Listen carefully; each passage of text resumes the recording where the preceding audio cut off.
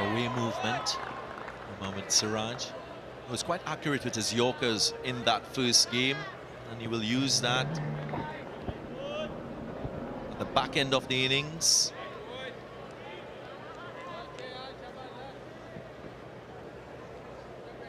We'll look to see if there's any degree of swing.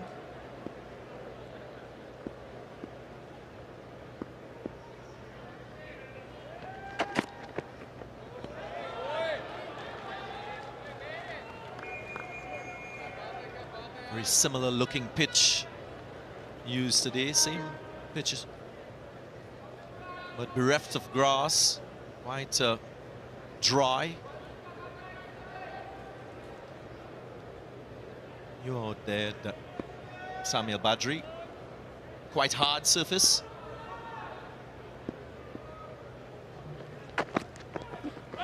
Playing a miss, excellent delivery, a hint of swing from Mohamed Siraj. And that's what he'd be looking to do with this new ball. Forcing Shai Hope to play at that one on the front foot, slip in position, just a solitary slip.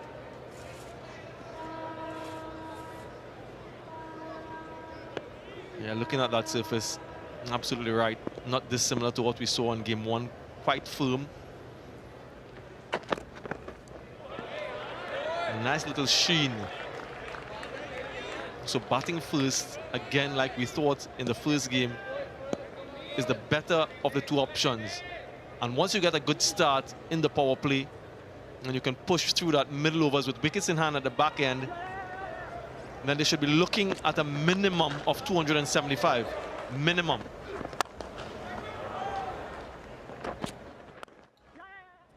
But it has to be done on the basis of a good foundation. Another slip goes into position.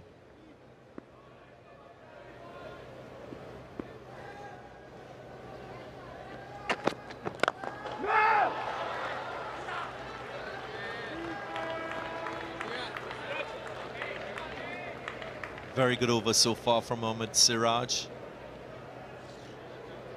On target. He's tested Shai Hope with his deliveries going away from the right-hander.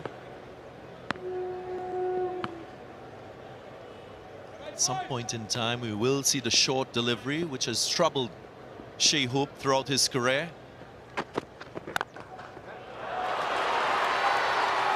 Gets it away, opens his account in fine style. Boundary to end the over, forward without loss.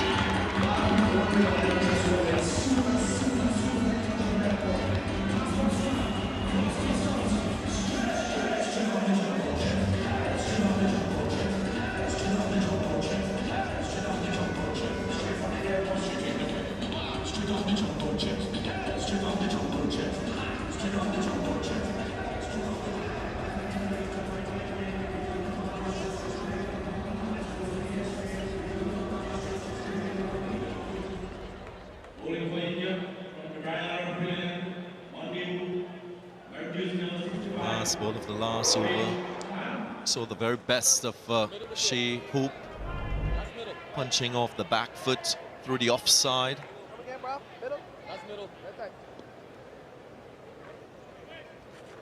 Will try to do something that his opposite number did in his 100th one-day international. Shikhar Dhawan got a century against South Africa in his 100th match for India.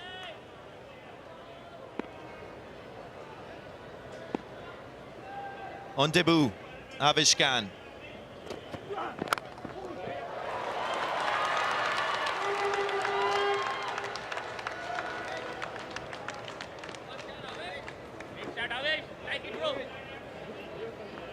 One change for India. Debutant, Avish Khan. That was his memorable moment before the game, receiving his cap, a very special one.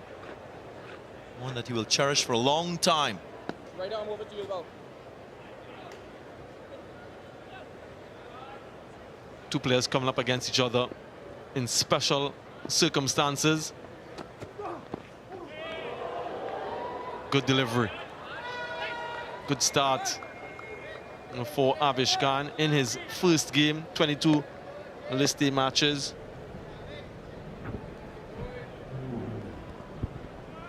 "17 wickets for him. That ball was back of a length. Shai was on his front foot trying to press it through the offside.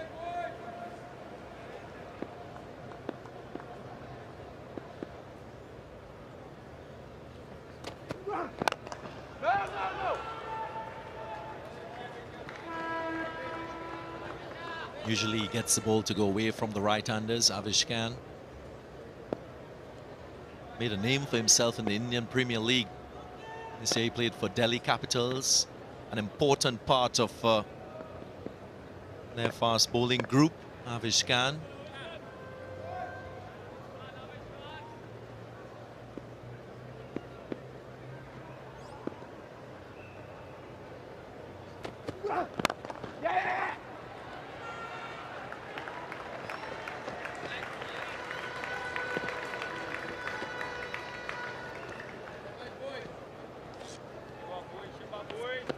What a knock from this man in the first ODI. Looked really solid at the crease and composed at home in international cricket. The tempo of his innings was what was very admirable.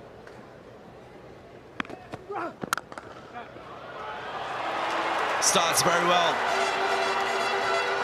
That's one of his most productive areas, Kyle Mayers. And he gets going straight away.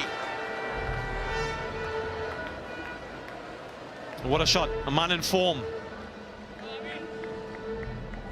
Really stylish from the left-hander. And just opened the face slightly to get the gap. Good timing as well.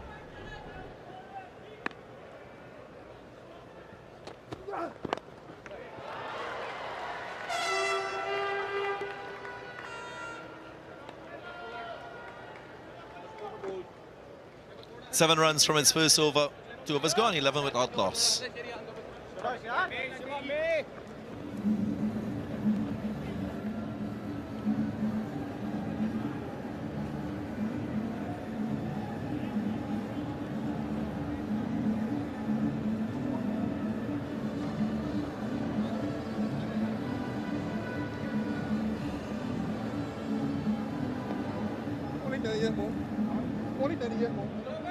Middle.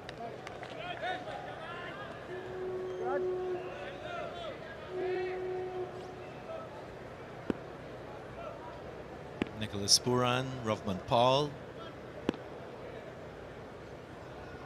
2 very important members of this West Indian batting lineup.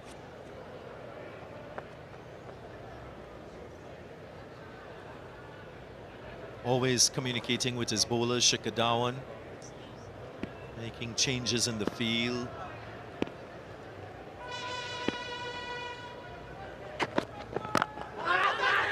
That swing was pad first. That's a question they'll try to answer.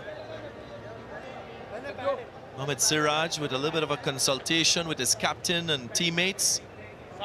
Will they go for the review? Review taken.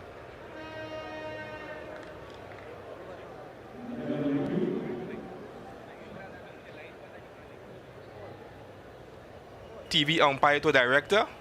You have a player's review for LBW. The original decision is not out. I've checked the front foot. It's a fair delivery. Can we start with front turn spin vision, please? Front turn coming up. Keep rolling that, rock and roll that for me. Appears to be contact with the pad first. Yes, contact with the pad first, then the bat. Okay, I'm satisfied. No need to go to ultra edge. Can we go to ball tracking as available, please?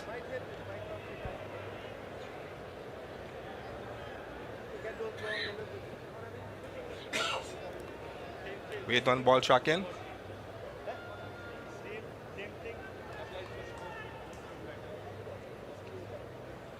Ball tracking is still building.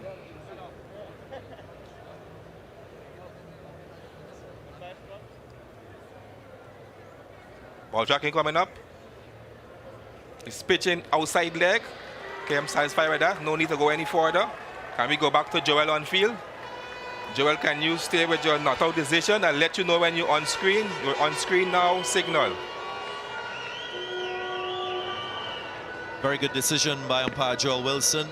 Clearly the ball pitching outside the line of the leg stump, so review loss by India. They were right in noticing that the ball did make contact with the pad first.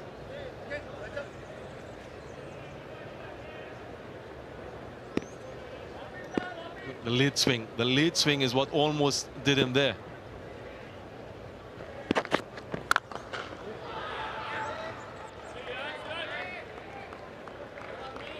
Cal Mayers was quite brilliant in the first one-day international where he choked 75 from 68.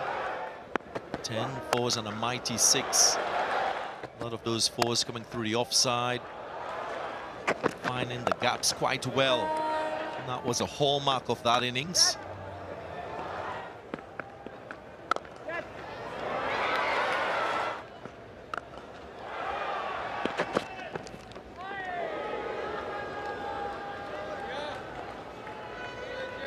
This is a really good ball. The previous 2 balls were on the line of the stumps. Almost had him LBW, then he just dangled this one wide. And again, a play and a miss. We've seen quite a few in the early exchanges.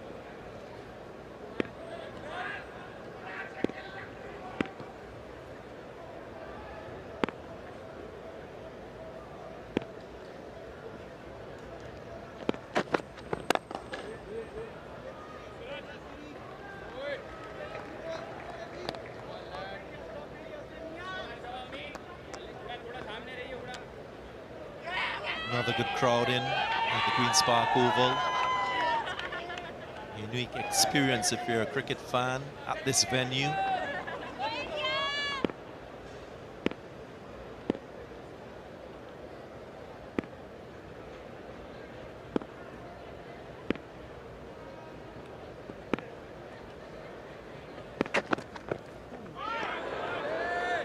Testing delivery. A bounce and the angle across the left-hander, always a challenge. And a couple of full deliveries, then this one back off a length, so he's varying his lengths quite well, Mohammad Siraj. And not allowing Cal Mayers any opportunity to score. 5 dot balls so far.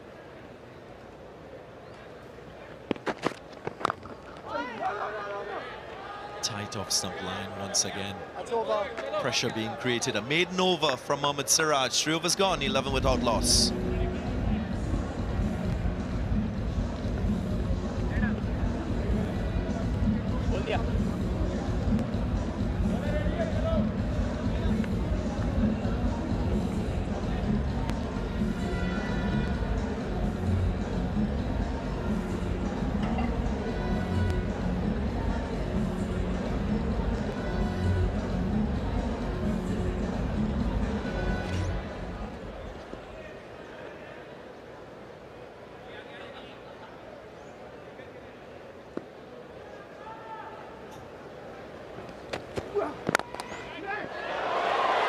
Uppish, but in the gap. His favorite stroke, Shai gets into stride, gets another boundary. Again, hitting this one on the up, not a half volley by any stretch. And despite the dive from Shubman Gill, finds the gap, finds the boundary. Couple boundaries now for Shai. Intentional opening of the blade, making the accommodation for the ball swinging away. And that's a skill required as an opening batsman when there's swing on offer. I mentioned Navish Khan playing for Delhi Capitals. That was in 2021 and 2022. Lucknow Super Giants. Oh, yeah! Still waiting for Virat Kohli. part of the traveling party for this tour. Former Indian captain.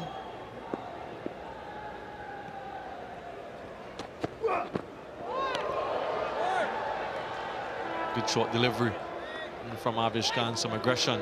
Shai Hope is looking to get onto the front foot, and they've recognized his weakness against this type of delivery. He got dismissed with a short ball in the first ODI and a number of times in 2022 because of his tendency to get on that front foot quite early.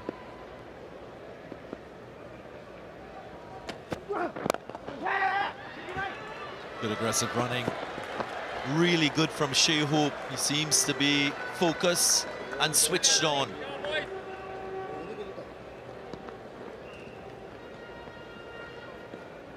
And awareness early in your innings, crucial.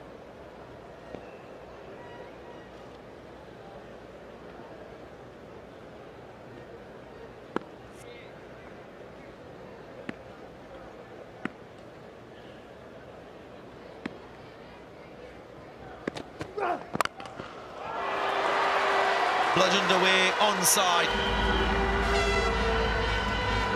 Not unfamiliar from Kyle Mayers. Puts pressure on Avish Khan. Yeah, there's some real intent in this shot.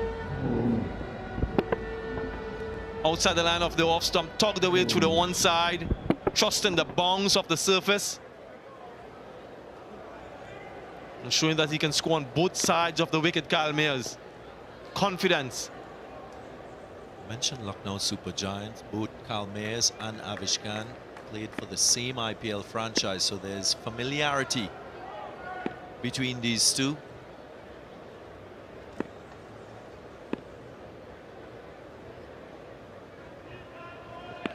Up and away. This is really good from Kyle Mayers. Using his power, didn't try to use too much bottom hand. Consecutive boundaries to end the over, 24 without loss.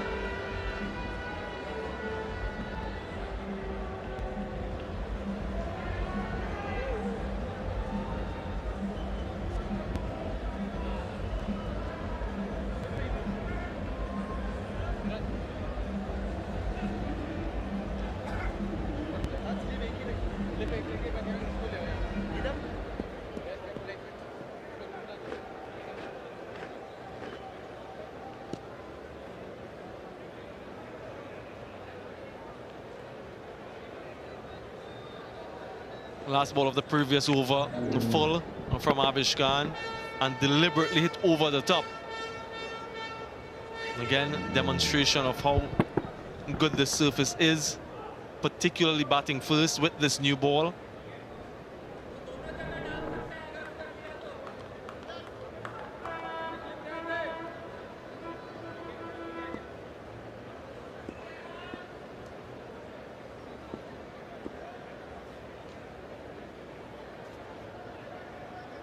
Shai Hope against Mohammad Siraj head-to-head, 4 innings, leading into this game 28 runs, but he's dismissed him 3 times.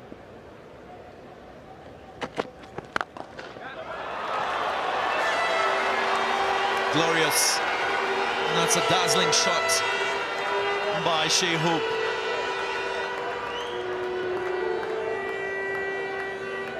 And you mentioned it, Darren, there's something about Shai Hope today in his demeanor. Like he means business. Look at this shot. Regal from Hope.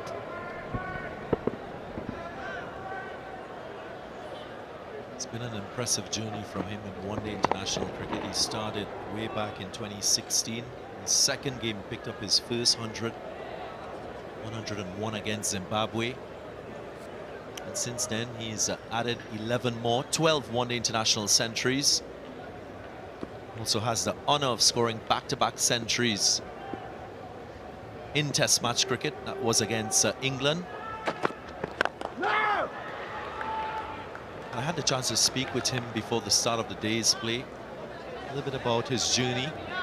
Did mention that tour in 2018 against Bangladesh and the challenges he faced early on. Then he was able to score 2 centuries in that one-day international series, which gave him a bit of self-realization about his game. That has spurred him on in recent times. He hasn't really scored as much as he would have liked. 100 against Netherlands recently, 1 against Pakistan. But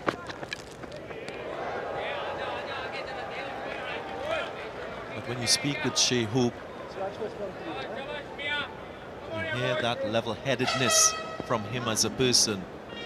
Very grateful for the opportunity to play for the West Indies, to be out in the middle, and not just represent Barbados, but the entire region. Speaks a lot about the pride and the opportunity that cricket has given him as a player.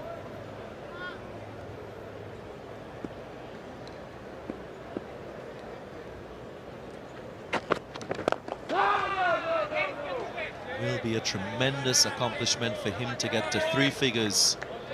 And this is 100th one-day international.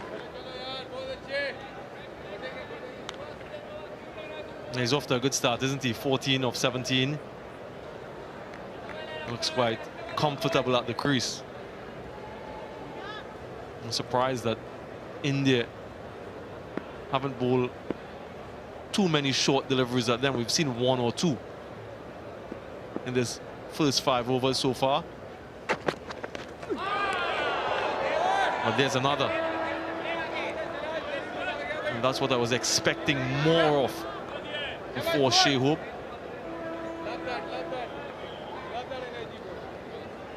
If we throw our minds back to that first game, it was a similarly bold delivery, a little bit outside off stump, and he went for the shot. So this time, I think he's making a conscious effort to get under the deliveries, particularly early on in his innings.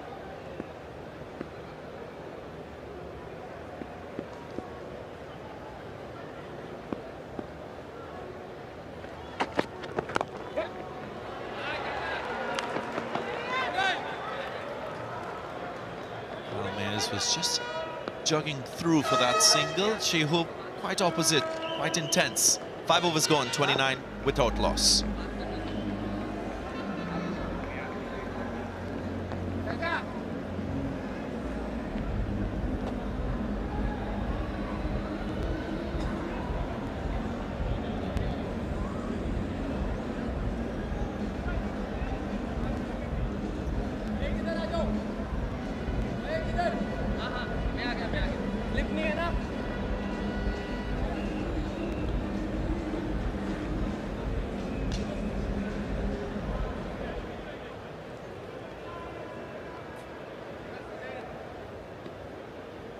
Expensive one, the fort.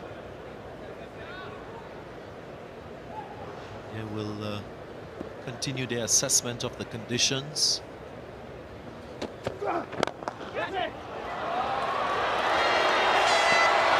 Just a fingertip with the dive. Just enough to prevent the boundary. Maybe the umpires will check to ensure that no part of the body was behind or out of the boundary line whilst making contact with the ball. And I think he did well here, Mohammad Siraj. So far, let's see when he collects the ball thereafter. Yeah, that seems to be okay. Good work initially to stop the ball partially and then to get up and chase. For the fast bowler, oh, how fielding has changed for fast bowlers in the modern game.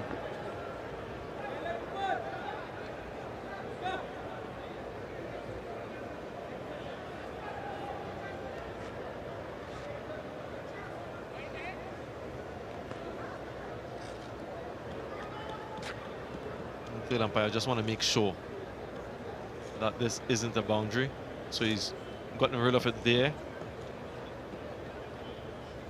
Seems to be okay there.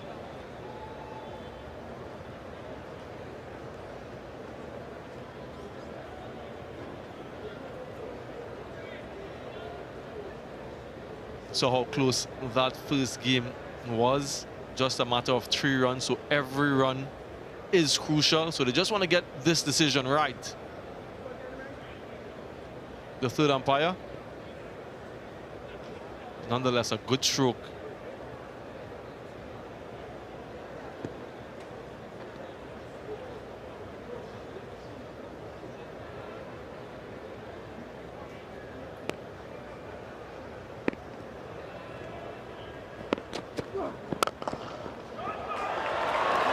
Beautiful from Calmes. Not missing out on an overpitch delivery, just gave it a firm push down the ground. That's right, good call, youngsters.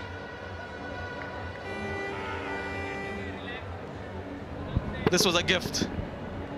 Full, just had to present the face of the bat, which he did.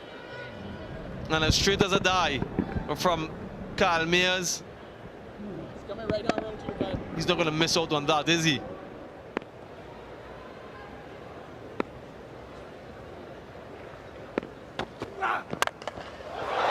And again, carnage once more. Calmes really taking the attack to the Indians. An expensive 3 balls so far. 11 runs in these 2 fours, consecutive fours, with this time. Exquisite stroke from Calmes. That's really flamboyant and West Indian-like.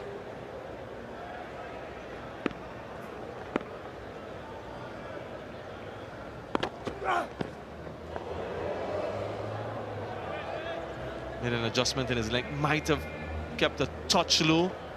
Nicholas Puran winning the toss, deciding to bat first.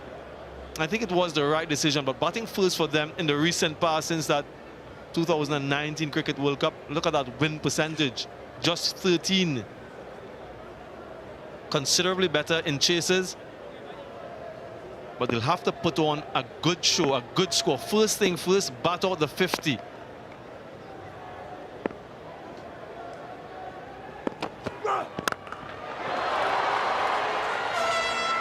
Luckily it was miscued. There is a fielder in that square leg position. And we will see that short delivery used more often as we go deeper into the innings, especially from Mohammad Siraj and Avish Khan with their pace. Good over to you, Shai.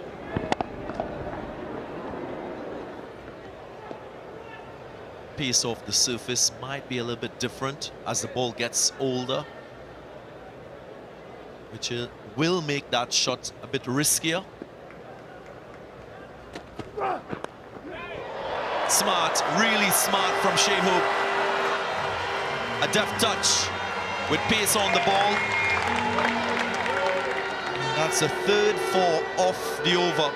6 overs gone, 45 without loss.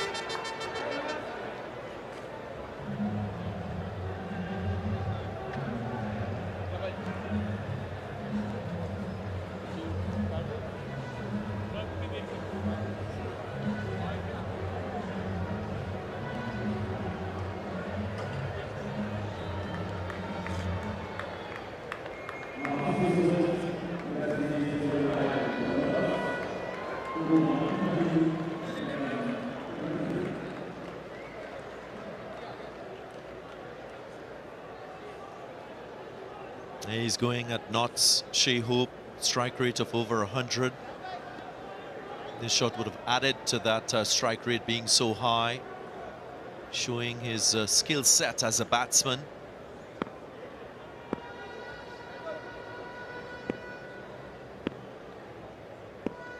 Can score big runs too. Grandfather centuries he's capable of, Shai Hope.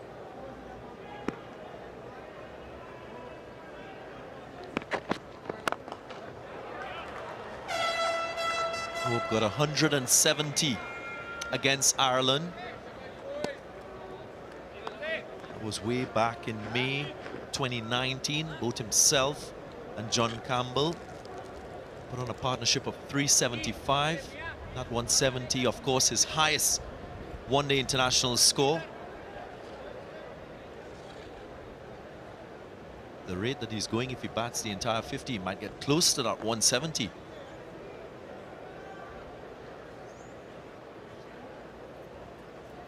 changing field for Shikadawan. Very good intent from these two and a good platform so far. 46, only in the 7th over. I saw that opening partnership for India yesterday between Gill and Dhawan, 119. And that was what they needed to get past that 300. So utilization of the conditions, the new ball, the restrictions in the field, and determining what might be a pass score. So far, the signals are over 275, maybe 300 once again.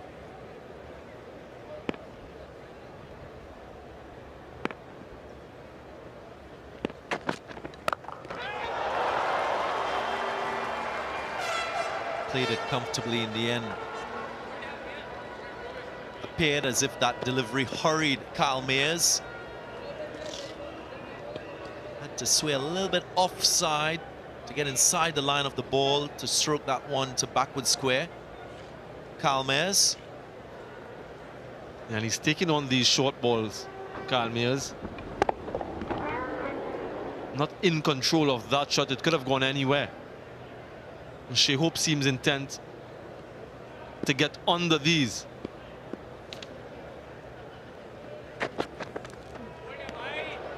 More short stuff, as expected. A little too high. Joel Wilson making the call with support from his partner. It can give you an indication of what is to come. Again, we did mention in that first one-day international, as the ball got older, run scoring became a little more challenging.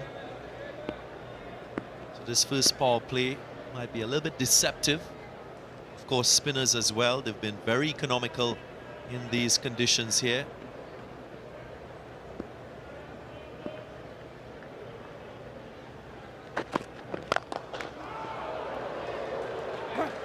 Very good hand, prevented a short boundary. Mohammad Siraj. Very comfortable with that length. Shai Hope, anything that's full or back of a good length, he's okay. Likes to get on the front foot. Another firm push. Seen a flurry of boundaries already in the innings. 9 fours.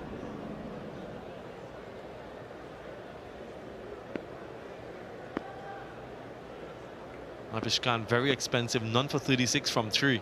Siraj, more economical.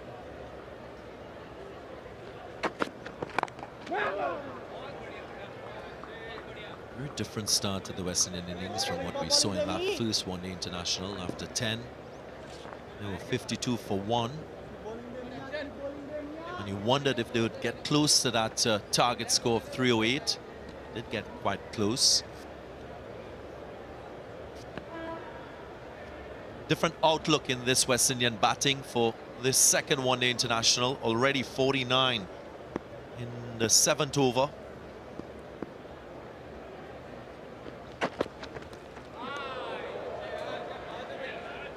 Very good leave by Shai Hope. 7 overs gone, 49 without loss.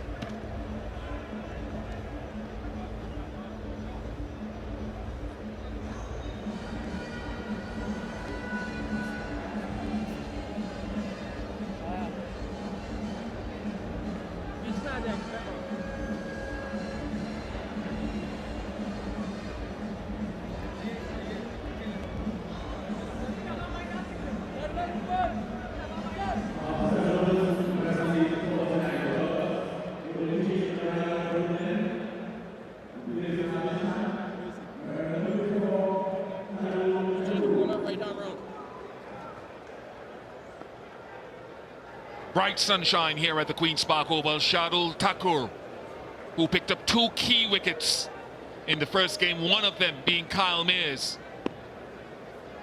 And he just has this magic about him usually where he produces something.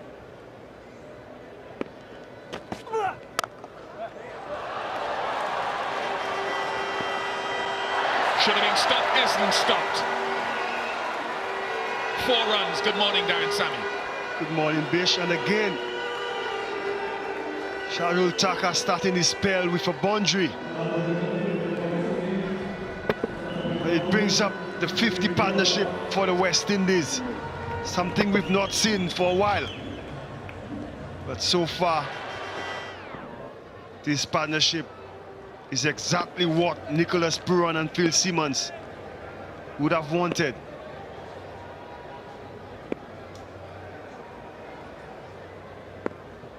Noticeably tried to take pace off that first delivery with a cutter.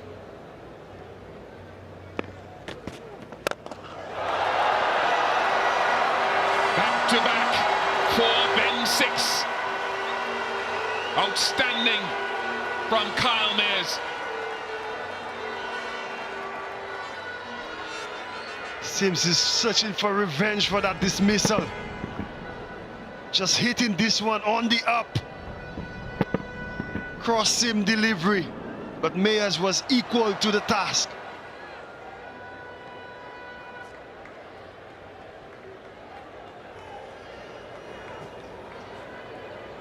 It's a challenge for someone like Shardul Taku if it's a good surface where there isn't seam movement. He has tricks up his sleeve. Come back to that.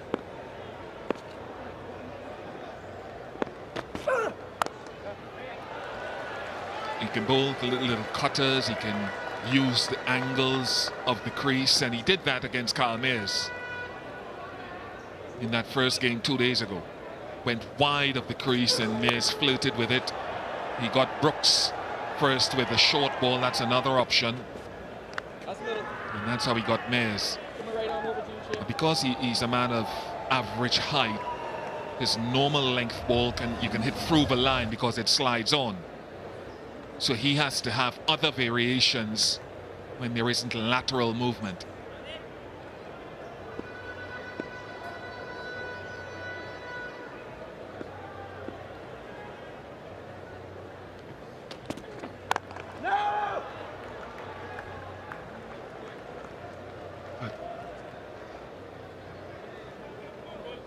Throughout his ODI career, he's been a touch expensive, but you are right, he has a knack of breaking partnerships, taking wickets, and I think because batsmen try to attack him and probably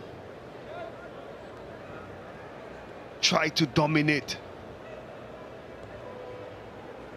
he often gets them to make that mistake. Deep square. Was pushed out, so it gives the opportunity for that single, but he pushed the deep square back. And you've got to watch out. Big side of the ground is offside as Mayers takes strike now. Leg side for Shai Hope on that previous delivery. So we heard Dhawan talk about using the wide Yorker at appropriate times and the short ball hitting into the big side.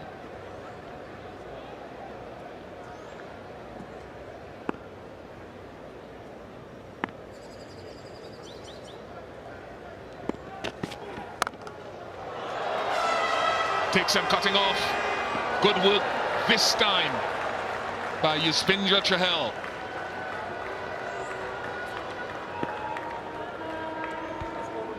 $14 off the over though, 63 without loss.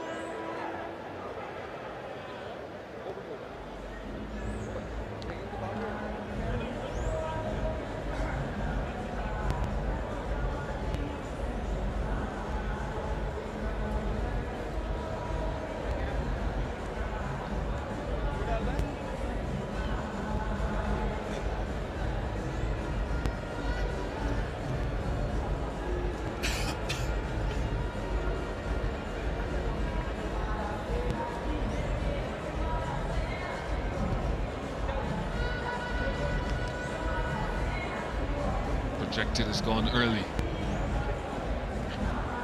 As we have to remember, there'll be a change of pace. We saw India slow down in their first innings after the halfway mark.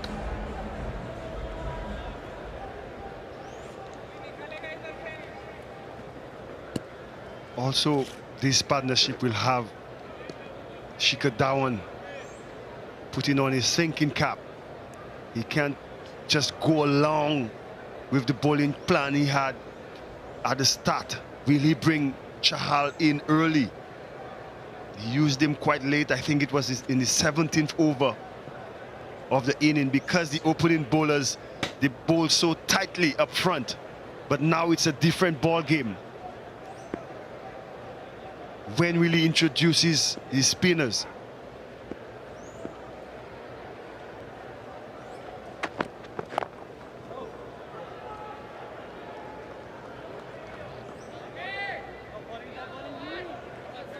I think Samuel Badri had mentioned that matchup with Siraj and Shai 3 times in 4 innings, going back to the India tour, West Indies tour of India earlier this year.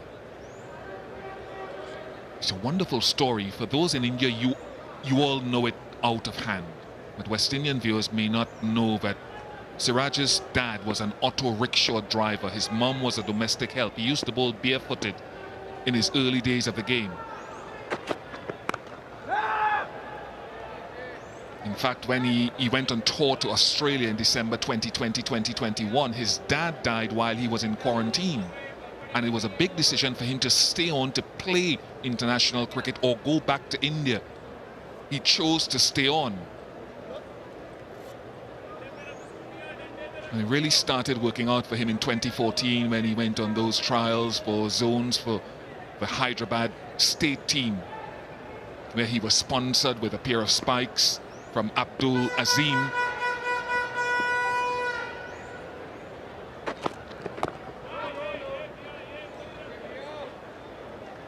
Then 2016-17 was his breakthrough year, where Barrett Aaron, who had taken charge of that state team, and that was his year where he picked up 41 wickets in Ranji Trophy, and he came out here in 2019 and he was the talk of that tour, India A, West Indies A. And he's gone on to some wonderful things. Come from rags to riches story, so many of them. Yeah, and that's what makes this game so special. You know, the opportunity to change your life.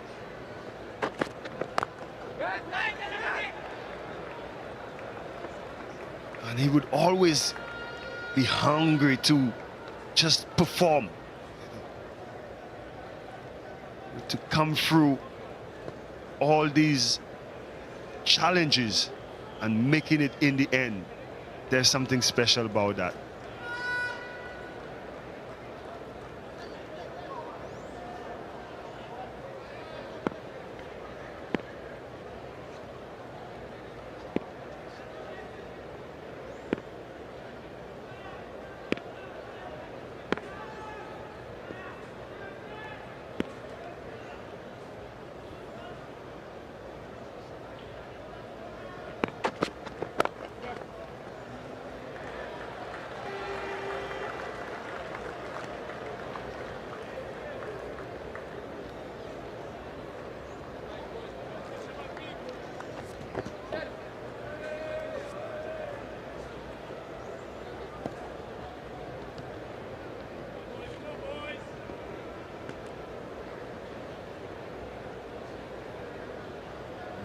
Dhawan looks to use Deepak Huda very early in the first game with his off spin.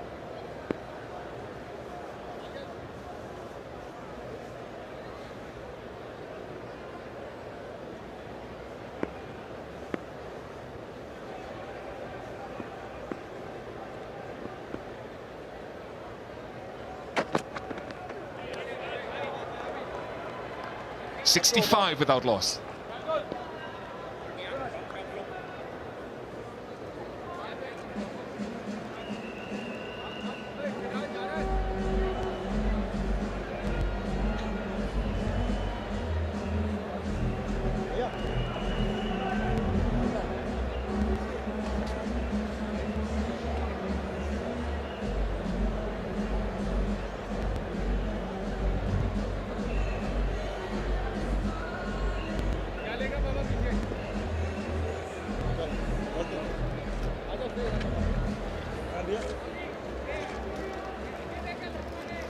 Brooks, King, Puran, Powell in need of runs. He's not gone well in ODIs in 2022. Siraj is taking some relief for the moment. Looks to be walking gingerly.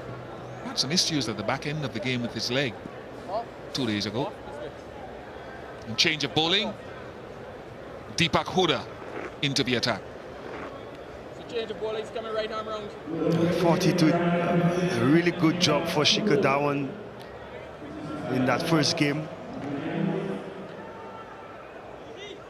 Someone you could call on to bowl a few overs to ease the pressure off the main bowlers. Will Kyle Mayers let him settle?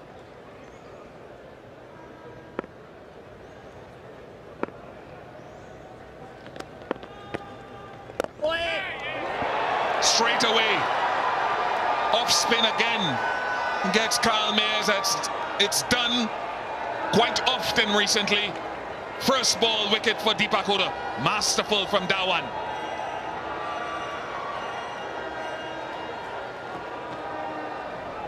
Kyle Mayers just trying to punch this one down the ground. I suspect that ball held up a little bit on the surface.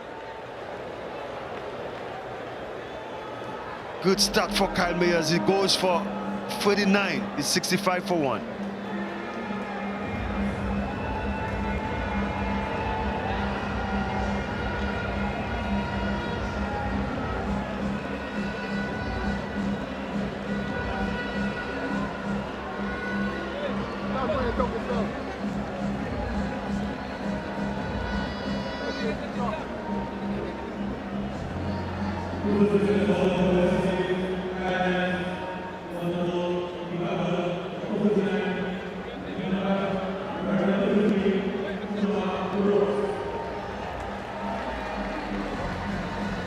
Shamar Brooks comes to the crease. He's gone quite well with his average this year.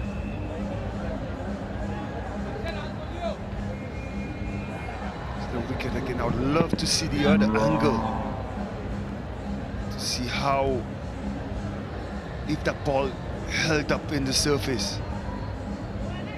But it's a soft dismissal from Kyle Mayers.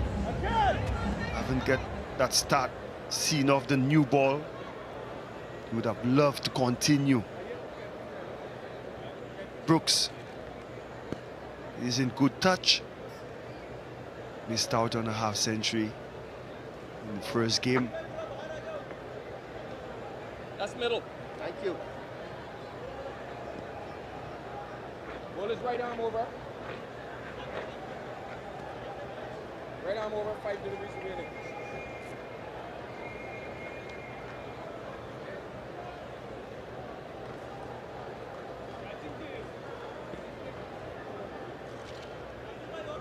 एक नहीं पाजी, एक के लिए रहेंगे सब.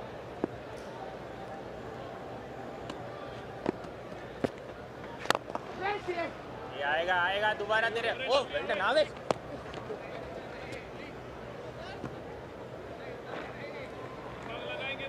Could see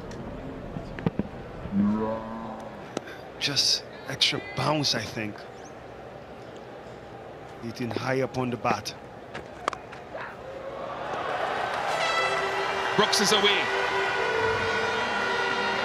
The one area of the field that, with the limitations, you couldn't afford to give that room. Just some width on offer. You could see him using the depth of that batting crease, just guiding it through the gap.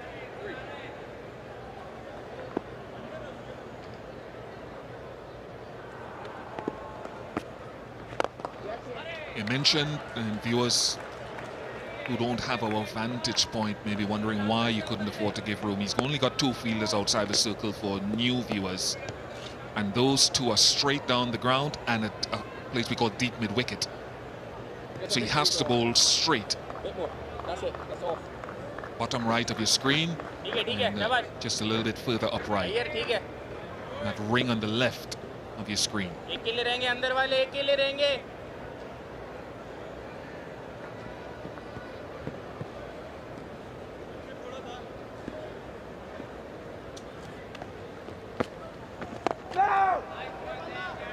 I think with Kyle Mayers, though, we talked a lot about the matchup against someone like Mehdi Hassan since he came into international cricket. So Kyle Mayers versus off-spin has had its challenges, and that's perhaps what has influenced Dawani first game and this game. Maybe a matchup. 10 overs gone, power play complete, the first one, 71 for 1.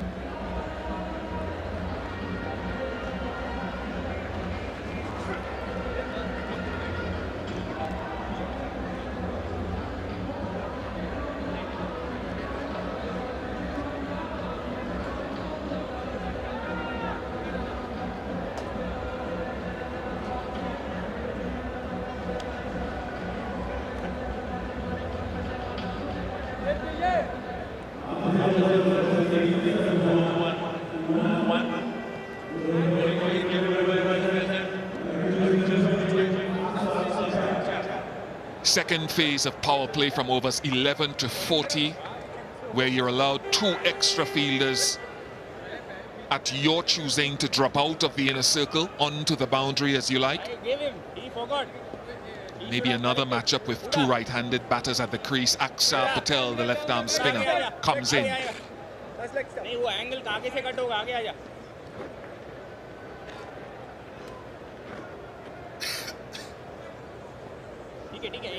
It was bowl wicket to wicket a lot to the right-handers in the first game. Will he get the ball to grip on this pitch?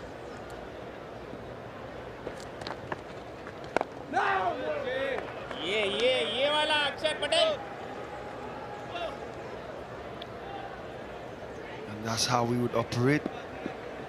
Try to hit that front part of Shai Hope.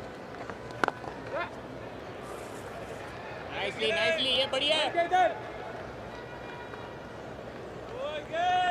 Shikadawan would love that. Kyle Mayers is out. He gets to spin the ball away from the 2 right-handers. Ideally, that's what you'd want when you have a left-arm orthodox spinner in your lineup. Always love when the ball is spinning away from the bat. It brings the edge of the bat into play.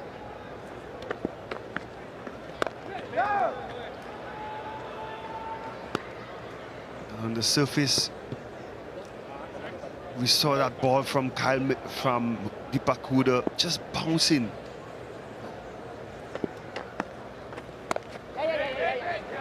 Great shot there by Shima Brooks. Not trying to hit that one too hard, just focus on the placement. And it was done to perfection.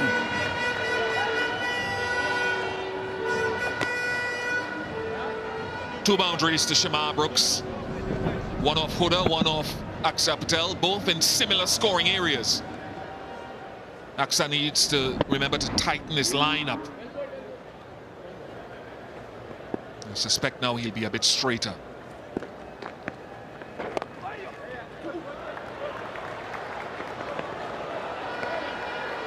Good intensity in the running. I want to come back to that actually next over. 78 for 1.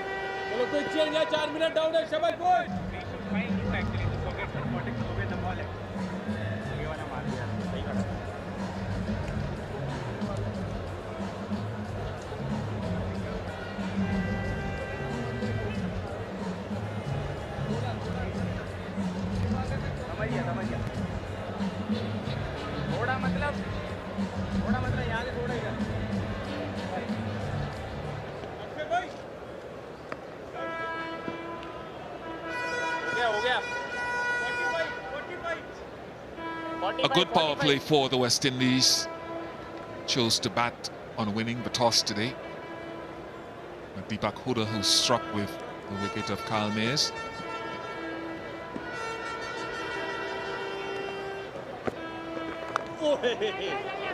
Yeah, good running again. And Darren Sammy and viewers, this is why this, I think, as the team grows, I'm not saying it's going to happen today, but when they get on good pitches, And I'm saying going forward, when they get on good pitches, the average is good. The strike rate, given the modern game, is below ideally where you want many players in the top order to be. As I broached it this morning, Shamar Brooks and Brandon King. And I'm saying as they go forward, I was very careful. We broached that conversation this morning. That you've got three guys whose strike rate are in the mid-70s. So you can play around them as the team develops now. But as they go forward, they want to lift that tempo. Darren, how? I think, especially for Shai Hope, who bats at the top of the inning, you could see over his career he accelerates later on. If he could get going a little earlier by rotating the strike, trying to get off strike every ball. In between, he will get the boundaries. Because normally in an international team, you would have one batter like this, where everybody has bat around them. If everyone is going at a strike rate of 90 plus, and if you go at 70, it balances. But in this West Indies team, they got three guys. Catch it! Oh! But in time, you play on better pitches, like we saw in the first game and today. I expect that scoring rate, the strike rate, to improve playing on better pitches. Yeah, we saw twice in this over, hitting the ball down to long on, hitting that gap at mid-wicket if it's straight. So that is all in the future, we're saying, folks. We're not saying that it's going to be an immediate shift from 75 to 95. And especially with Shai Hope, you know. I wonder if it's just gripping in the surface just a bit. We'll come back to Darren Sammy's point. 81 for 1.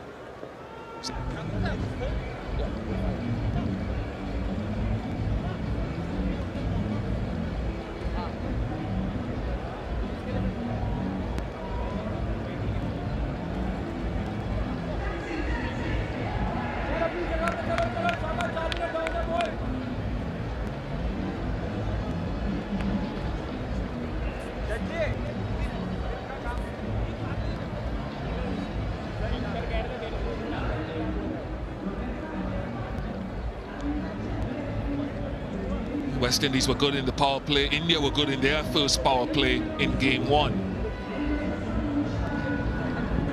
Last ball of the previous over. Just, I think, a little bit of angle and a little bit of grip. Remember, it's the same pitch that was used in the first game. And there was a lot of action in that first power play.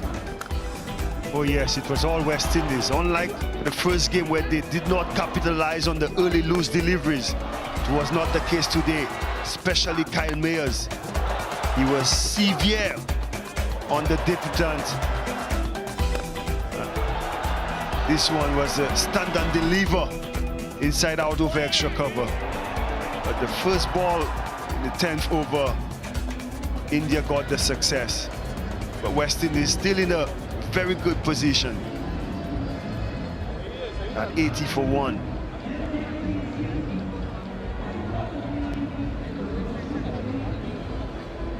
Time will tell how this pitch holds up again today.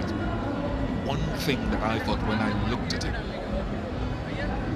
one thing to be proven wrong is that when I looked at the areas just in front of the batter, it looked a little bit more coarse than it did on game 1. So I wouldn't be totally surprised if the ball holds a little bit more earlier for the spinners.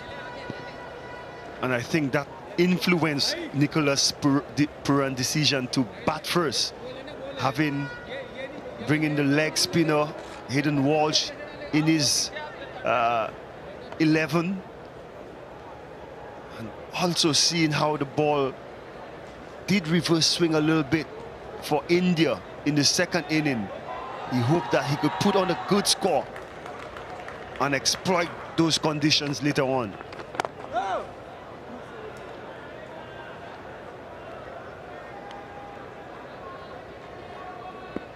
Point I was making about Shai and his strike rate.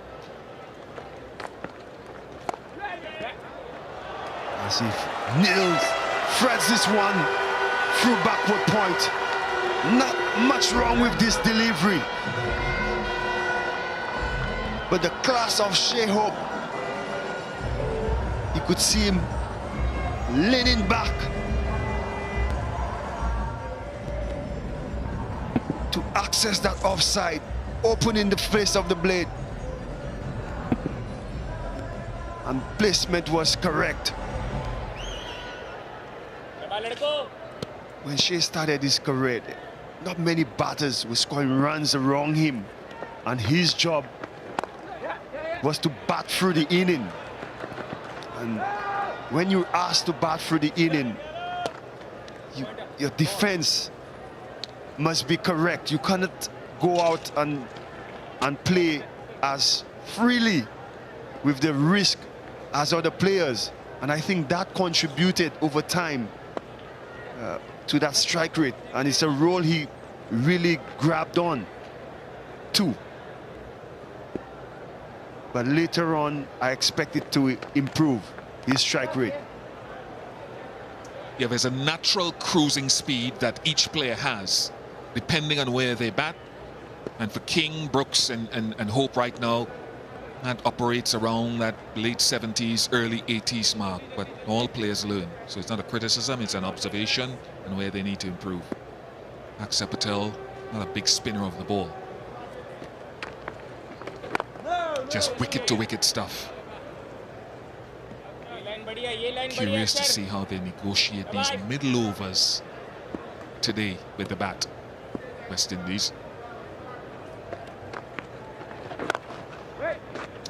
Simple method from Axar Patel. 87 for 1. Feel more at ease scoring off the off spinner than they would against the left hand orthodox, but they'll have to find a way to continue to keep the scoreboard ticking, continue to rotate the strike. So important through this phase of the innings.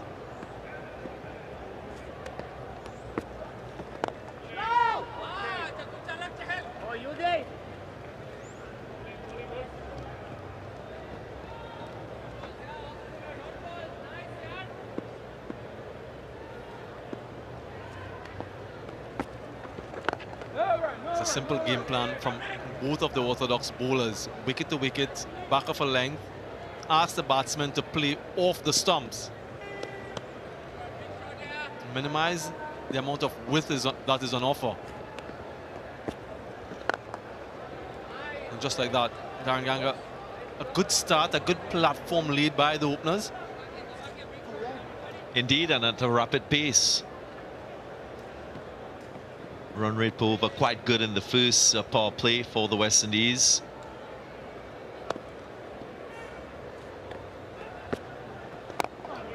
But I did mention that that first power play could be a bit deceptive as the ball gets older with the introduction of spin. Run scoring will be more challenging. And that's because of the turn on offer, the slowness from the surface. That hardness of the new ball diminishing.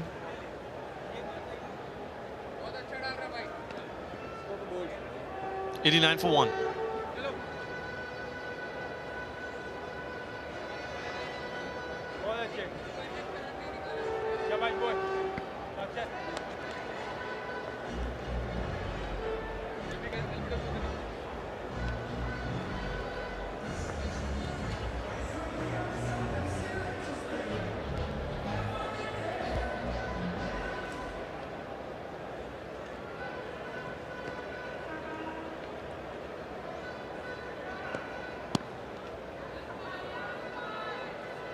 Projected scores for the West Indies, all over 300 at this point in time. Still a long, long way to go.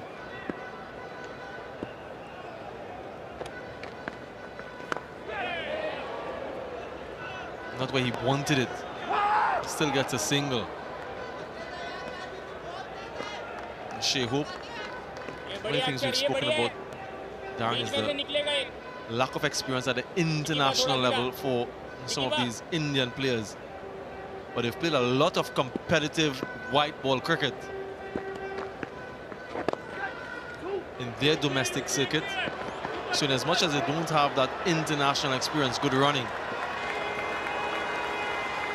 they have a lot of competitive experiences that will prove useful when they have made that transition to the international level.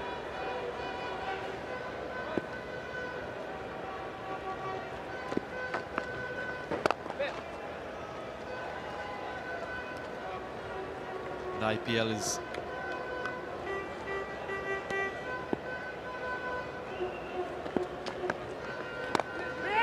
such a high intensity tournament, and when you can play in that tournament and perform similar to when you come to international level.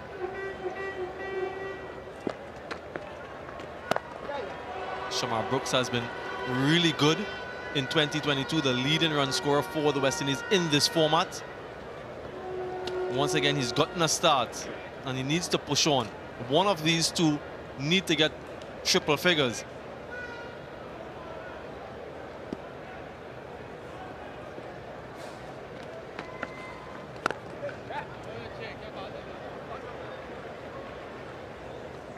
Just 2 dots in that over. Good going from the West Indies. 94 for 1.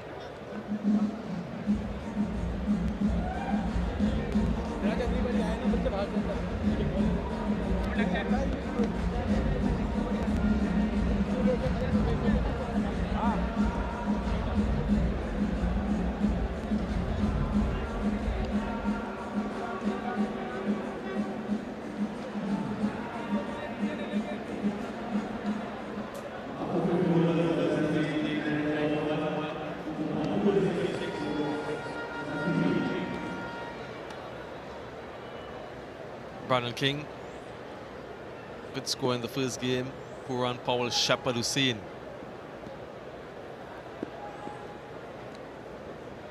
All batters to come.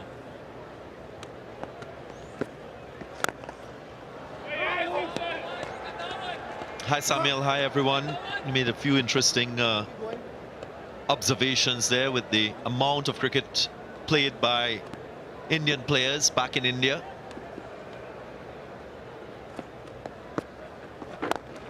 I also feel that what it allows for them to develop their proficiencies, to play the different style of bowlers. Of course, India had a tradition of producing good and great spinners, conditions conducive for that style of bowlers.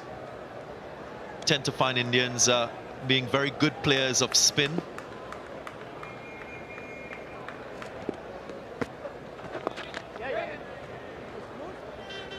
Not the case, generally speaking, for West Indian batters.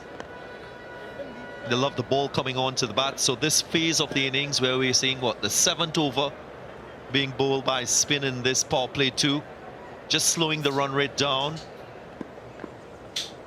Batsmanship has to come to the fore. When I say batsmanship, that's the ability to break your wrists as a player. Maybe use your feet if the ball is turning into you. Minimizing risks. Although they're bowling straight lines, there are a couple catches quite tight in that 30-yard circle, waiting for anything uppishly.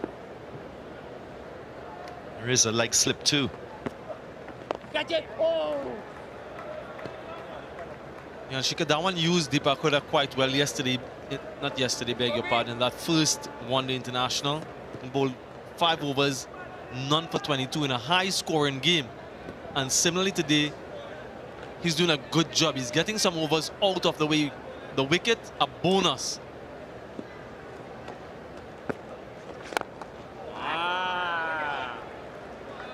Another over with 1 dot ball. Good going again from the West Indies. And 16 overs gone. 99 for 1, and it's time for the Blue Waters drinks break. Introduction of Yuzvendra Chahal, very skillful and guileful bowler. 113 wickets at a good economy. What is quite noticeable from Chahal is his control and his ability to put revs on the ball. So he tries to turn as much as possible, as you should. And then every now and then, he throws up that wide leg spinner to the right-hander. Got 2 wickets with that yesterday in the first one-day international. Rahman Powell caught at slip, just prodding. And then Brandon King caught on the extra cover boundary. And again, his 10 overs, quite critical.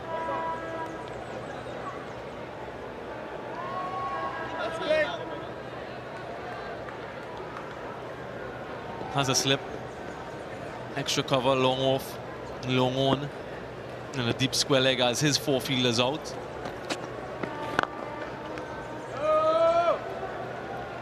Darren, how impressed were you with Chahal in that first game and how he went about his business? It's very good. He did exactly what his captain wanted. He's an attacking spinner.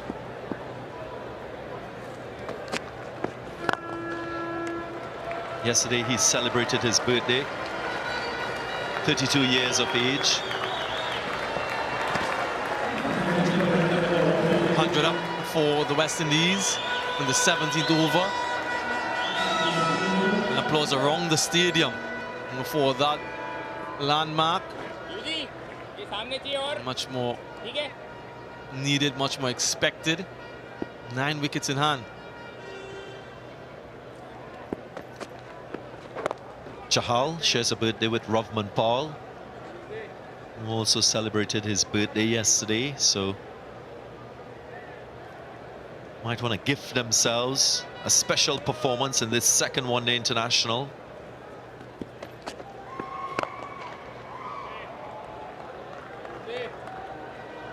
And as a spinner, you got to understand when you're required to be defensive as a bowler, when there's need for you to attack and get a wicket to give your team the ascendancy. The value that Chahal has in this Indian side is exactly that. He offers Shikhar Dhawan the chance of taking the ascendancy from the opposition because of his wicket-taking ability.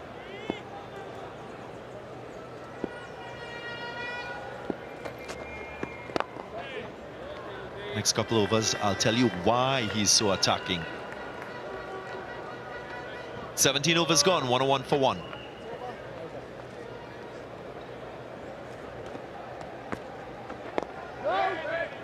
They move the leg slip and put him just in front of square, where Shamar Brooks like to just turn it in the one side for a single, so no easy single on offer.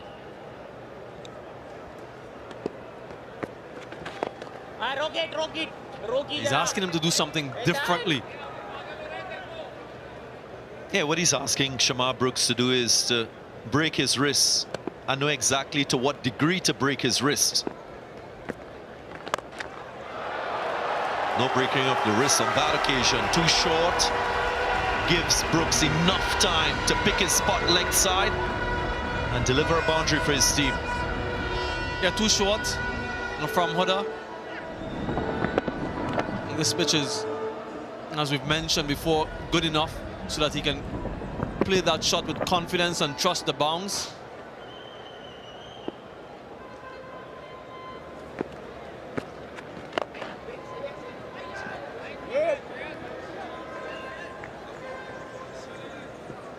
Scored a boundary in the over. He has to mix that boundary with a couple singles.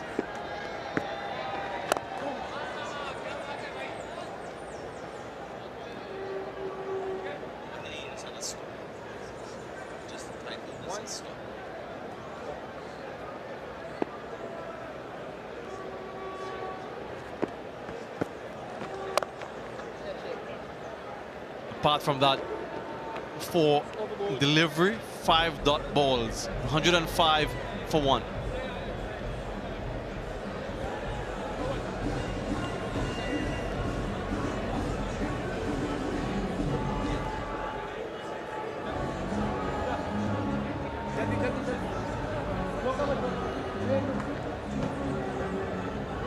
So you see, this is 65%. 5%, and this lost it here. It's been remaining. मैं करता हूँ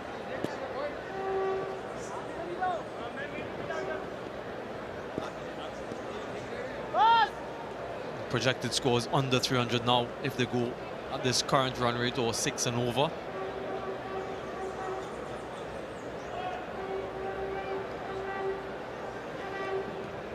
Very good start from Yuzvendra Chahal, just 2 runs in his first over.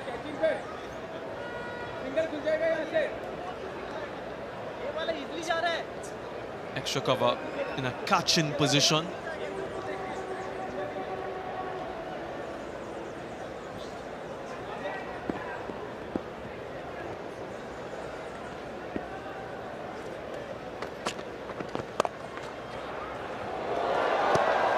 Superb piece of fielding behind point. He's everywhere, Mohammad Siraj, with ball in the field. Pulled a brilliant last over in the first one-day international to secure a win for India.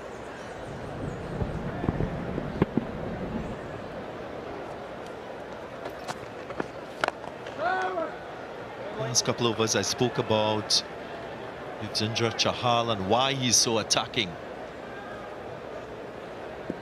It's his element of surprise that he offers during his spell.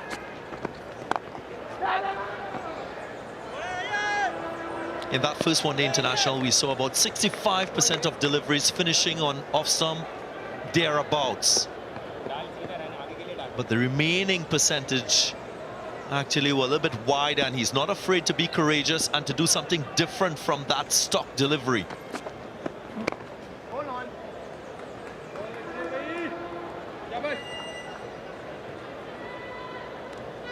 Exactly what I've been talking about. Take a look at that heat spot on the off stump. Yellow, green, blue, that's stock, and then he goes wide. 29% of the times. Wide, attempting a wicket. And that's the reason why he's so attacking. He's not afraid to do something different from the norm, different from his stock. Haven't really seen that from the finger spinners. Even the West Indian finger spinners in that first one-day international. They were contented to bowl that off-stump line and contain and wait for the opposition batters to make a mistake. Classy from Shamar Brooks. Just use the pace of that delivery. And it dribbles into the boundary, beats the fielder. And backward of point is the left, much to the chagrin of Yuzvendra Chahal. 110 for 1.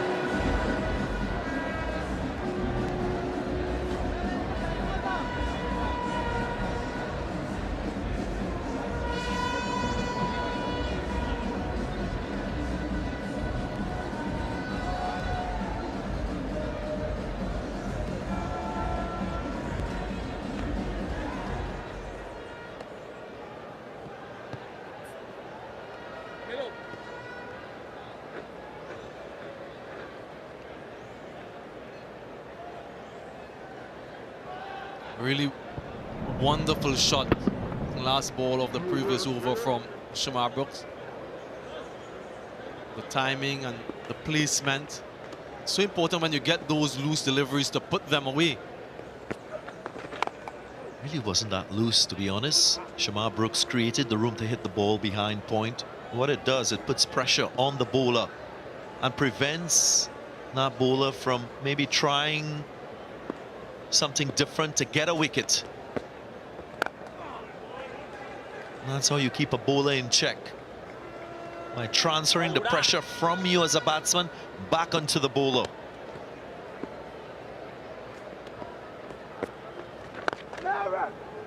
And again, I just wonder how crucial these quiet overs from Deepak Hooda will be at the end of the game. It's a similar trend to yesterday. Gets it through. He will challenge the boundary. Just a couple.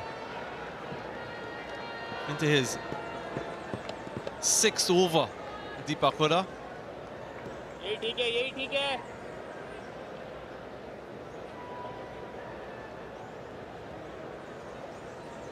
Shihope approaching his 21st half century in one-day internationals.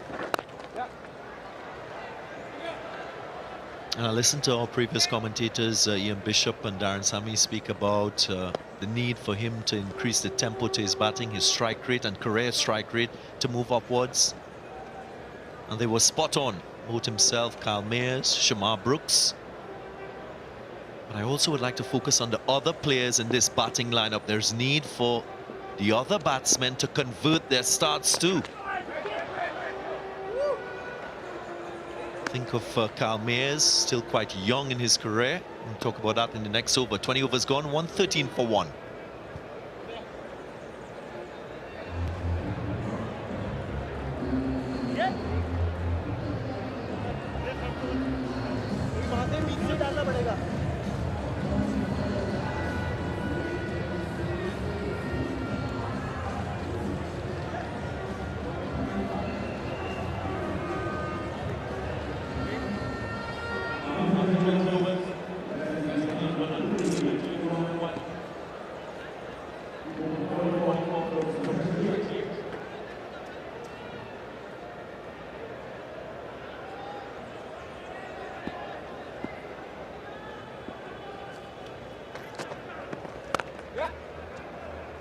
Good batting. Yeah, and I did mention that there must be focus on the other batters outside of Shai in that top 5 for the West Indies. The probability of success for a team, or batting success, cannot be pegged to one individual. Shai, yes, of course, 12 one-day international centuries, but beyond him, I don't think anyone has more than 2. Quite a few of them will probably get at minimum 40 overs in a one-day international.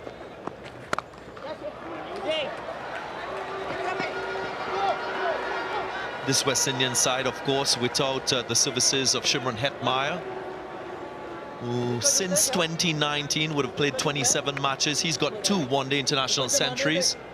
So too Evan Lewis, 22 matches since 2019, 2 centuries. So they don't have that experience and that type of conversion as well. It places a little more pressure on the likes of Brooks, Brandon King. Shot, really good shot against the spin, but very much in control. Shamar Brooks, and a much needed boundary. Yeah, and also looking good. Another very good start for him, 34. And he will need to carry on, not just get to 50 and get out.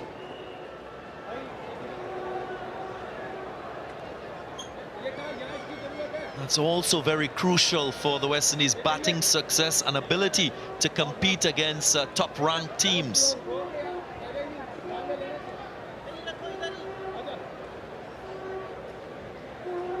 Wanted to have a short, fine leg.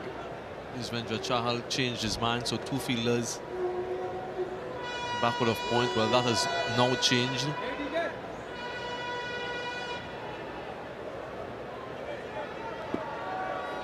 Extra cover, catching.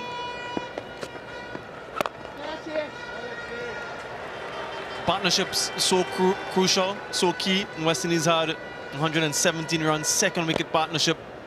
Yes, in the last one international, and 3 50-run partnerships. Already started off this innings with 2 50-run partnerships, 65 for the first wicket, this one 56 and counting. Glorious from Shai. A wonderful strike. Number 6 in the innings. Signs of excellence being shown by Shai in what is a momentous occasion for him. Playing in a significant one-day international match in his career. Gets to his 21st. And will we see a conversion today? Expensive over from Chahal. 14 runs in that over, 127 for 1.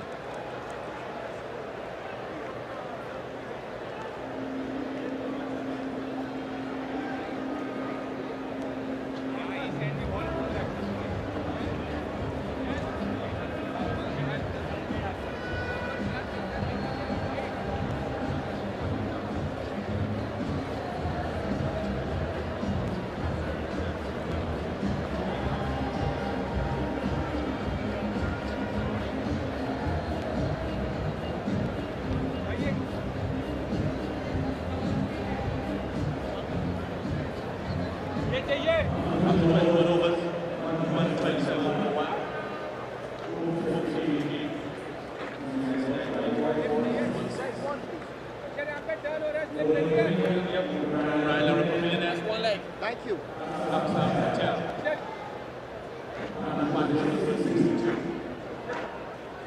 So change of bowler. Akshay Patel back into the attack. He switched ends. Dhawan still maintaining that slip.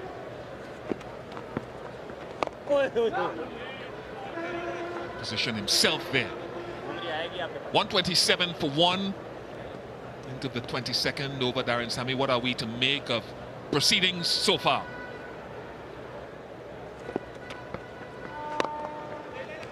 Oh, well done, Akshar. I think Phil Simmons would like that start, going at 6 runs and over.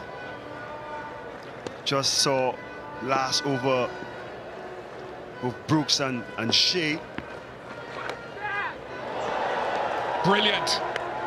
Absolutely stunning from Shikhar Dhawan. Just talked about him maintaining himself in that slip position. And I wonder if it was a little bit of grip from Akshay Patel. You could see Shamar Brooks walking back, looking at the wicket, suggesting that ball had a hint of turn on it. Great catch by Shikhar Dhawan.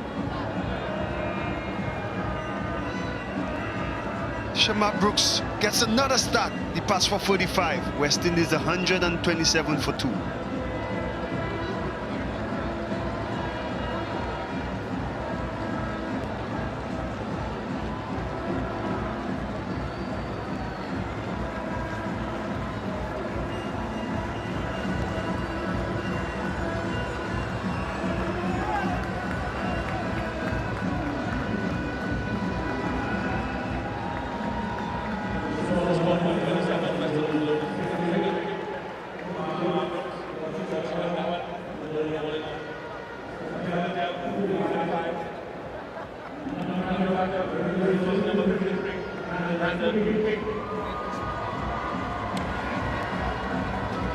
King, half century in the first game here 2 days ago. Big breakthrough for India. Maybe just a hint of turn, because you could see Akshay Patel using the angle of the crease to deliver that ball.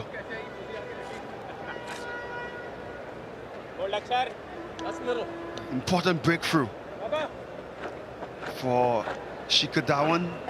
Brilliant piece of captaincy, I must say. You know, in a partnership where the runs are flowing, you tend to go on the defensive. But Shikhar kept himself at slip. Probably some of us might be wondering why. Ball hasn't been passing the bat, beating the bat too often. Now he's applying some more pressure on Brendan King. You see a silly point coming in, trying 1 wicket, bring 2, and India is searching for another breakthrough. Excellent captaincy, though. We don't see it often enough. Getting silly point, getting silly mid-off in, or short leg. Something I thought, even though Bangladesh won easily in Ghana, I thought conditions there facilitated for a silly point from Bangladesh. They didn't use it, and they still won.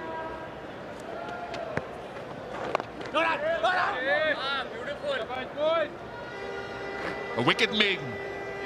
127 for 2. You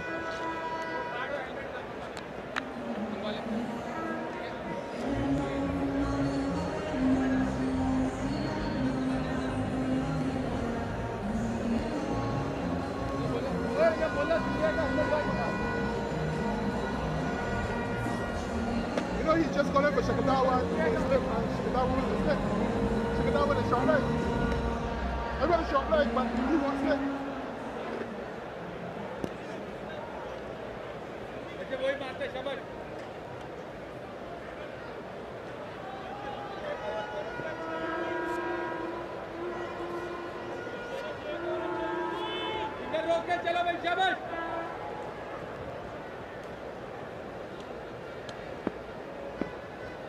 Shai Hope on 51. 100th ODI for him.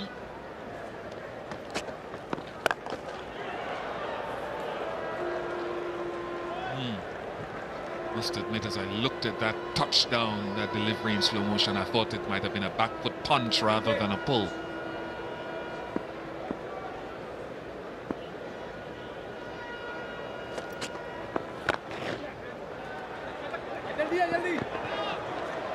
Like the intensity with which Brooks and Hope and now Hope and King have run here. Something I thought we didn't see enough of in the first ODI, but credit must go to Hope. Today he just has that intent in his approach. He played a forward defensive shot early up in this inning that went to Midoff, and immediately realizing Midoff was hanging back, called Mayers in for the single, and it's something you see Virat Kohli and these guys do early up in the inning, get their feet moving, looking to score. And looking to score doesn't necessarily mean boundaries, but you play the ball and you're not just dropping it and not looking for the single. Today Hope has shown that. And that wicket of Brooks came at a very crucial time, because I think with the attack on Chahal in the last over, you could sense that West Indies. Not sure where that shot came from. An ugly shot, a surprising shot, but Chahal has his man. Exactly what West Indies would not want. Wickets falling back to back. Brendan King going for that slog sweep. Eyes not really on the ball. Chahal, as he often does, gets the breakthrough. Brendan King departs without scoring. 130 for 3.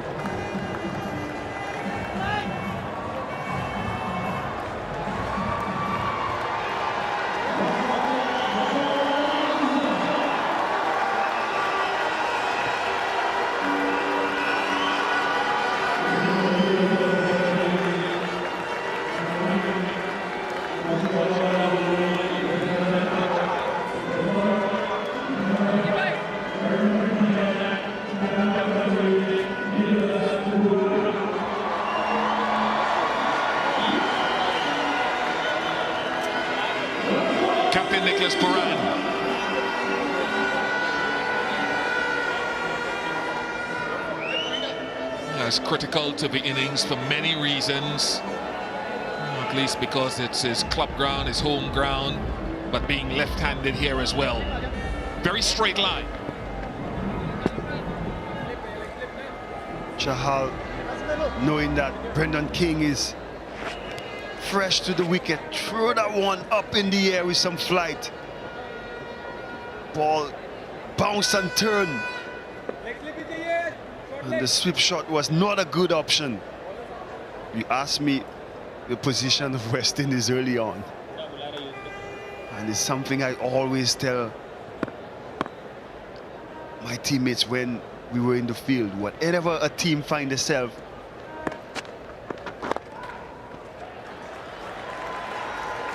in a good position, just add 2 quick wickets to the score and ask yourself that same question. 23 overs gone, it's 131 for 3.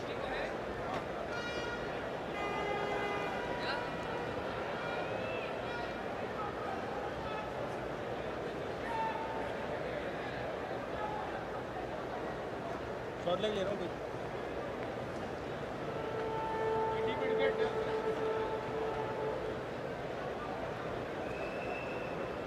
भाई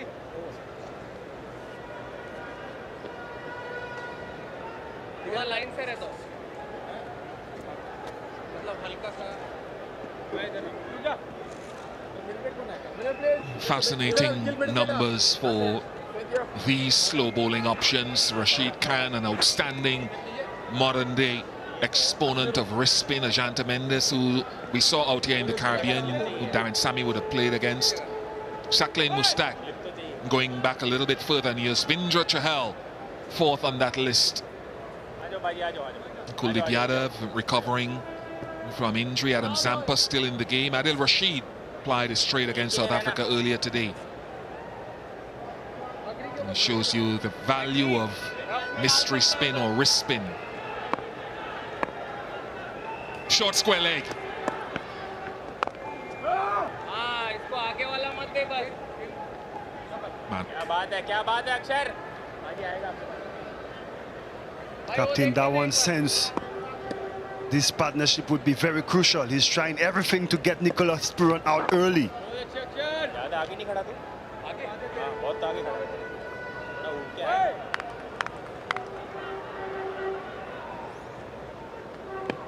He knows how crucial the wicket of Puran can be.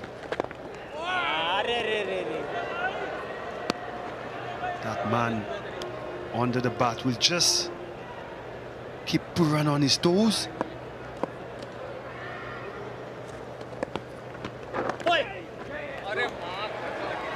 Ball is for two, but it's only one. I'm just thinking ahead as well, just from an observer's point of view, folks. Robin Powell has said that he has improved against spin, but I'm starting to think he hasn't gone as far as he would like. So he got out to Chahal the other day. Two bowlers operating at the moment who take the ball generally away from the right-hander. If a mind is cast towards Akil Hussain. If.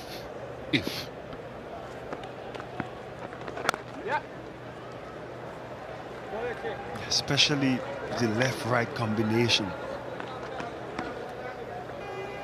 It's getting your players in a situation that best suits them. And ideally, you'd want Nicholas and Shai to bat out till the 40th over at least.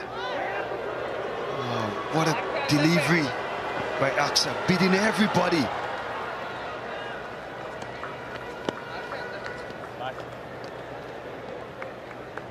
"24 overs gone, 145 for free."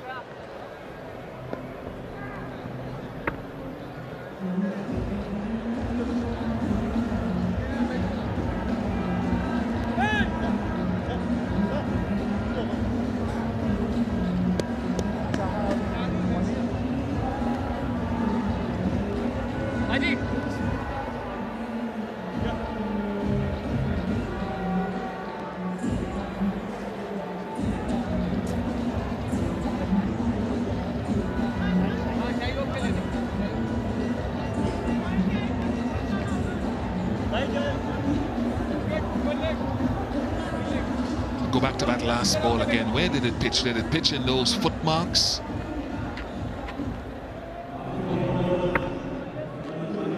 Might have, you know, and just maybe natural variation. Aksa Patel will know best. But there's a little something to aim at, and what he didn't do against Kyle Mayers in the first game was bowl full enough and straight enough, and that's for then. Avesh Khan is back. Wonder if this is influenced a little bit by Puran's record against leg spin.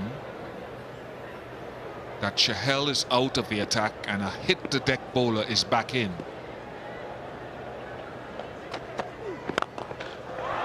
Oh, wonderfully glorious from Shai Hope.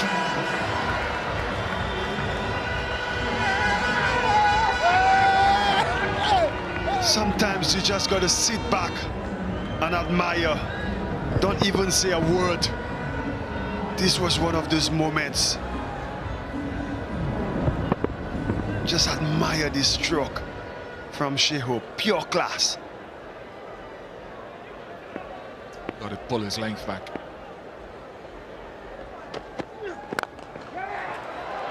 Again, good running.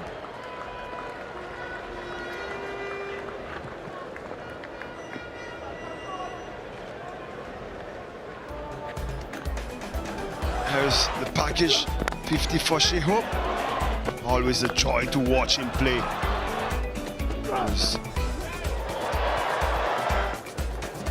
He's timed the ball really well.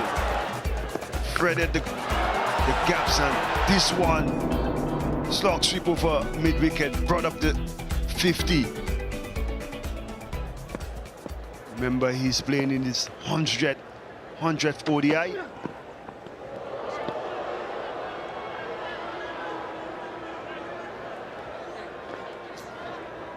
Touch too early for that stroke from Nicholas. After losing 2 wickets. You need to build a partnership. Shai looks solid at the other end. Just be there at the end. That's what Nicholas Puran needs to do. Avesh hitting those good areas, and I like that. I like that. A word from the batter who's been there from ball one, going down to his captain, probably telling him, let's be a touch tighter. It's important that these two put on a partnership for West Indies. Powell has done well in the T20 format.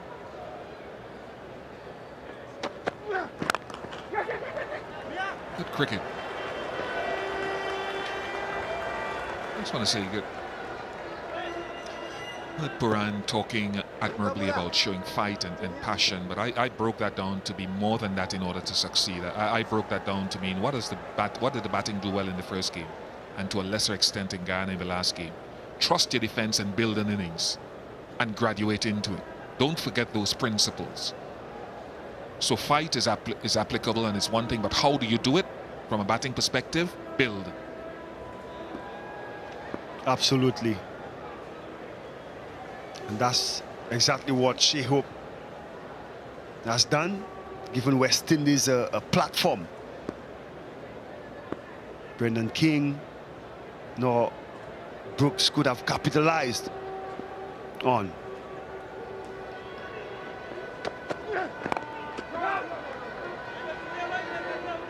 .141 for 3.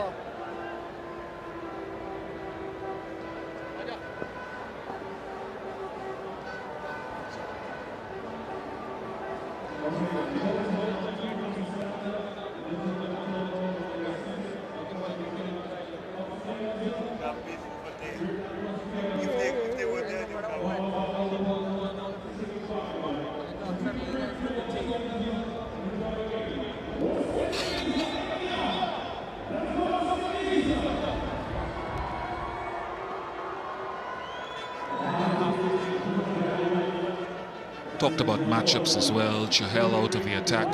I saw some numbers from our statistician, our analytics man, and he talked about Puran's average against leg spin being good, but against left arm orthodox not being as good as people think it is.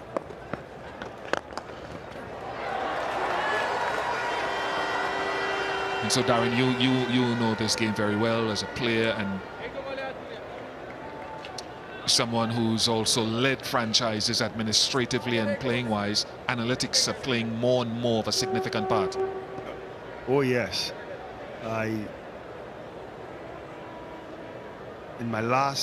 in Andy Flower's first stint as the head coach of the St. Lucia Kings, as a captain in that 2020 season of CPL, the use of the data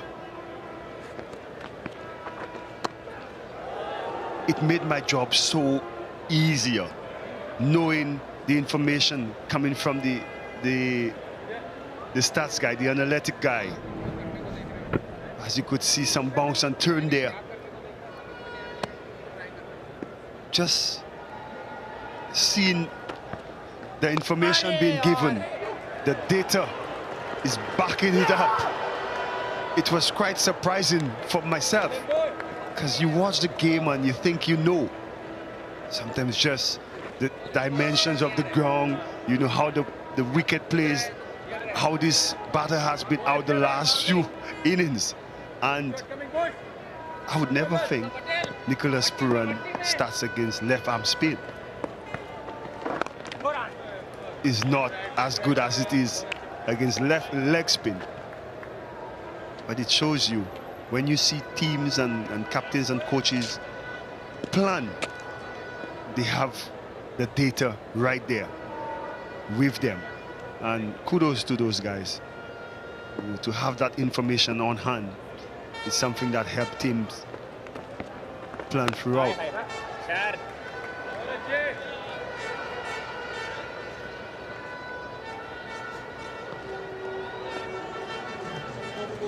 26 overs gone. West Indies 145 for free.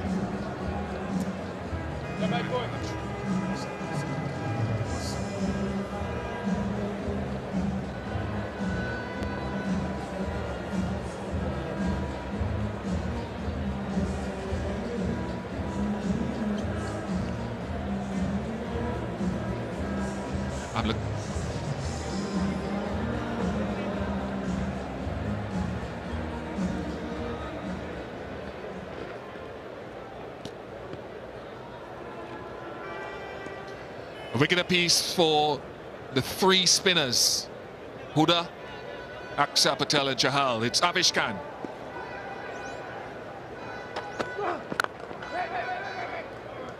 We were talking about the intensity of the running and those little traits that need to be ingrained at the levels below young cricketers in here today, and the great privilege of interacting with the academy intake for the Cricket West Indies the other week.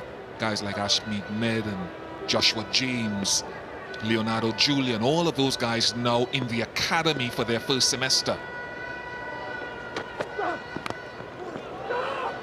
And I can't tell you how impressed I am with those young men and what they are putting, the work they're putting in. The other piece of news that was brilliant coming through this week was all of them have taken a level 1 coaching course, which gives them a greater understanding of the fundamentals of coaching and the game.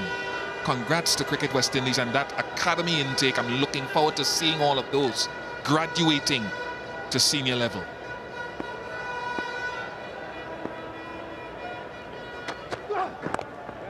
It's definitely something you got to give credit to the West Indies. This is where the future lies, and if you could instill those disciplines, the basics of the game right there, so by the time they graduate to the senior level, you see them coming in to the international level ready and full of confidence. And I love the idea of that level 1 coaching. Something way back in 2003-04 when I went to the MCC Young Cricketers, that was part of the program. You had to do a first aid course and your level 1, and then the following year you have to do your level 2.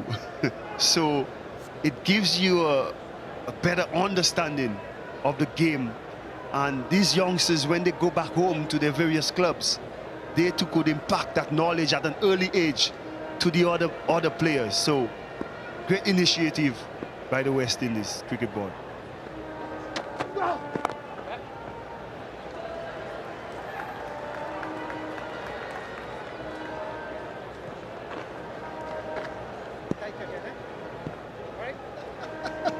I'm tempted to ask you, Bish, what level coaching did you do?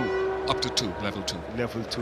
Level 2. Yeah. it's something I'd love to do more of, but to go to level 3 and level 4 takes weeks and lengths of time. Love knowledge. Yeah, I like that about you.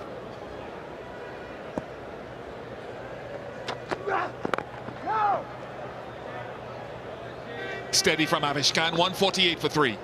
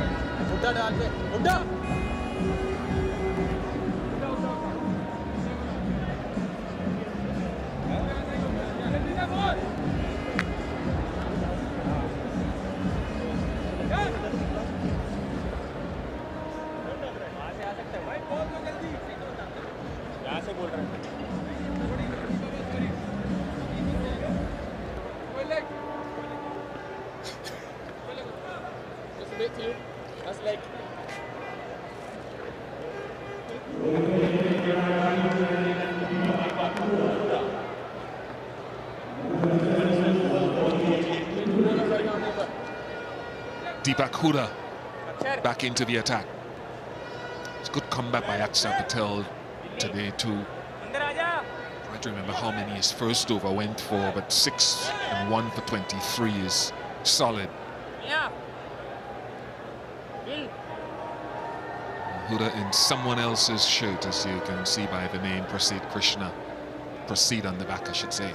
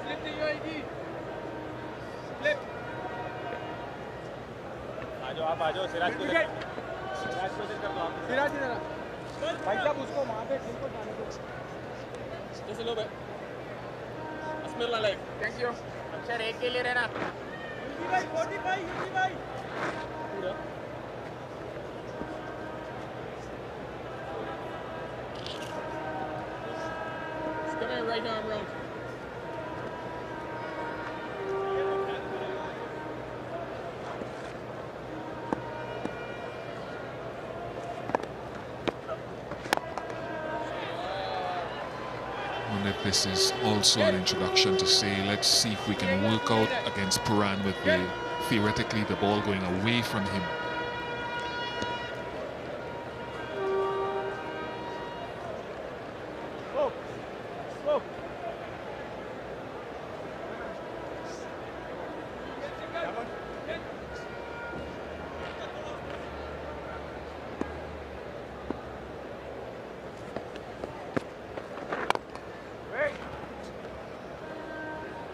Gripped in the surface there. Yes, and Shai just going gingerly. As you look at the replay, small hint of turn. She sensed the need to get things going. You know, and ideally you would want the matchup off spinner to right-hand batter. You'd favor your chances, but beware, the off spinner is bowling to the bigger end of the ground. So maybe it's a case of not taking on these fielders in the deep. I wonder too if I could quickly just think, if you get to 30 overs, if you get to 30 overs and you're about that 160 without losing another wicket, and you're looking at overs 31 to 40 for what, another 6, let's say 6 and over, and you get to 220 and into the last 10. Yes, into the last 10. Before, whilst we used to play, we used to back ourselves to get 80 to 90 runs with wickets in hand. With the power that we had in the lineup. West Indies have similar guys. Rahman Powell, Because they got Romario, they got 85 last game. Romario Shepherd. So as this one beats the bat of Nicholas Puran. 28 overs. Huda doing a great job. It's 151 for 3.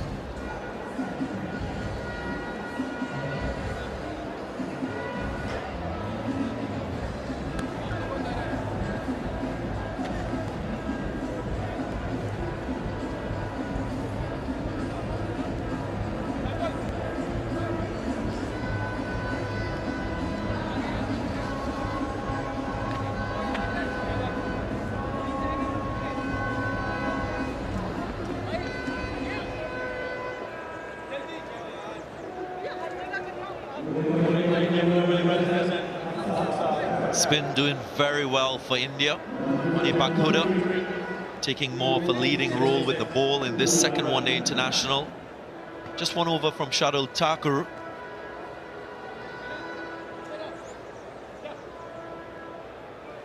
Akshat Patel, also quite economical. Just under 4.5 runs per over conceded.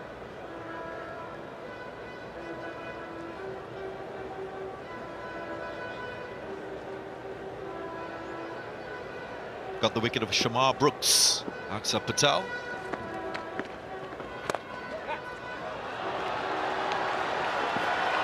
Into the gap.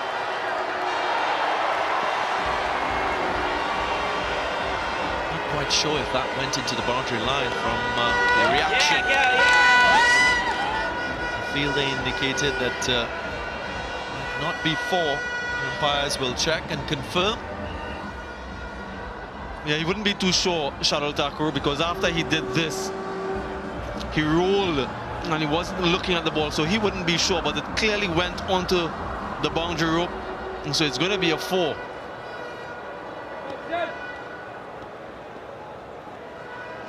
And you can appreciate the fact that he himself wasn't too sure, Shardul Thakur.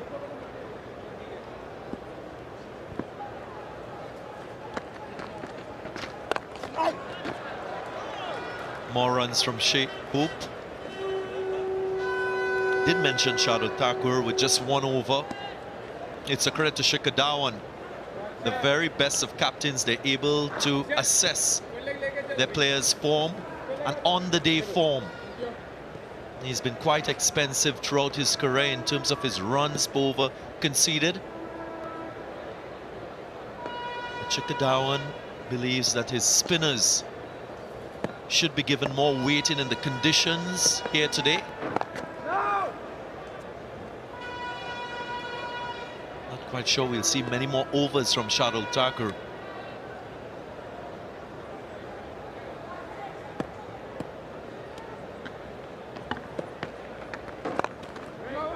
And interestingly, Darren, they have a fast bowler on debut, Avish Khan, who himself has been quite expensive. 5 overs, none for 45.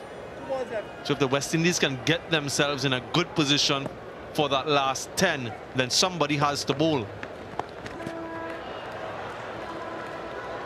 Quite nifty from Nicholas Puran, who is skillful with his quick hands. Maneuvers his bat beautifully. Nicholas Puran. He might have a similar skill, showing it with the flag.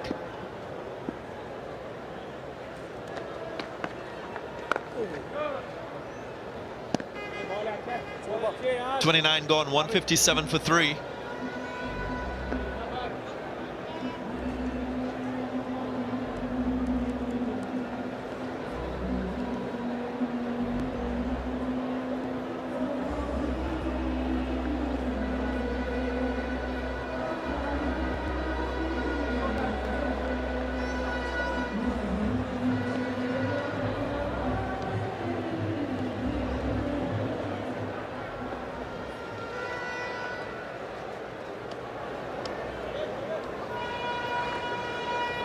Projected scores all in theory.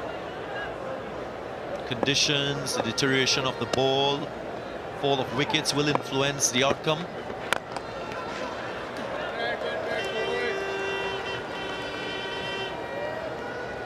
And we saw a similar trend in that first game, didn't we? That deceleration after a brisk start. You mentioned in that last over that assessment on the day. West Indies and the captain and vice captain out in the middle will be thinking about what is a good score, thinking about the bowlers to come and who they can target or who they should target. And Shai very well set, 91 deliveries, 71 he's got.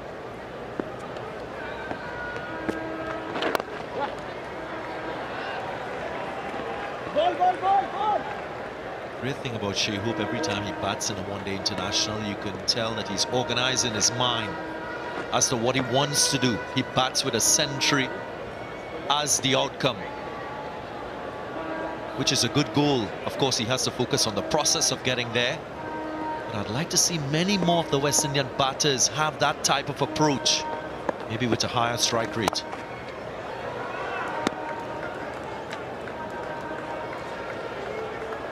Nicholas Pooran, for one, is quite capable of doing so. I mean, he bats quite low in this West Indian order. But maybe if Shimron Hetmyer gets back into this West Indies 11 in ODIs, might give Pooran an opportunity to focus more on constructing an innings that will produce more centuries in one-day international cricket.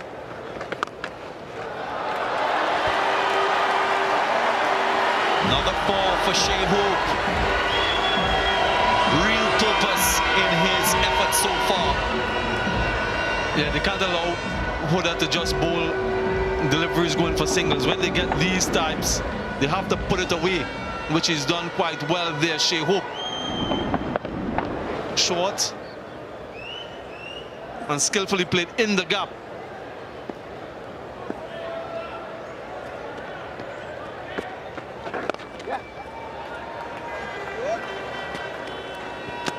Yeah, they've scored off every single delivery in this over. And such an important part of constructing a partnership, the rotation of strike. I did mention Nicholas Pooran and his focus being, wanting to score runs, approaching his 50th one-day international. He's only got 100 in one-day internationals.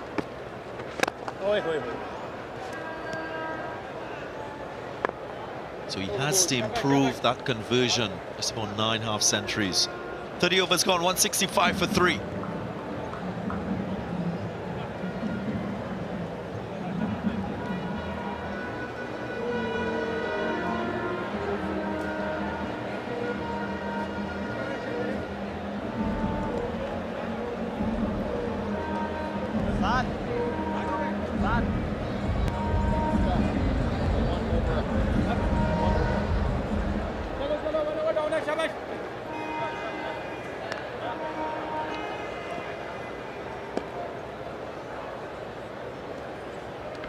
There's power and depth in this West Indian batting lineup. We saw that in the first one-day international.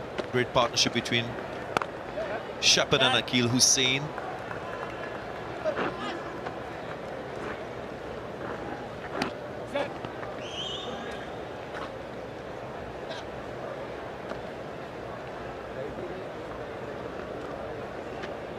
And how they use this right hand, left hand at the crease is also very important for the West Indies. Nicholas Pooran taking on more of Aksa Patel, Shai taking on more of Deepak Huda. And making sure that there is benefit of having that partnership out there. You make a great point, Samuel Baji. Both myself and Darren Sami reflected on that first one-day international and felt that Akil Hussain should have come ahead of Rovman Paul to maintain that left-hand, right-hand combination.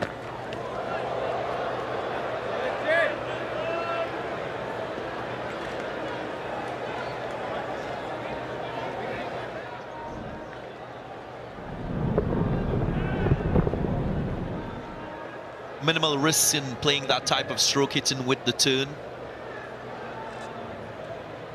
It's a shot he likes, Nicholas Pooran.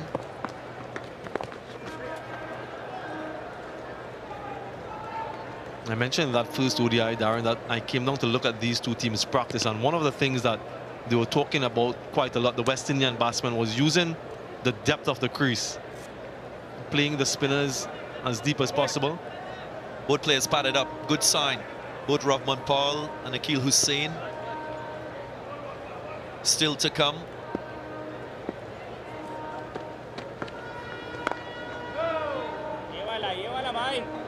And the occasional use of the feet, which throws off any spinner, because they make adjustments in their lengths, and then you can manipulate and maneuver the ball in the gaps.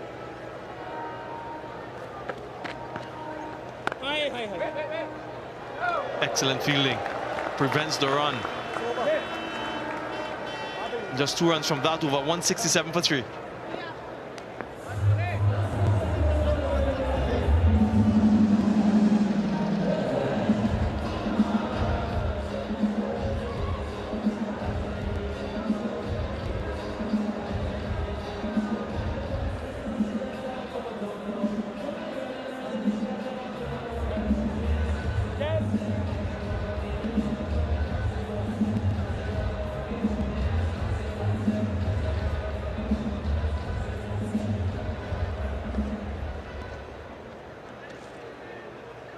Mario Shepherd had 40 off 25 in the last game. Rahman Paul has had a low string of scores.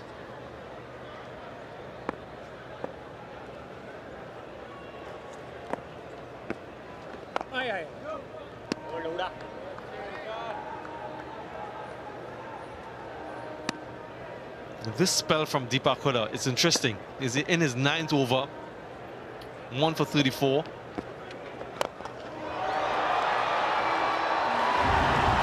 Glorious from the captain. You can sense that he was searching for a boundary, didn't get it in the last over, but achieves his goal on this occasion. And I was just going to say that you can't allow him to bowl 10 overs for under 50. He's gone up to 40 now in his 9th, so somebody has to take him on a little bit more. Nicholas Poor, the left-hander, deciding to do that on that occasion.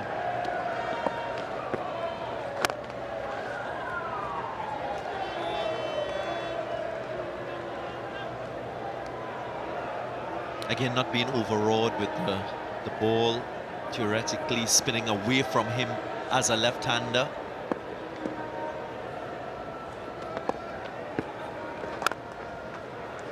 And that's because this pitch has played consistently in terms of bounce and turn. There's no exaggerated turn per se.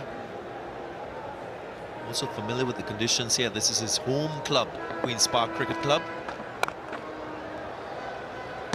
Would have batted in these conditions on countless occasions, Nicholas Puran.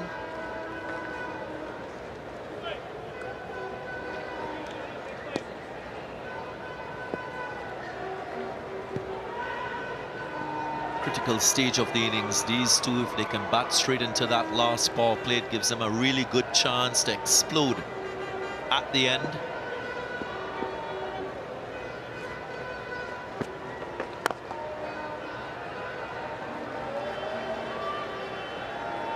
A 6 and a couple of singles. 8 runs off the over. 175 for 3.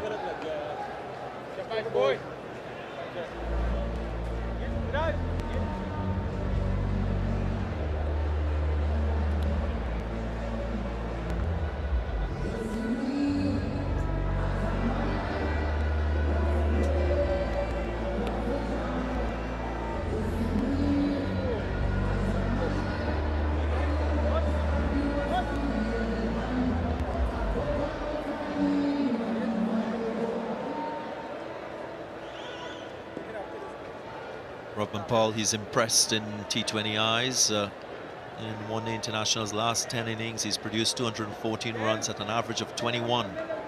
Surely he'll want to build upon that. Last 6 innings, an average of 11. Only 66 runs for Rahman Paul, so he's due.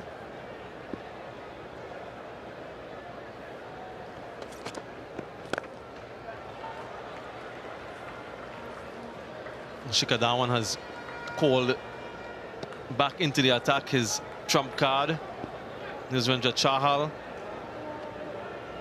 sensing that this partnership is blossoming quite well. 46 it's worth now. If Nicholas Puran can be there anywhere up until the 45th over or so, West Indies can still target that 300-run mark. And Shai Hope will continue to do what he's doing.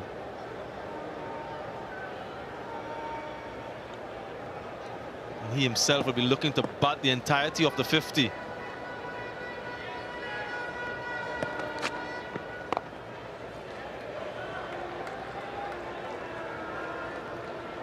I tell you what, Nicholas Puran will be thinking about managing risks against Yuzvendra Chahal.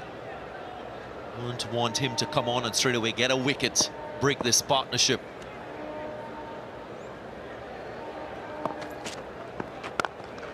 You can see a different intensity in the way Puran is playing, recognizing the great threat that Chahal presents at this stage of the innings, and every time his captain gives him the ball. Yep, it's about reading the game, isn't it? Understanding that this is the reason why he's been reintroduced, Yuzvendra Chahal, to get one of these two to break the partnership. And you counteract that as a batting unit by playing high percentage shots, just trying to rotate the strike. It doesn't matter if you only get 3 or 4 runs and over off Chahal. Just don't give him any wickets, particularly now. And then maybe target from the other end.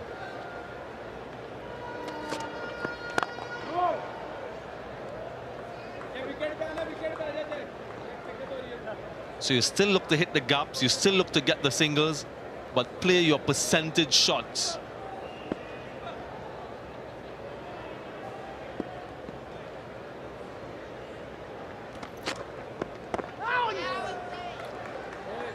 Just the right amount of bat for Shai Hope to negate the appeal. 33 gone, 177 for 3. And we will have a Blue Waters drinks break. Back live as we get set for the remaining overs in this innings.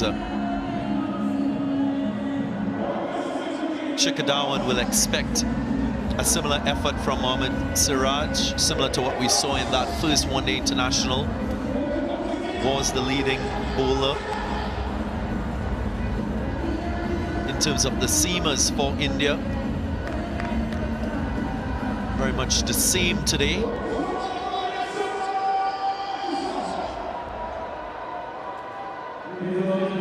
Very hot conditions here in Port of Spain, Trinidad, at the Queen's Park Oval. A good crowd in. Haven't experienced this type of ambience in recent times, of course, during the pandemic. Cricket was played spectatorless at the grounds.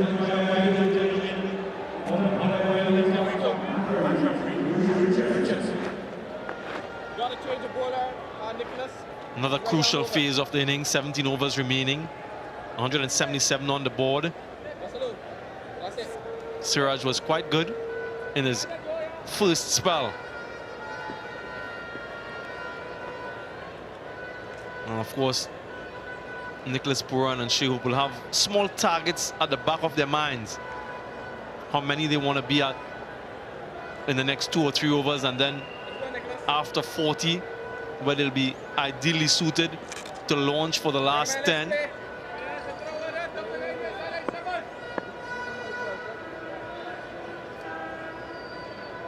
Slight delay as there's a change in gloves for Shai Hope here. It should have been done during the break, a little bit belatedly from Shai and Kimo Paul. But after that 40th over mark, if they can have these 7 wickets remaining with these two at the crease, then there can be a bit of an explosion. Hopefully not an implosion, if you're a West Indian fan.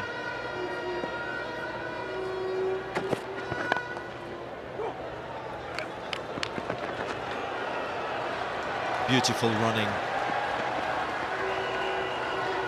Nicholas Buran, always very intense when he comes to the crease. Built a reputation for himself in the shortest format of the game, for finishing the innings.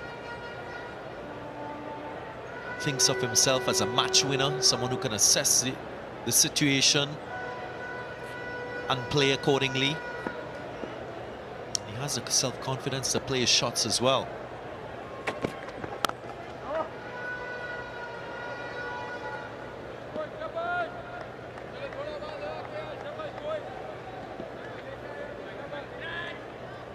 Still very much learning the balance between his role as a batsman and that as a captain. Taking over, of course, from Karen Pollard.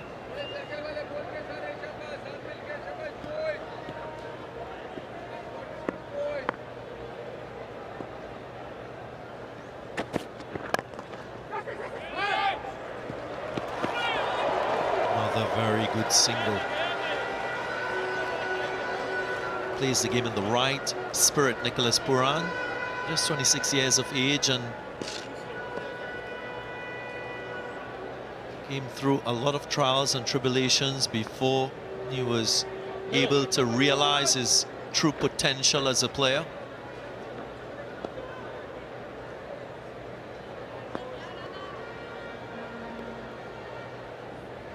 Of course, got into that accident which gave him the scare of his life.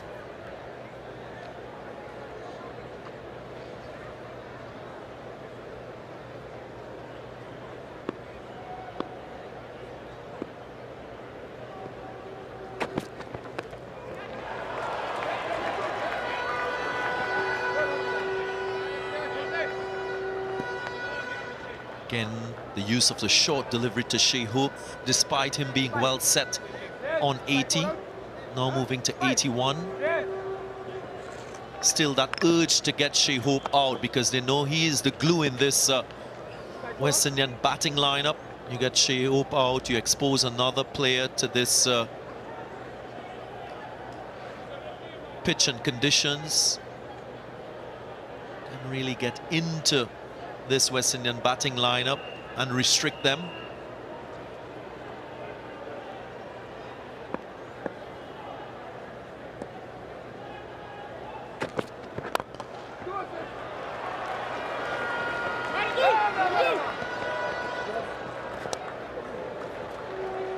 Mohammad Siraj brought back into the attack, got Nicholas Buran in that first game at a very critical juncture, trying to go over mid-on, only as far as finding the fielder. And as is always the case, whenever Nicholas Buran departs, it's a big blow to the West Indian batting cause.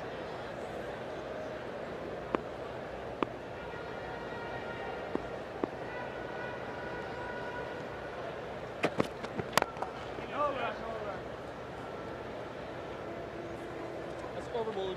34 overs gone, 182 for 3.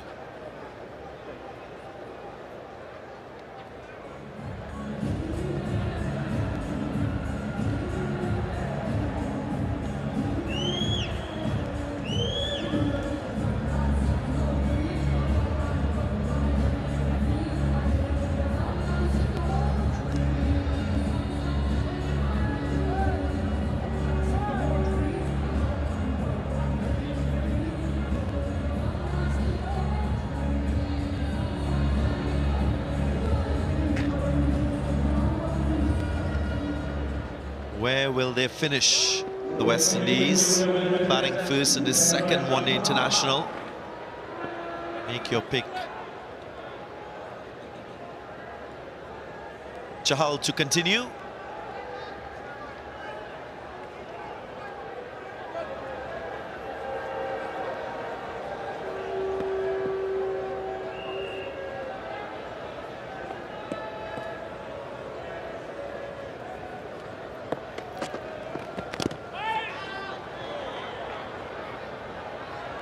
Might have been a bit of bat on that one.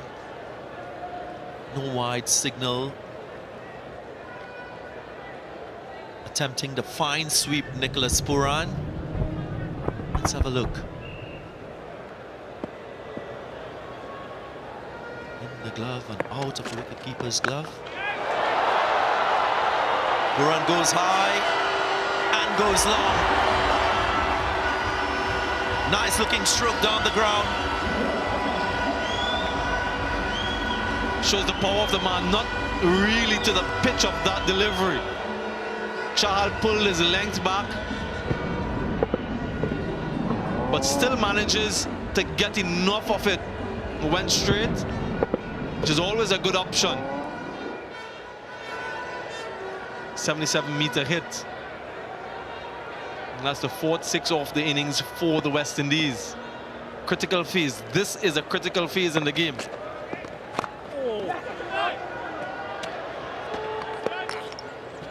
Did speak about the threat that Chahal presents.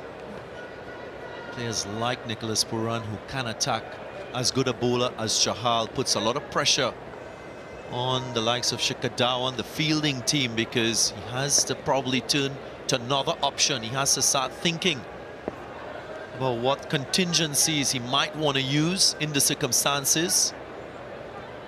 That's if this attack continues.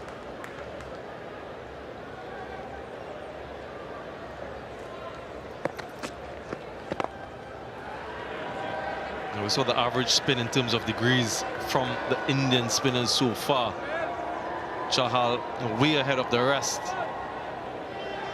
Seen 2 overs in this inning so far, DG, where there's been a boundary and 5 dot balls. And a couple overs with a boundary and maybe 1 single. Whenever you get that boundary or that 6 in this case, you need to make it a 10-run over or a 9-run over. It gets it in the gap. So this will help. Read the googly, Nicholas Pooran. There was an intentional opening of the blade to squeeze it through that cover point region. Helps when you can read the variations of the fingers of the spinner. Back of the palm being shown. That's a sign that the wrong one is coming your way.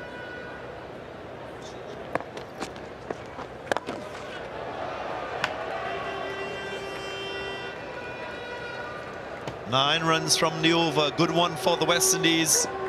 191 for 3.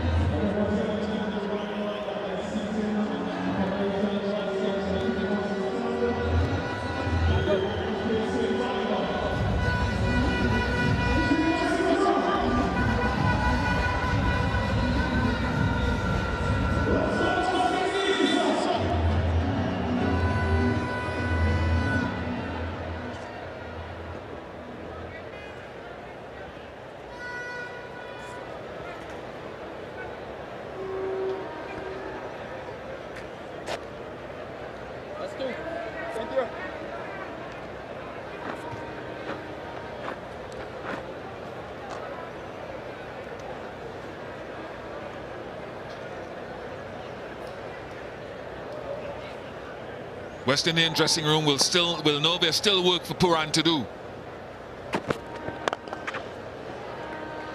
And the reason I'm saying that is that India are on the hunt for a breakthrough of 2 set batsmen before they enter the final 10 overs of this contest. Darren Sammy alongside me.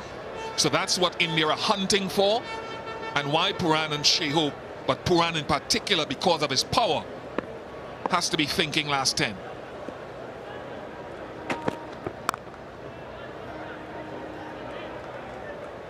If they could just bat out or be there in the last 10 overs of the game, we know with Rovman Powell, Romario Shepherd, Akil Hussain, these are all guys that could score freely. And West Indies would back themselves with wickets in hand to go at least 8, 7, 8, 9 runs and over in the last 10.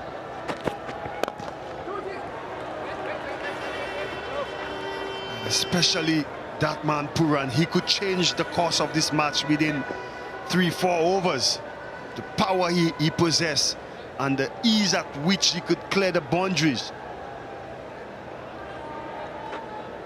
this next block of 5 overs will be very crucial to West Indies getting that mammoth total of at least 290 plus.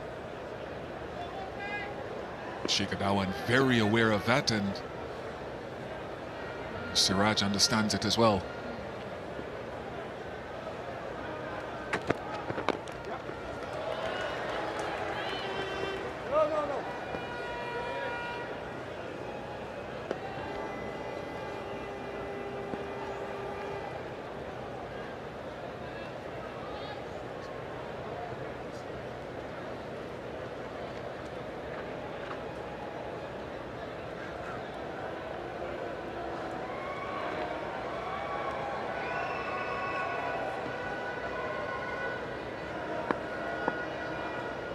On that short point.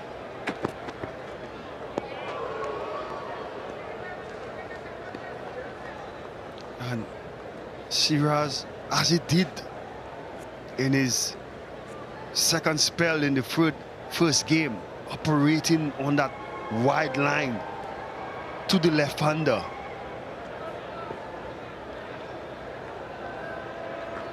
Obviously, the offside to the left-hander is the bigger end of the boundary.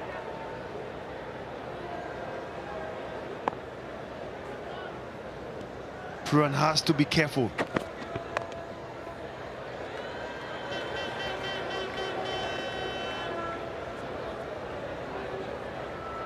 .194 for 3.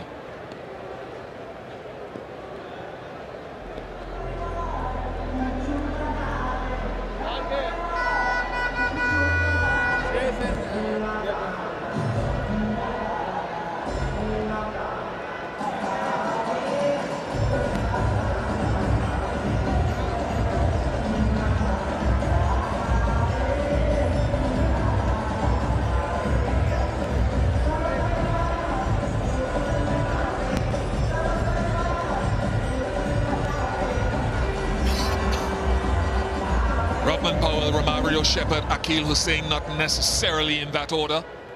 Followed by Joseph. Hayden Walsh, who's in for the left-arm spinner today because Gudakesh Moti fractured his finger in trying to take a catch in the first game.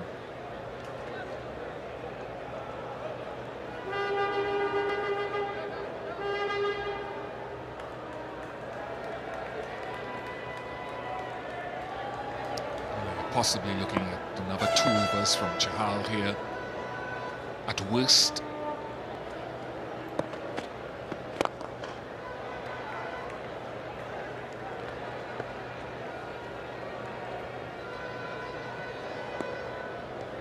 I think Shikhar Dhawan would really love to hold Chahal back for a couple overs in the last 10 where another fielder can go outside the inner circle.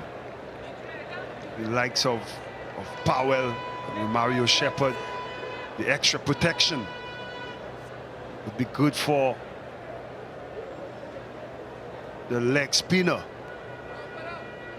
Dhawan wants that wicket before the last 10 overs, and every time he's brought on Chahal, it's been to get wickets. You see, he's put in a slip. Even though Shai Hope has been batting from ball 1. Good hand on that from Shardul Thakur. Characteristic that Shardul has also only bowled a solitary over.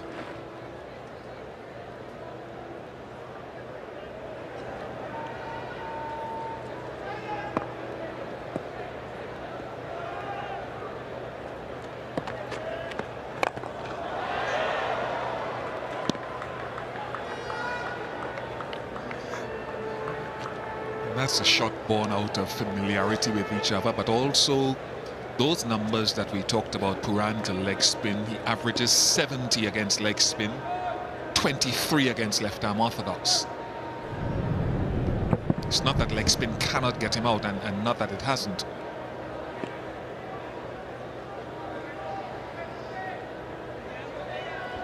offside field. Watch for that slow, loopy one outside the off stump.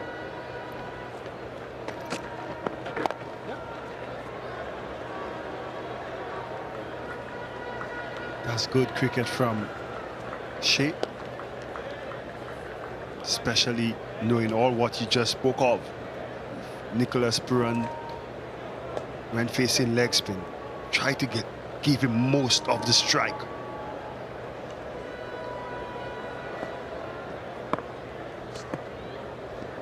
Don't get sucked in, that's the only thing.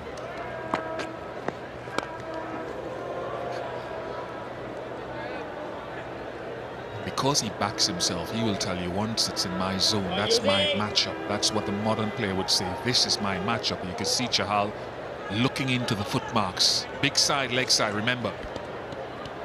Slow, loopy outside the off stump. Nicely used. 198 for 3.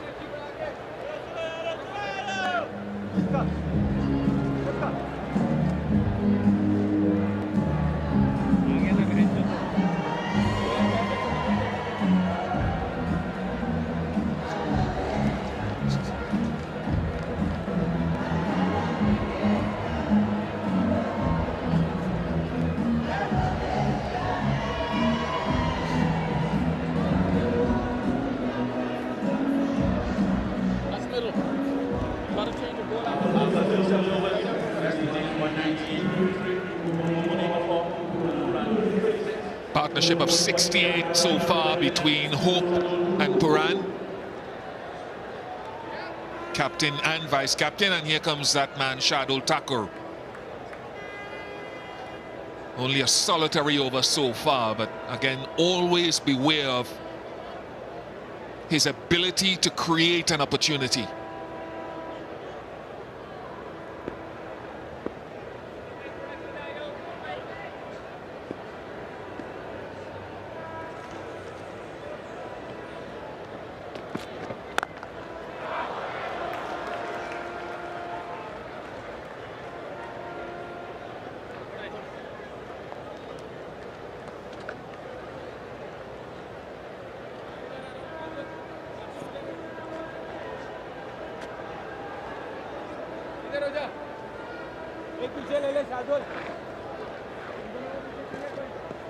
Four fielders outside the circle at this point.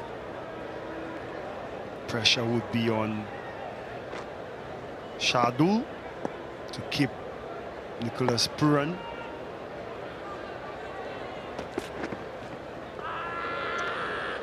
Just play and miss. It seems like the West Indies batters, you know, every time Shadul come to bowl is to put pressure on him. You could see just operating. Oh, it's a no ball. That's not what you want to do when Nicholas Puran is on strike.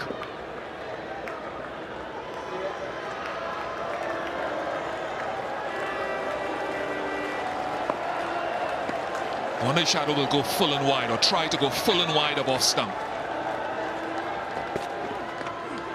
Goes short, surprising. Good. Gets away with the dot.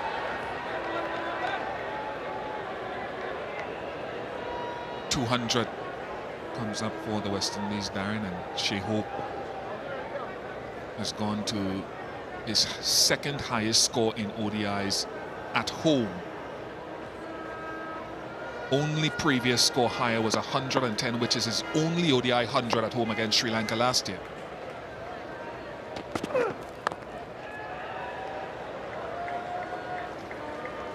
The Statsman again. I would have thought he would have played just as well as home as overseas. I wonder what contributes to that.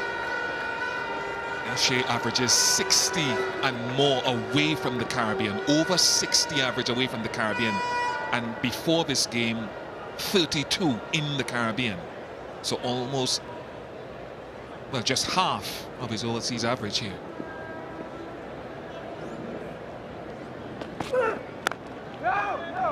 addition to that, 12 ODI hundreds, 11 overseas, only 1 in the Caribbean.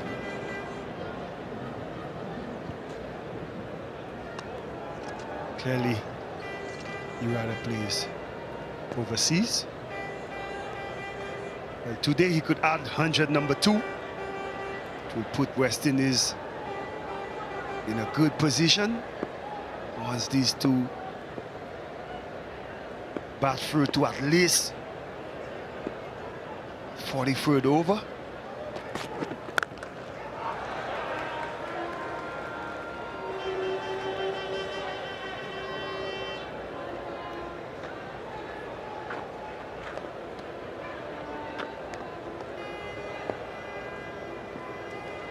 Nicholas Puran having get that start just like Shema Brooks and Kyle Mayers. It's important that he capitalize on that start. Shai Hope has gotten himself to 86. If Puran bats out the remainder of these overs, you will see a big 100 from him.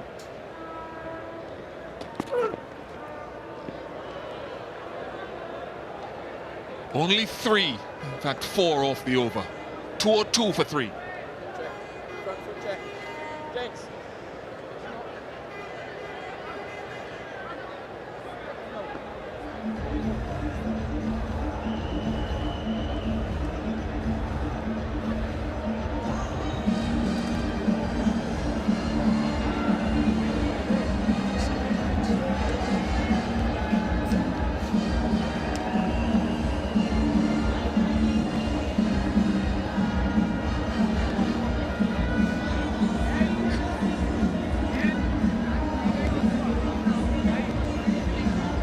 Shai Hope on 86, Nicholas Puran 37, 202 for 3. And every West Indian should now shudder because our production crew are instigating something which I don't want to comment on. Don't do it, Bish. Just allow the viewers to see it on the screen and do not say anything. That's my advice to you.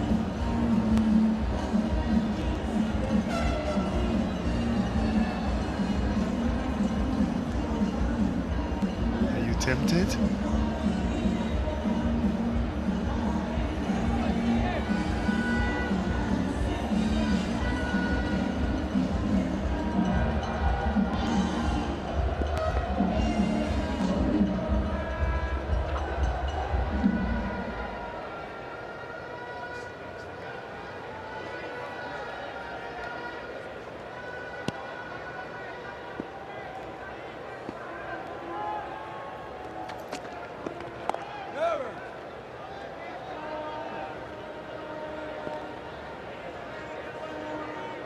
Might be a case, if nothing happens, that they could pull Chahal out for a little bit after this over, if nothing happens.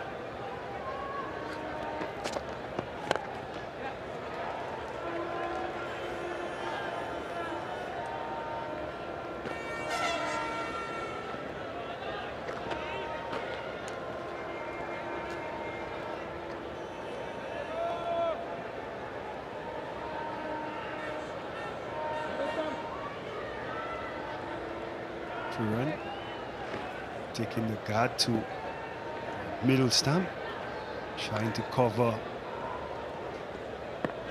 that outside the off-stump line Chahal is looking to use. Clears the big side of the ground. Oftentimes he sees this as his matchup and acquits himself well on this occasion.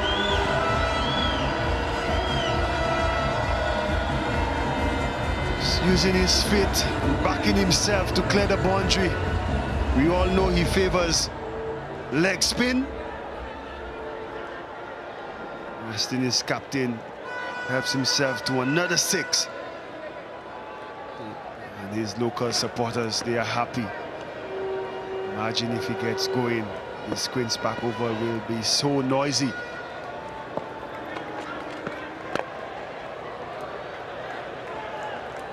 Charles is a cunning bowler, very experienced. He will keep finding ways to deceive Puran.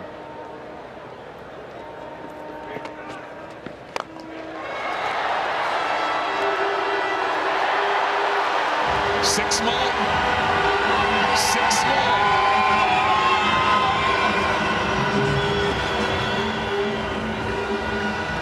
Charles would have thought he deceived him in the flight. Puran fetching that one from wide outside the off stump.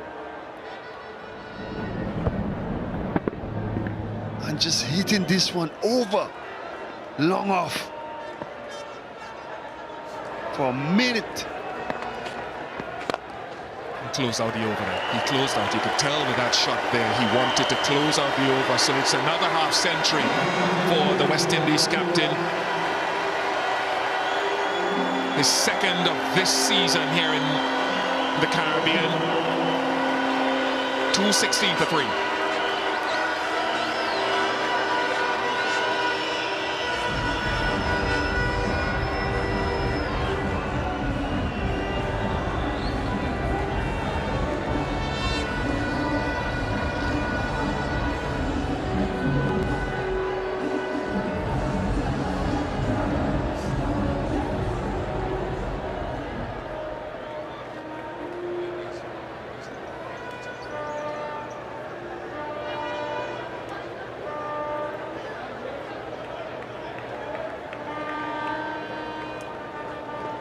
Puran got that half century against Bangladesh in the third one-day international. Century in front of his home crowd and his club facility.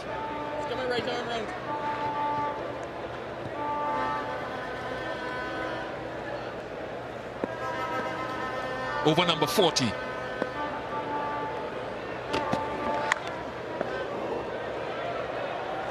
Tucker again on that wide line.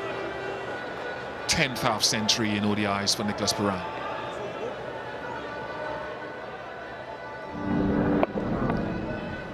And it seems to be the basic plan for the Indian seamers against the left-handers. Got that strike rate of Nicholas Puran. If he stays, we in for a wonderful trade.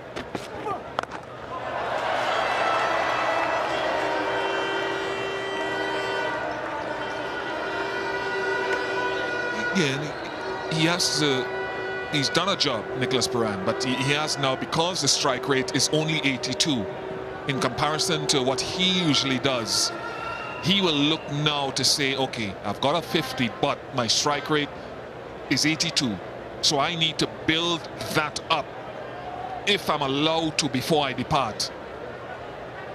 Maybe get it into the 90s or even beyond. That will be the ideal for him. Whether India allow it, time will tell.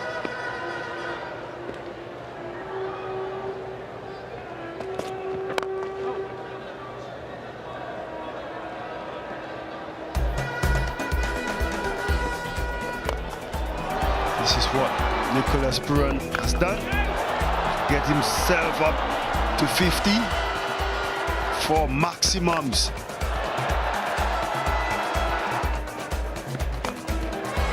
This one brought up his 50. West Indies captain doing the job.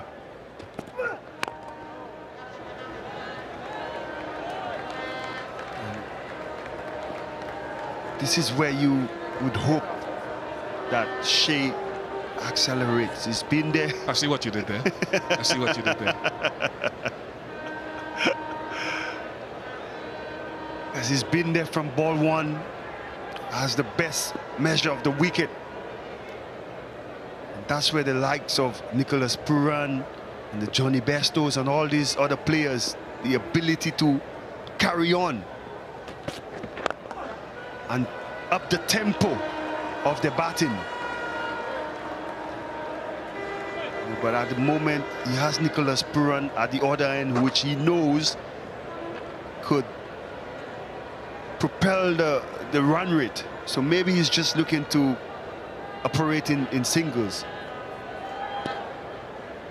But at one point in time, in order for the team to maximize that start they have, he also needs to show that intent to try and get the boundaries as well.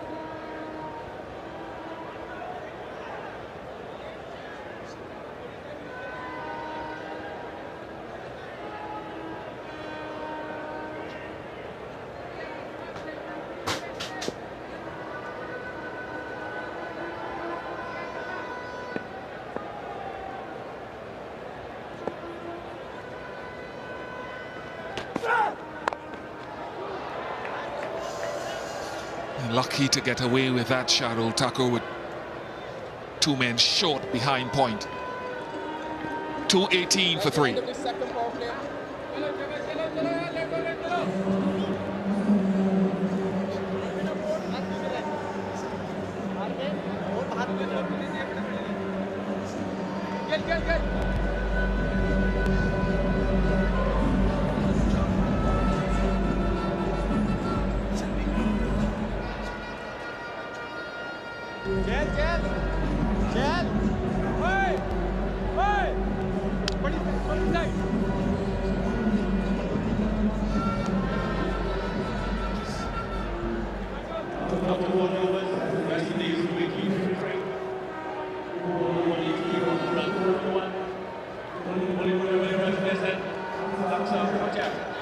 So if we take our viewers back to maybe about an hour ago, Darren, we talked about getting to around that 220 mark with 10 overs to go. So the game now, the innings I should say, in balance. Aksa Patel back into the attack. Extra fielder now has gone out of that inner circle. 5 outside.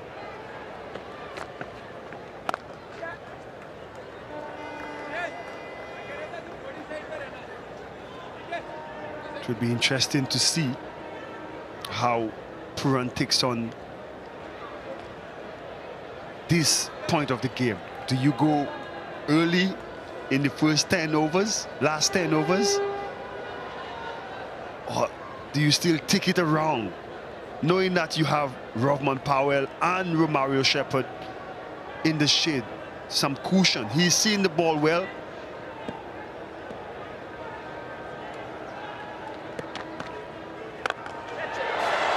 A lot of height on it. Might be distance as well. Yes, another 6. He's going early, Darren Sammy. Indeed. I know it would have been a gamble for Shikhar Dhawan. There's a difference when a left-hander is looking to get the singles and get off strike to a left-arm orthodox. When somebody of the class of Puran decides to attack you, there's not much you could do.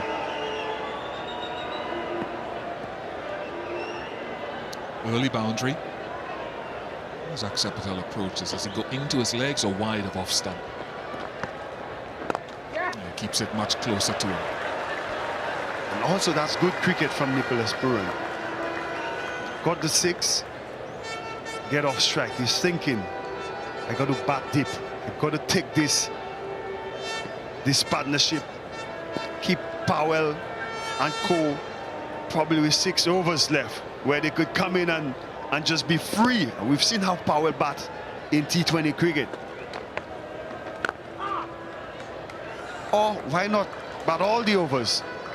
If he does that, West Indies will get that 80-90 runs that we used to do back then in the last 10 overs.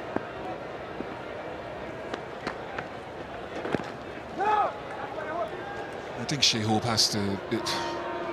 Run rate his strike rate is dropping. So I'm not saying be stupid, but I think he's got to try to tick on a little bit more now.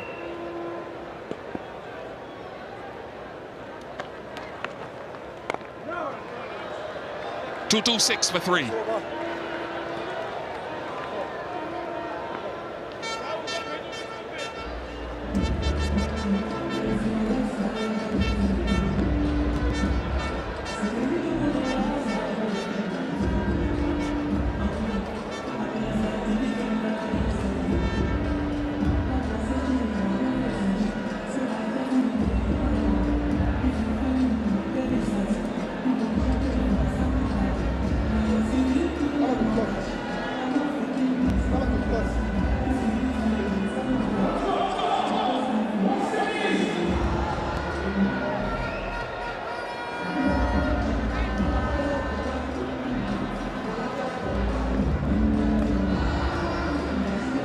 partnerships for the West Indies.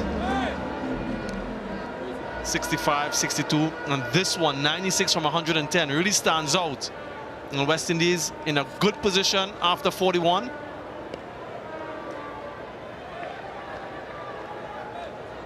Nicholas Pooran accelerating at the right time. He's very well set. Shai Hope sort of decelerated in the back half of his innings. Very close to that landmark in his 100th one-day international.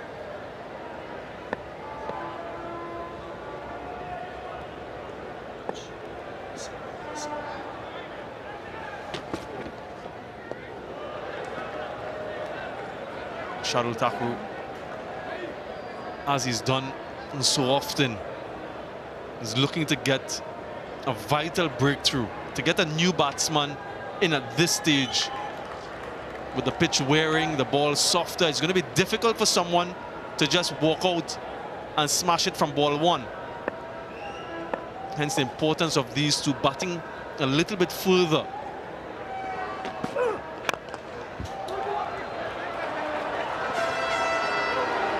Still pushing, Nicholas Pooran. Again, what's impressive about his innings is that ability to hit sixes. 5 sixes so far for the West Indian captain. He's a small man, short man, but he packs a punch. Another asset that he has as a batsman in the white ball format. And he hasn't played Test match cricket.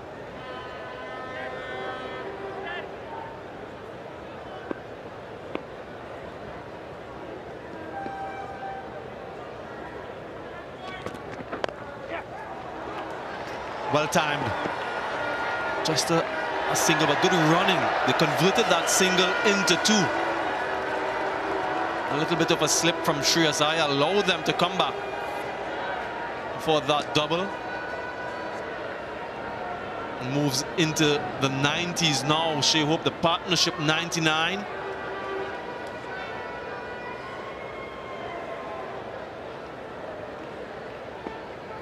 And the moment he walked out to bat this morning, you saw his demeanor, Shai Hope. Very well switched on.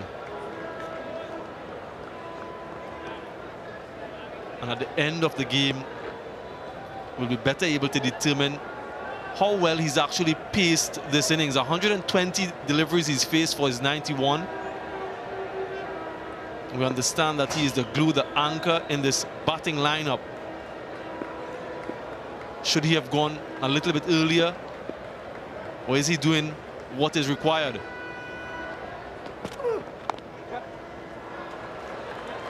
Time will tell when India bat.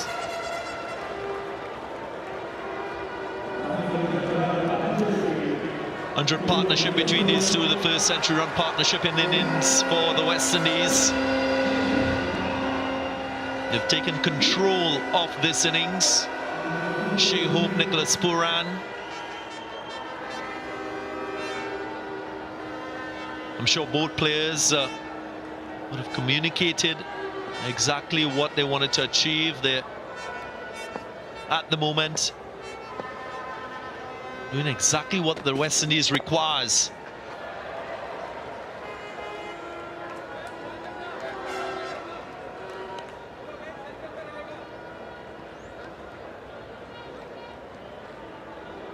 .231 for 3.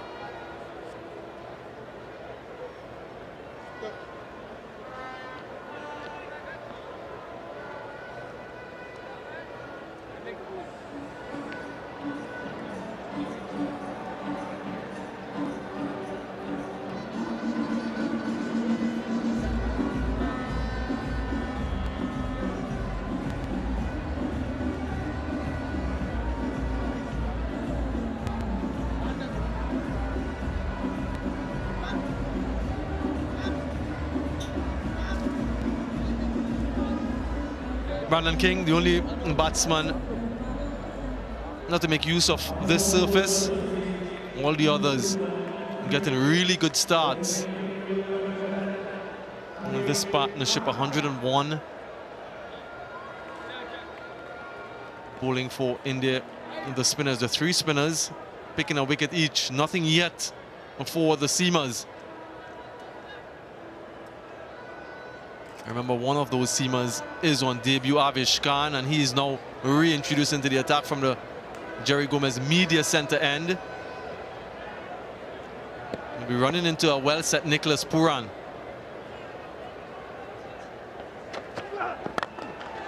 Straight down the ground, not hit as well as he would have liked. So just a single. He was aiming squarer, Nicholas Puran.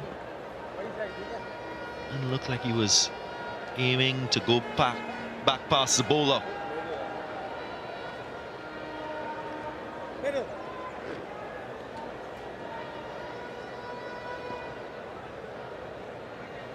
Again, the search for an early boundary in the over.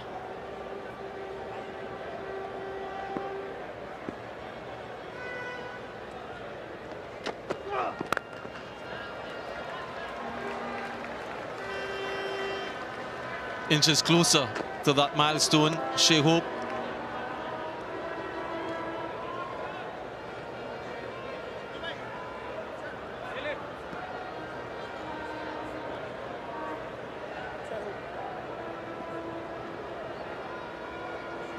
Change of angle for Avish Khan, goes round the wicket now. Fine leg and third man both in the inner circle. Helped. Just uses the pace of that one, Nicholas Puran, and gets himself another 6, much to the delight of the fans. This is where he's so good. He's built a reputation for finishing an innings and doing so in quick time. The awareness as to where the fielders are, there's no deep fine leg, so he goes low and he helps the ball in that direction all the way for 6. It's a courageous shot. They're just using the angle and the pace from Avish Khan, same field.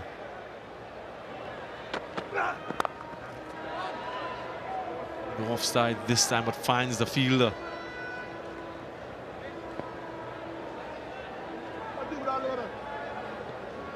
Nicholas Puran comfortable with that role of stroking boundaries at this stage of the innings, recognizing the importance of Shai Hope and him reaching that significant landmark of a century in his 100th one-day international.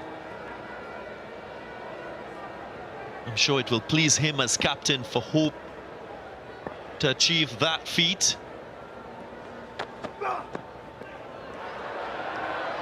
Good slow bouncer from Avish Khan.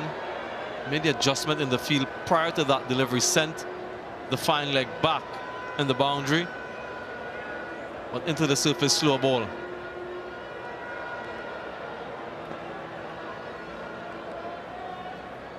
Glad you mentioned that milestone, Darren, and the importance of it, but in the context of this game, I just wonder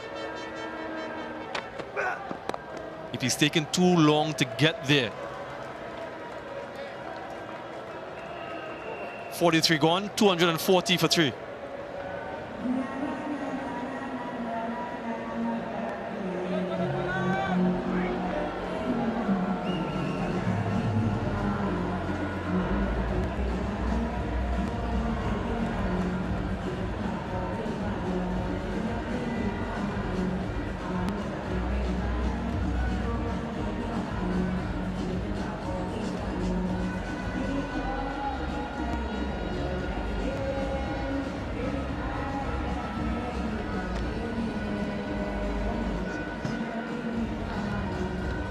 Few expensive overs throughout the course of this innings from India, and not the wickets at regular intervals, which means that the West Indies are very well poised at 240 for 3, 7 overs remaining. If they can get 10 runs and over, that will carry them past that 300-run mark, which I suspect might be challenging in conditions out in the Queen's Park Oval, which is slowing down quite a bit. Mario Shepard, Rovman Powell, the two batsmen in next. 22 runs achieved from the first 3 overs in this last power play. West Indies achieved 86 runs in the last 10 overs in that first one-day international. So is that a guide? Is that a benchmark?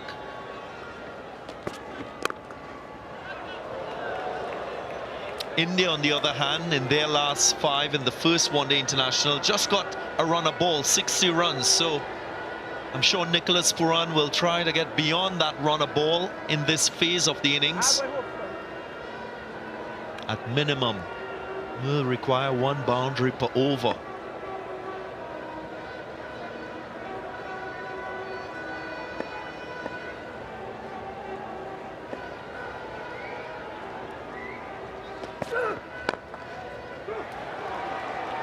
Looking for 2. Misfield allows them to get 2 once again. And the fact that Nicholas Pooran is out there just skewed the plans of Shikhar Dhawan a touch. Yuzvendra Chahal only bowling 8 overs so far. And once the left-handed Pooran is out there, you wouldn't expect to see him at this stage.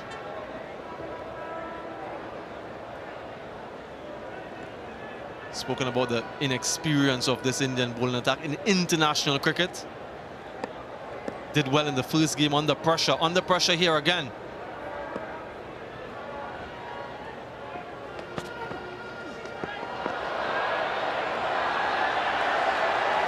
No wide signal. Delayed. And the signal comes.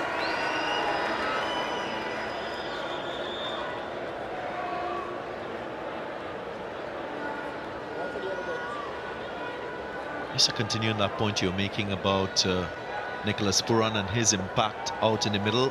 What he's done, he's pushed Yuzvendra Chahal from being reintroduced, still with 2 overs remaining. Shikhar Dhawan is reluctant to continue.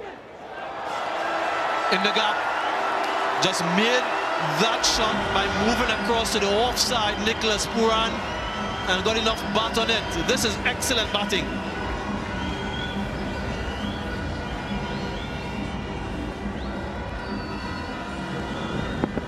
Cross-seam delivery. He can be risk tolerant at this stage of the innings. Was on the stump, but Nicholas Pooran playing across the line, taking the risk, getting a good result for him and his team. Shardul Thakur continues to be expensive in one-day international cricket. Fine leg remains in the circle, so has to be accurate in his line. Clean him up, bowl him around his legs, Shardul Thakur, and this is what he does so well. Even though he's expensive, he gets crucial wickets at crucial times, and this is a big blow. I didn't mention the risk the last time Pooran attempted to flick the ball. Just moved a little too much offside. I didn't allow him to have that reach to get bat on ball.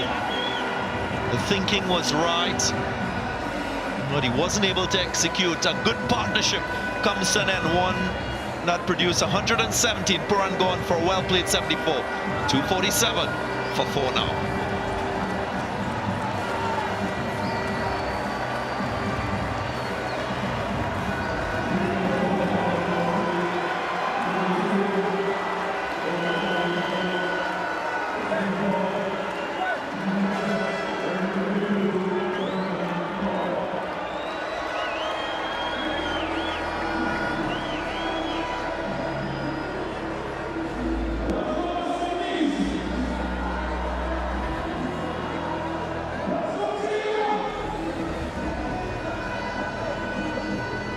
New batsman for the West Indies, Rovman Powell, has been struggling in one-day international cricket. but has been superb in T20 internationals and T20 in general, and this situation can be likened to one of those games. Just trying to replicate the shot from the previous delivery. Nicholas Puran just needed some bat on it, missed it completely, but Shardul Thakur didn't miss. Also underscores the importance of bowling straight at this stage of the innings as a bowler. Government, right arm over. 2 deliveries remaining in this one. Very unlike Mohammad Siraj. Doesn't rely solely on his Yorkers at this stage, Shardul Thakur.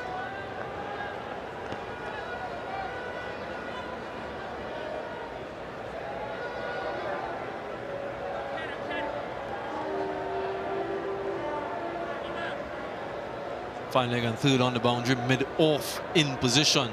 So the length has to be back. Gets off the mark immediately, Rovman Powell.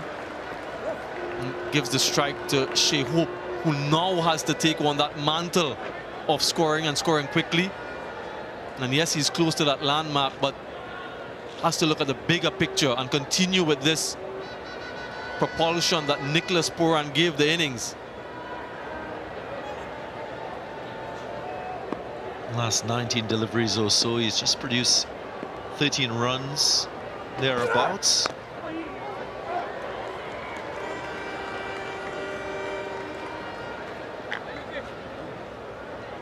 .249 for 4.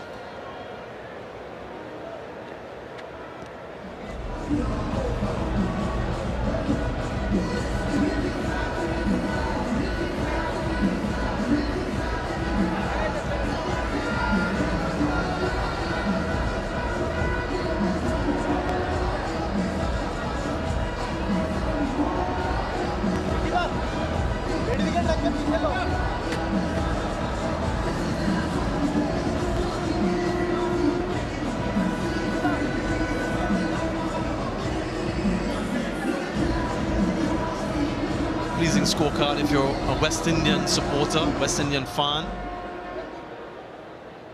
From a batting standpoint. And just as we suspected, the reintroduction of this man, Yuzvendra Chahal, 2 right-handers at the crease. Nicholas Puran has now departed, so Shikhar Dhawan has that luxury.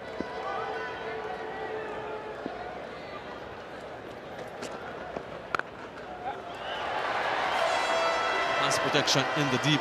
Chahal, he's such a courageous bowler. He'll still try to flight the ball, adjust his line so that the batsman will have to reach it. Got Rovman Powell dismissed in the first ODI caught in slip. He's asking for a slip now, isn't he? I think he might be. So that dismissal is fresh in his mind. It will be fresh on the mind of Rovman Powell as well. And keep talking about his attacking nature, his attacking instinct, Yuzvendra Chahal.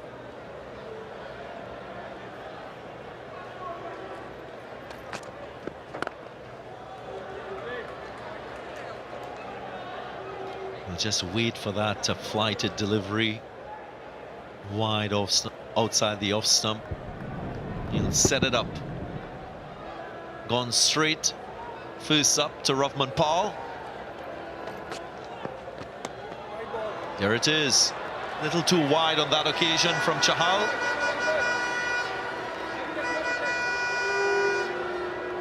Might be worthwhile for Rovman Powell to bat with an off-stump guard. Just get a little bit closer. And that flighted delivery that he has.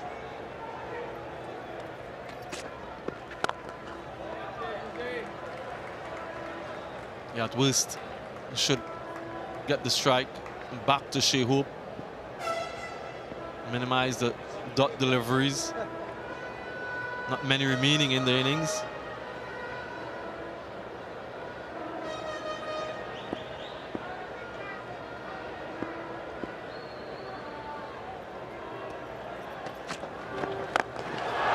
Down the ground, Shai Hope brings up a wonderful century, a historic century in his 100th one-day international, the 4th West Indian to do so. What a knock it has been from this young man. Excellent, absolutely brilliant. Excellence personified.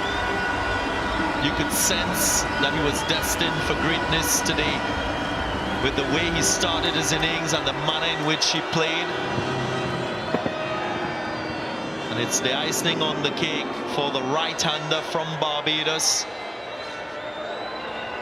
who again reinforces his class in this format of the game and bringing up his 13th one-day international century. Look at that. Consecutive sixes. That's the wide delivery from Yuzvendra Chahal. Gets a lot of bat on that one.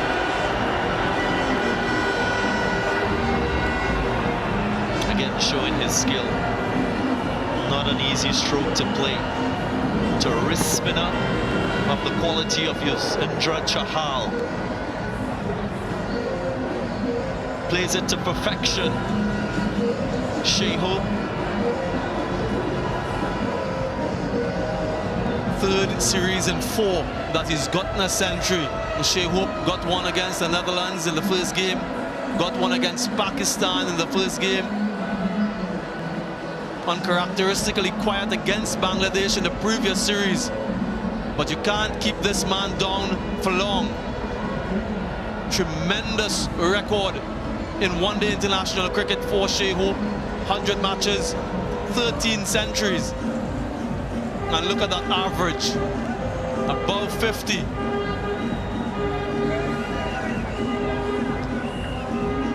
Joins a decorated list of players to score a century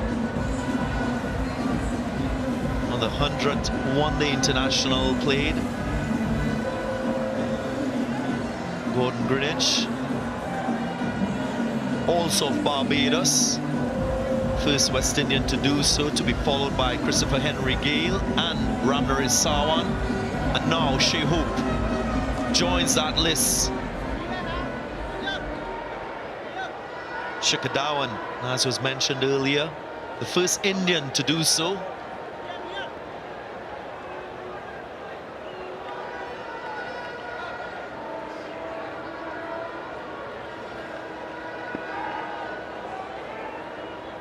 Two sixes of the last 2 balls.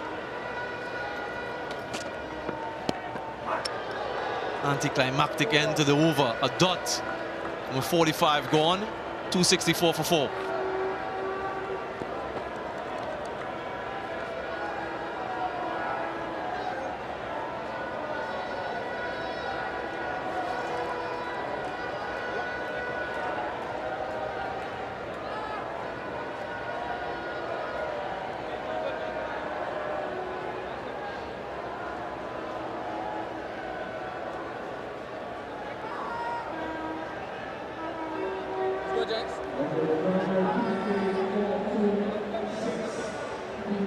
Unbeaten 107 from Shai. The highest score in the 100th. Won the international 132 from Chris Gale, unbeaten. And Shai has a real possibility of going past that and owning another record. Mohammad Siraj back into the attack.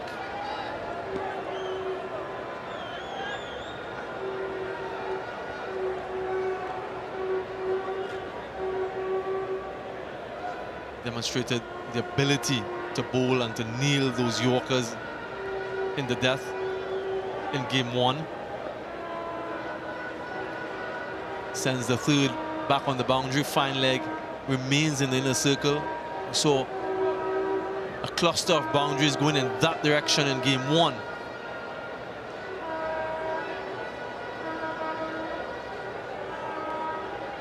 Rahman Powell, new to the crease, just the 3 deliveries for him. It's difficult. It's a difficult surface to come and blast from ball 1. They've made another adjustment and field. Fine leg goes back.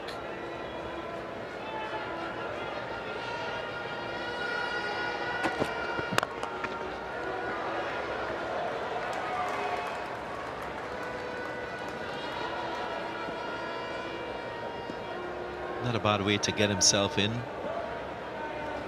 Rovman Paul just in the strike over to the well-set Shai Hoop.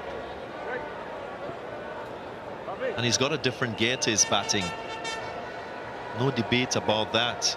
He has his process and method of scoring runs consistently. And that to me is first priority for the West Indies. Consistency at the top of the innings, that is what he has brought. Yep.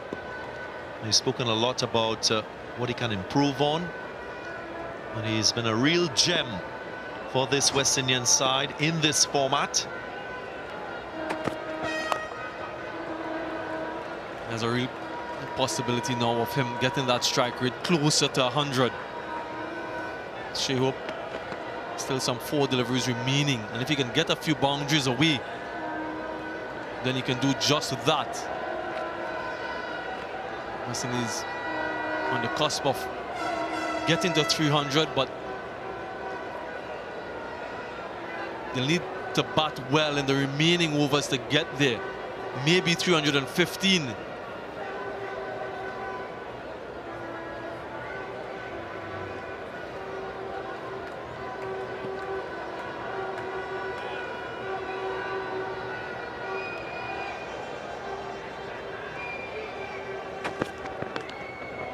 That's down the leg side, wayward from Mohamed Siraj.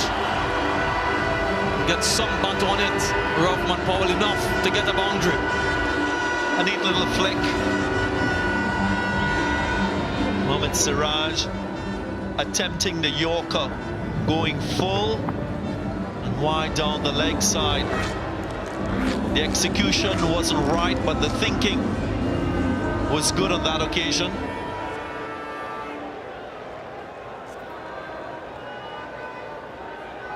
That boundary gets him on his way, Rovman Powell.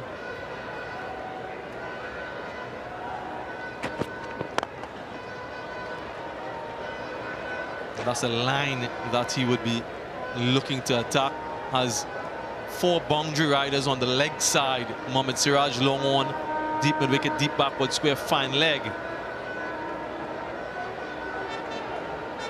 Of course, Rovman Powell will also be hitting towards the bigger half of the ground. Something that Shikhar Dhawan spoke of.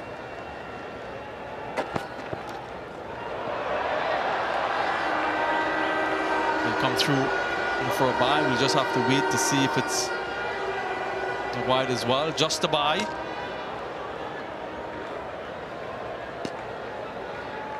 Strategy being built on the dimensions of the ground here at the Queen's Park Oval. Something that we witness in the modern game, especially in white ball cricket. Mohamed Siraj using the option of attacking Yorkers as against defensive Yorkers wide outside the off. His feel doesn't suggest that he'll go that way. Might just want to take pace off the ball when he's bowling that outside off stump line. And attacking full and straight. 272 for 4.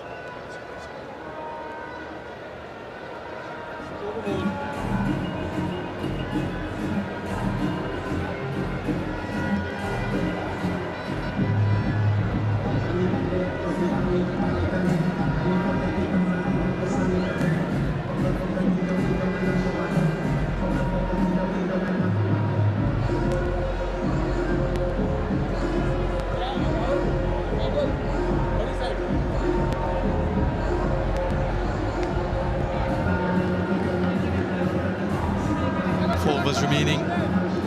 West Indies, their captain Nicholas Puran won the toss earlier today and decided that he wanted to take first strike, and so far his batsmen have responded.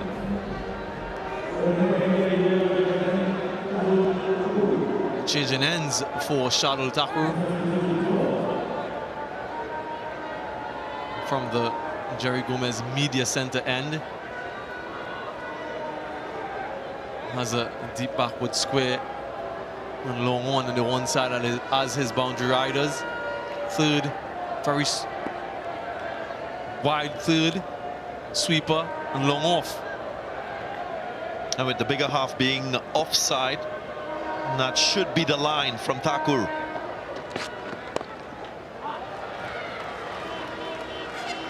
Shai was aiming to go much finer than that. Opened the face of the bat deliberately. Didn't get it as fine as he would have liked. And if you wonder what a captain will be thinking at this stage, if you're fielding, it has to be about restricting boundary scoring. And that's why he's reducing the probability of conceding a boundary. Shikadawan, again, an adjustment in the field. Might want to go a little bit straighter to Rovman Powell. Deep point comes into the 30-yard circle.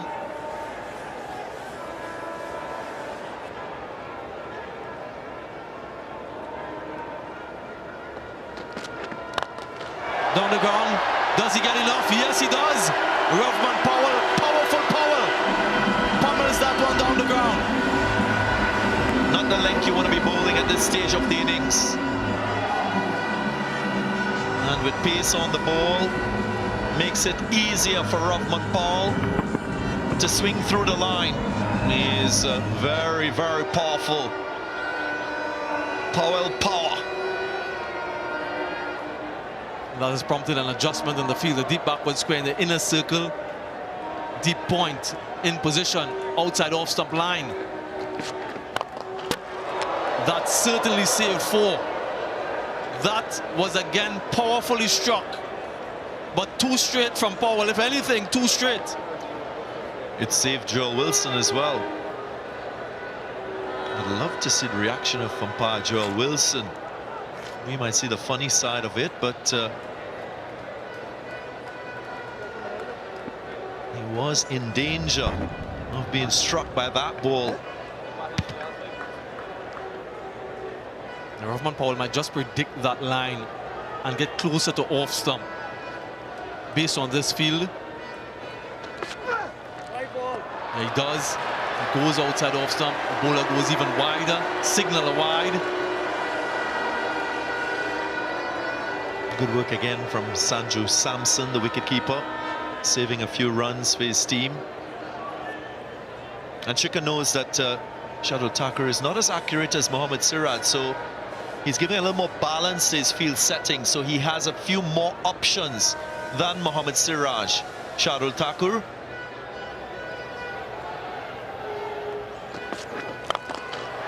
Smashed straight to the fielder, Iyer.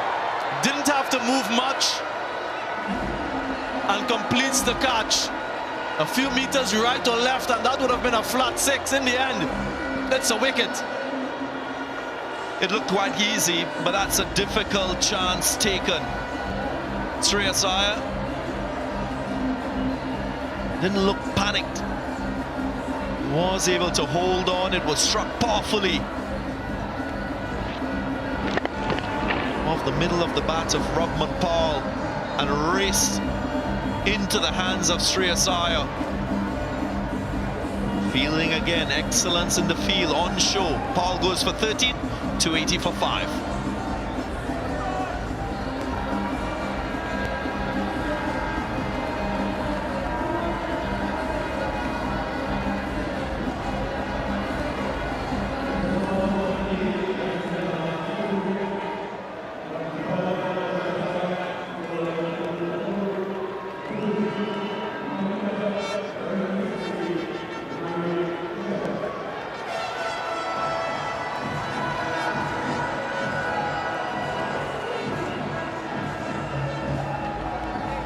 New batsman for the West Indies, Romario Shepherd, almost the hero in game 1.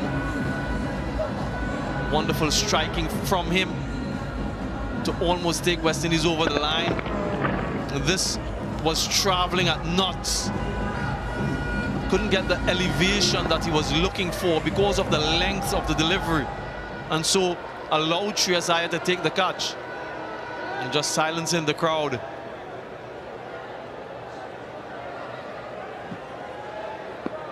.62 already from 6.4 overs in this, the last power play.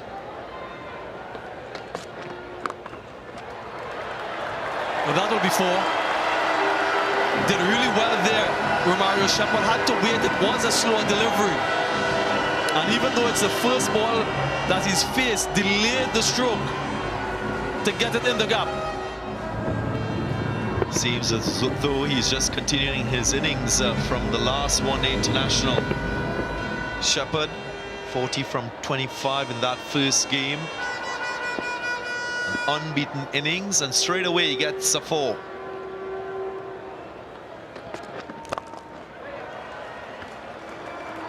Better from Shadow. That's more of the length that he'll be looking for on a more consistent basis. 285 for 5.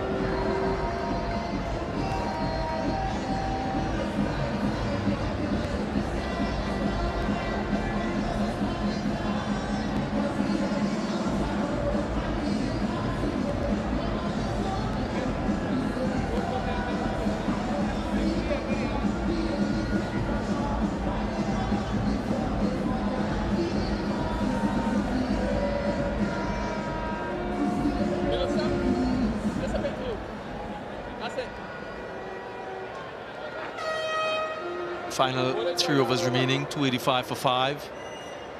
Mohamed Siraj with a couple overs remaining.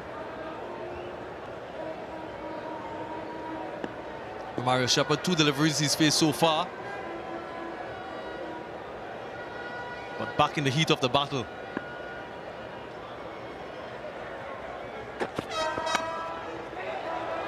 Doesn't get the gap, gets the single.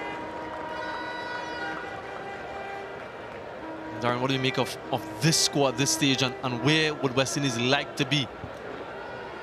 Certainly a good score, a good position for the West Indies to go beyond 300. Remember, India got 308 in that first one-day international, so you want to try to get an unassailable total batting first. No scoreboard pressure this time for the West Indies. They got over 300 against Pakistan recently, and that was not enough, so that will be on their minds.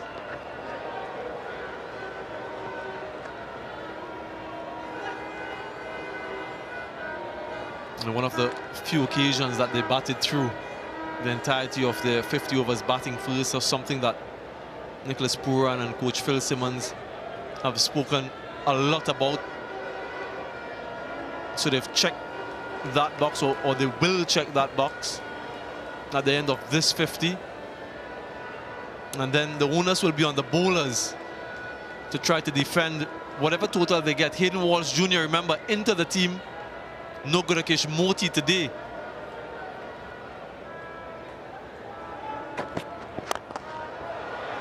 Does he find the gap?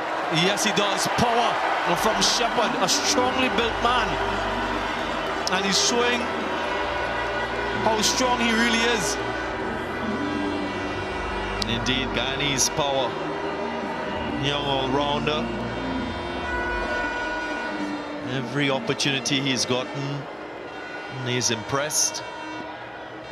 Of course, brought into the side as a replacement for Jason Holder, and making his mark. Making his mark in this series.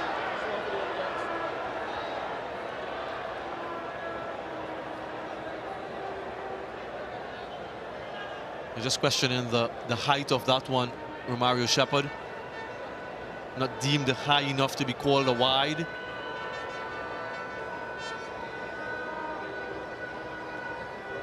One of the things that he can do or should do, Romario Shepherd, is also glean from what these bowlers are doing in this phase and see what's successful. Just like that. So when he's given the opportunity, he'll have an idea of what he can utilize. Mohamed Siraj changing his initial plan. Saw that front leg from Romario Shepherd being cleared. Didn't go straight, went wide of the off stump. That's brilliant from the Indian right-arm pacer. That's no easy feat to do whilst you're in your run-up phase of your particular delivery. In the gap once again. will get a couple.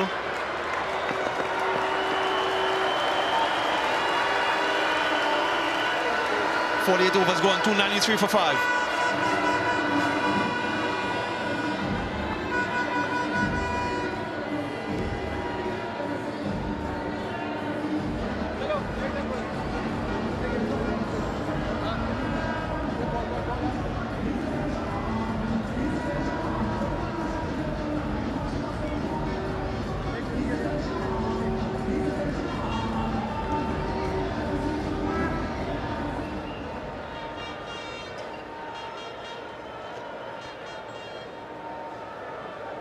Everyone getting into double figures apart from Brandon King. Triple figures for Shai Hope, 111.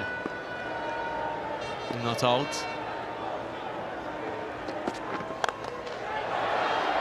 Just over Shika that one. Full delivery from Thakur.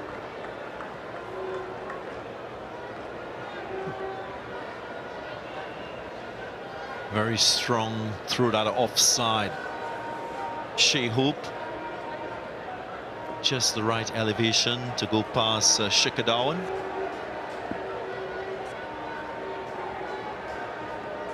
Mario Shepherd favors the onside.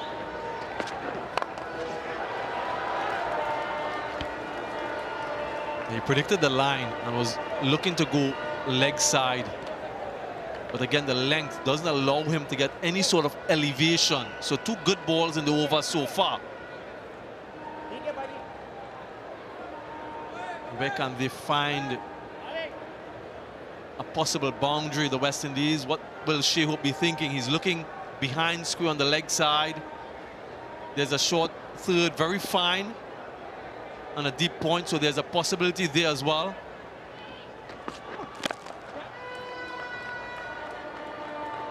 Three really good deliveries from Thakur.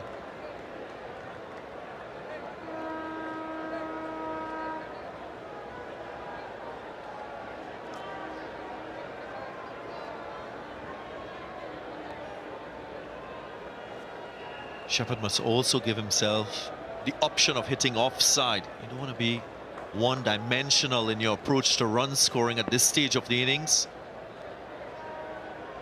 Sure, Thakur is going to go outside the off stump with his line, or straight. No, goes straight. Saw that shimmy offside. Did he get home? We will have to check. Umpire Joel Wilson goes upstairs.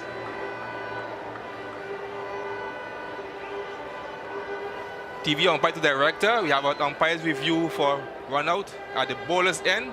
Have your best side on angle, please.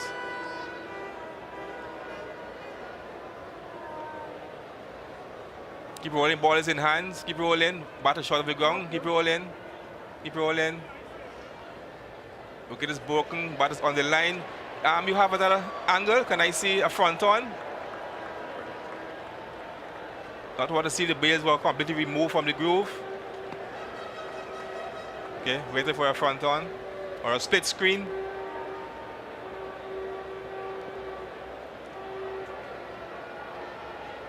Yes, waiting. Yes, come front on. Bat is grounded.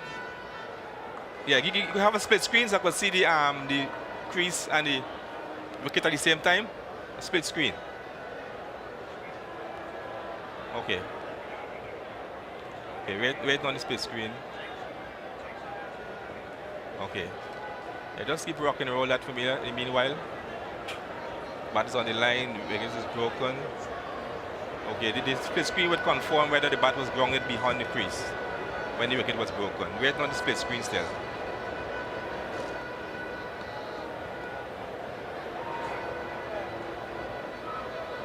Yes, split screen coming up now. Bat is on the line. Keep rolling. Next frame. Yes, I'm satisfied. The batter has made his ground. Okay, my decision for the mixed screen is not out. Repeat, not out.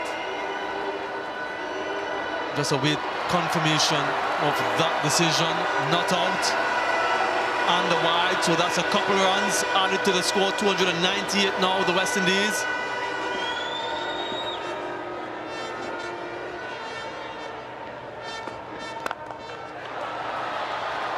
They'll look for 2. And they'll get to the 300. Comes up for the West Indies, and the 49's over. Back-to-back scores of 300 for the West Indies in ODIs. A lot of mention was made of the inconsistency in the West Indies batting lineup in one-day cricket in the last series. Drastic change. In there, the fielder gets under it and takes the catch.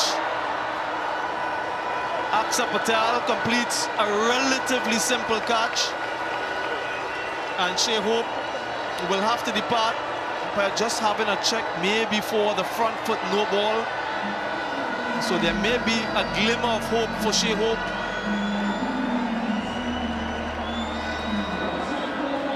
But in any event, it has been a wonderful, historic and memorable knock from the West Indian vice-captain and opening batsman,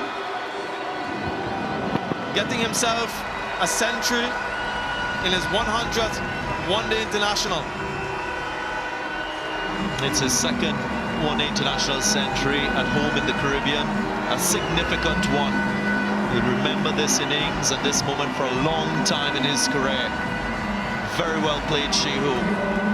What a moment for all West Indian fans. 300 for 6.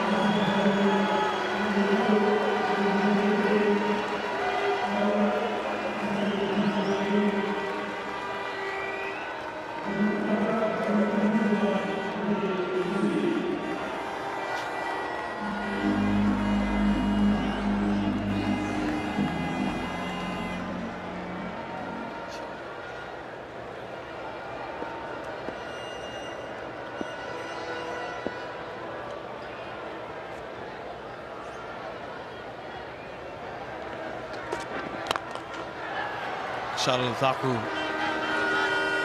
the man who continues to get wickets, picks up 3. 49 overs gone, 301 for 6.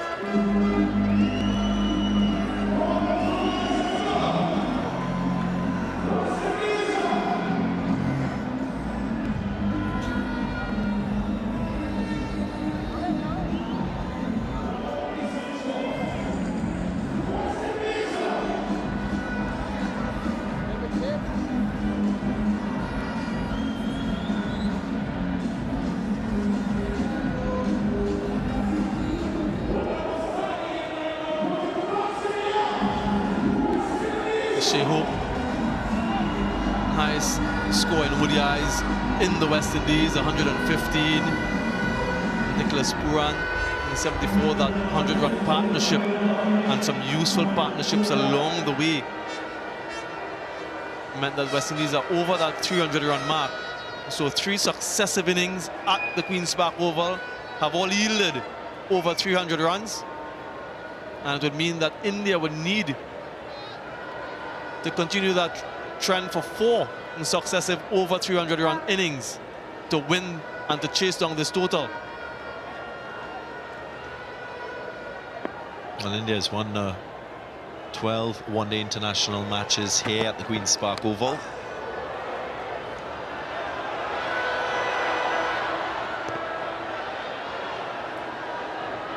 Of course, it's been a good hunting ground for them as a team.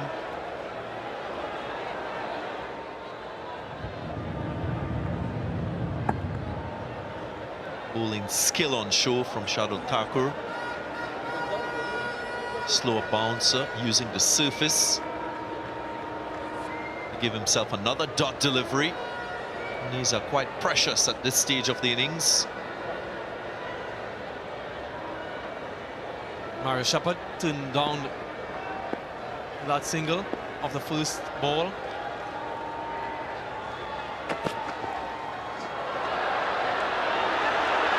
Chance for wide. He takes it this time, so there'll be 2 wides.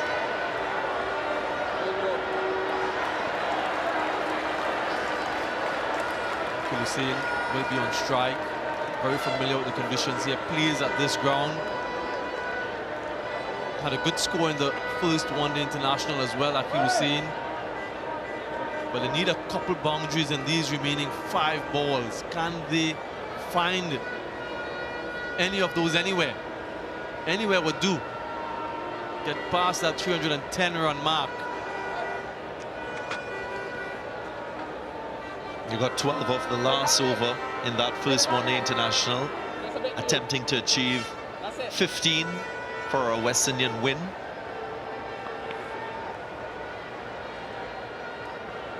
They have theoretically 5 legal deliveries to capitalize on. Akil Hussain, Romario Shepherd, not easy to get going straight away.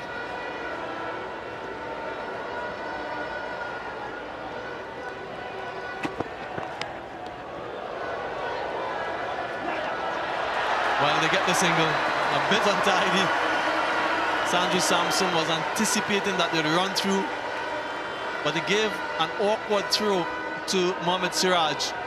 Neither full nor short enough for him to collect on the first bounce. In the end, he fumbled, and it means that Romario Shepherd gets back the strike. We can all laugh about it. So a little smile from Sanju Samson. Harmless return to the bowler. Produces a single for the West Indies. Makes another stop. This one is reminiscent of that first ODI where he saved the boundary. Would have been 5 wides. This time it might not have been wide because it isn't called. But good bit of work. He's smiling. Started the over with a fine leg, deep fine leg. So crucial for that type of situation.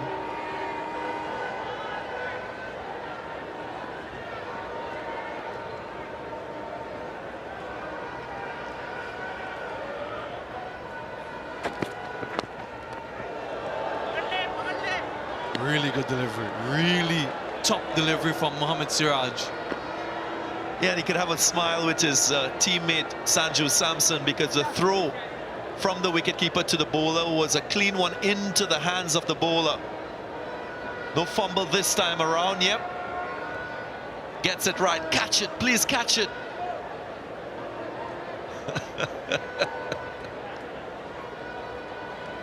All smiles. All smiles out in the middle. But take nothing away from those deliveries from Mohamed Siraj. At good pace. This one is swung away. Akil Hussain gets the 6. What a shot. A timely blow. Don't underestimate Akil Hussain. He can hit a long ball. We've seen that a few times in one-day internationals in T20 cricket. And he shows it on this occasion, using the pace and his strong wrists, leg side. Yeah, the fans, the local fans, they love it. Well, it's the highest score of the series so far. West Indies getting past that 308, 311 now. 1 delivery remaining. Final delivery in the first innings. A swing and a miss, and it didn't run through. I don't know why they didn't run through. Always run through on the final delivery. You never know what panic can set in. 311 for 6 in the end is what the West Indies will get. It's the first time in the last 6 one-day internationals batting first that they've batted through the entirety of 50 overs. That's taken into account a full complement of 50 overs. And they'll be very pleased as a batting group with this effort. Nicholas Pooran won the toss and decided to bat first. And this is a really good scorecard. It will be a challenging total to chase down, but they'll need to bowl well.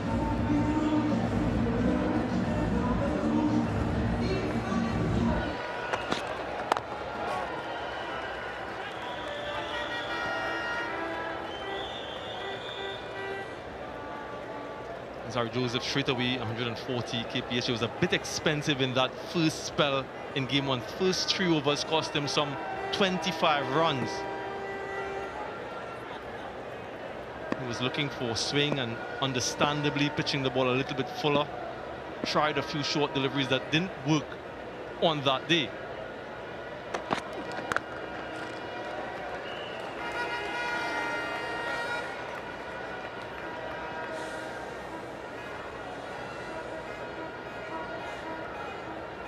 Hayden Walsh Jr. into the team at the expense of the injured Gulekesh Moti. So a bit of a surprise for him, not initially in the squad, but was a reserve, so he has an opportunity. Have to be ready at this level for every opportunity that comes your way.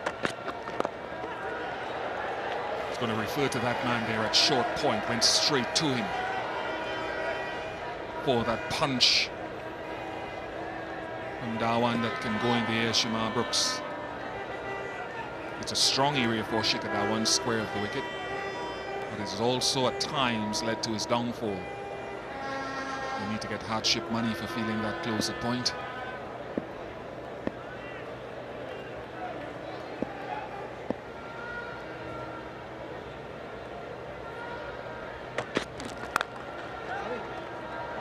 Very good.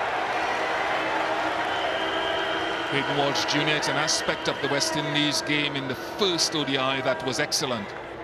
He adds to it. Yeah, one of the best in the region, if not the best, Hayden Walsh Jr.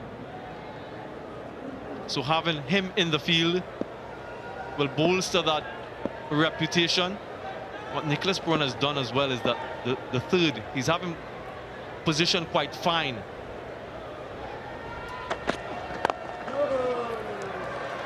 For that short delivery, if Zari Joseph decides to bowl it, he guides it down to that region in the air. And this has been a contrasting start from Zari Joseph. 5 dots. Can he finish the over off well?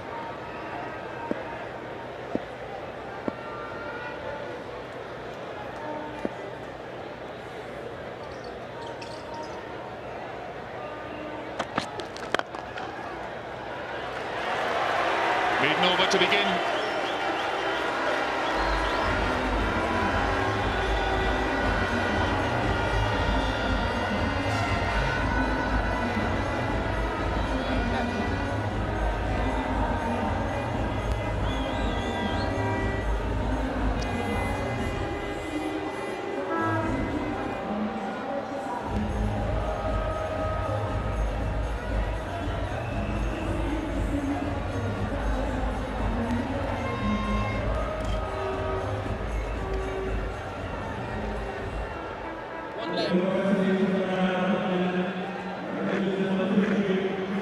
James Seals in the initial stages of his international career. Made his test debut last year.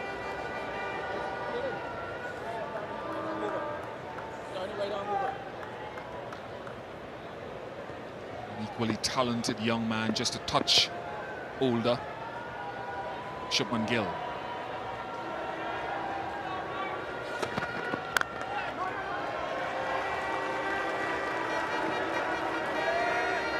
First delivery in that first game, he got off the mark with a glorious drive. So fluent through the offside, Shubman Gill. Nicholas Pooran and his bowlers would have identified that, and I'm sure sitting and planning for this game. We'll talk about the lines and the lengths that they want to bowl to him.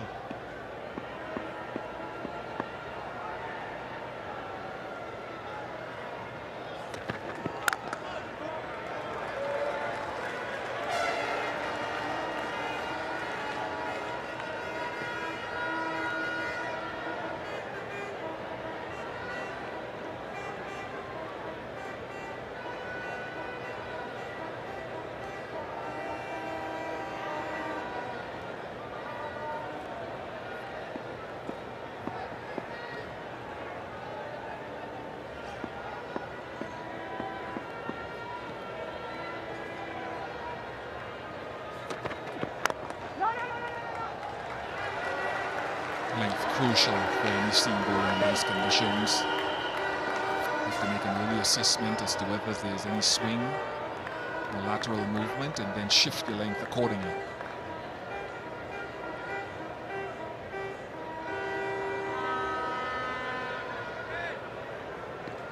I think if they can ensure that this first power play is a quiet one from India,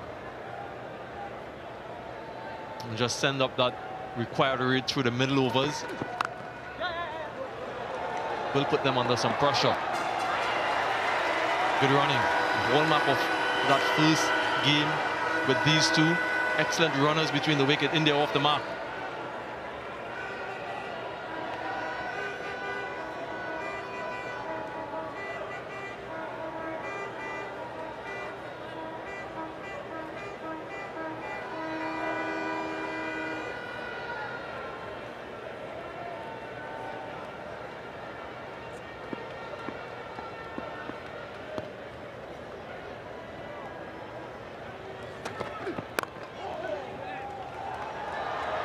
Another couple of runs.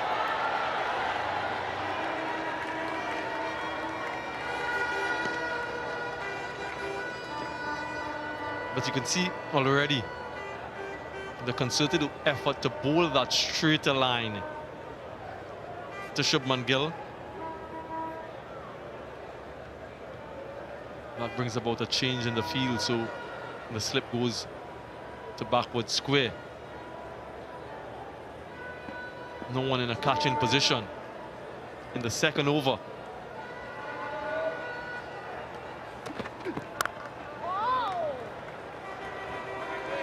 Good from Seals, 4 without loss.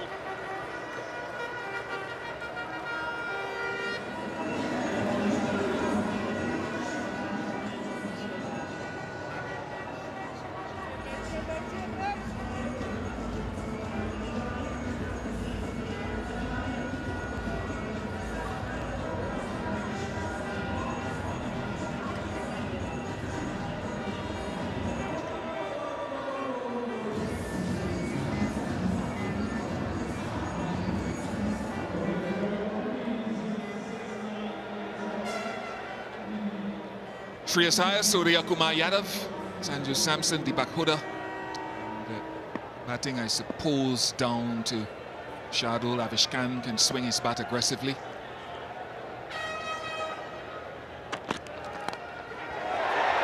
Fine third man will save it and will restrict it to 1. Carl Mears is the man at slip. I guess they're just a genuine edge from Shikhar Dhawan.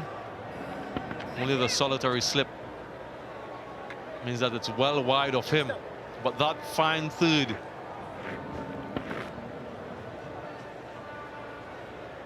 prevents 3.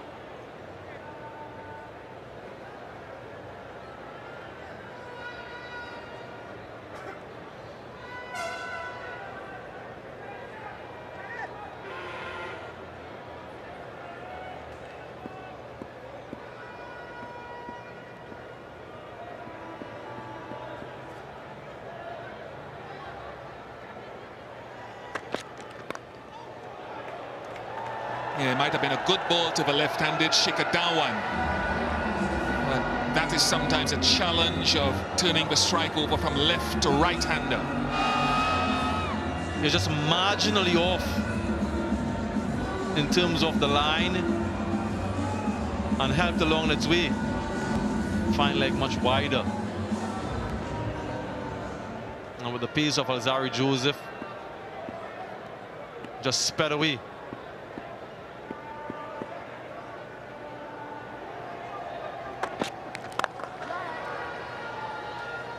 Sweeper offside. Just a little indication here of Alzari Joseph's length. Sometimes the information gleaned from a previous match or previous innings can dictate that you pull your length back slightly. At least it's straighter to the left-hander. Pace.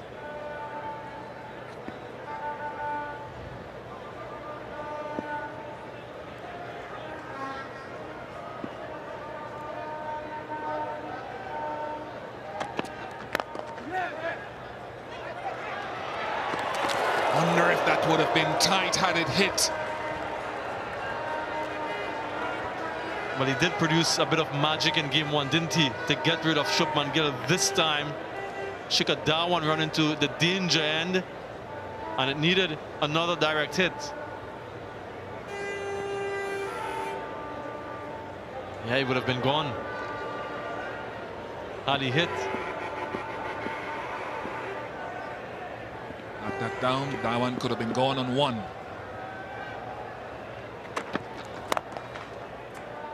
It's a good, interesting field set because we saw Shubman Gill. There was one particular shot he played in the first ODI, punched a good length delivery square.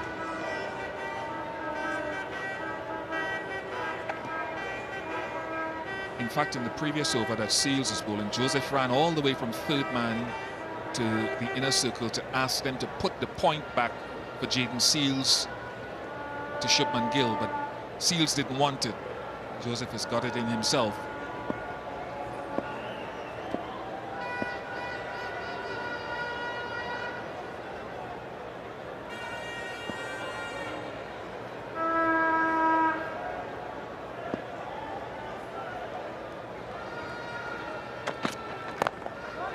Very good.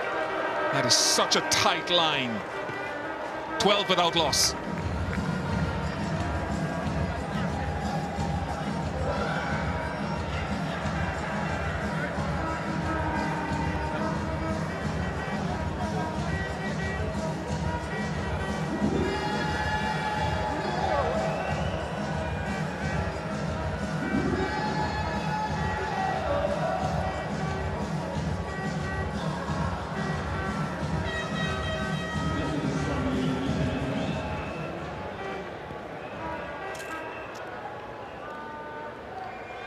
Length here is critical. They've taken the driving length away from Gill so far.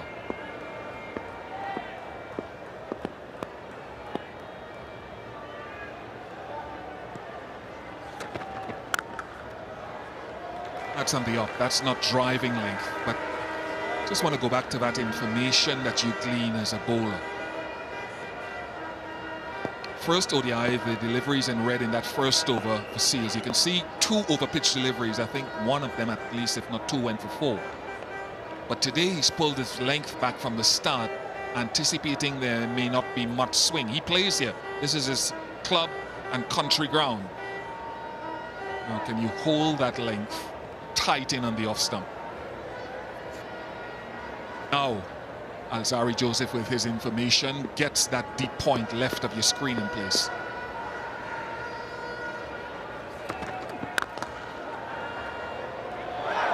Such a wonderful shot. Control, and he, as Gill usually does early, walks down the pitch again.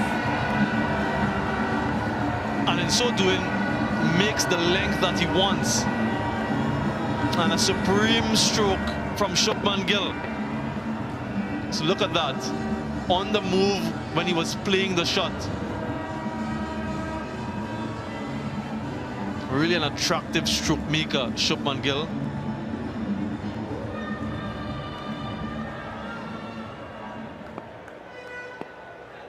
(14 off 11). Pull his length back, deep square leg goes out and fine leg comes up.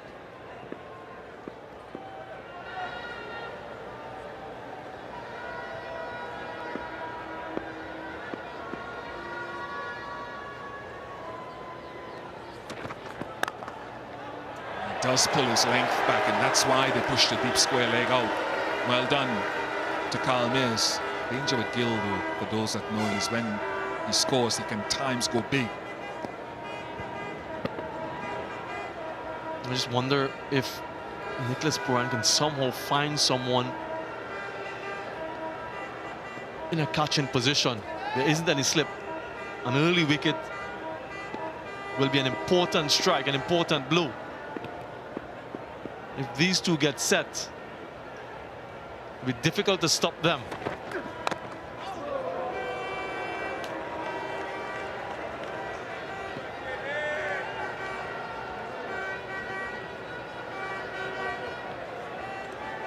I suppose knowing the score that you have to defend, and trying to minimize the damage that's done in the first power play with only 2 fielders out of the inner circle has prompted the decision to have more of a defensive field.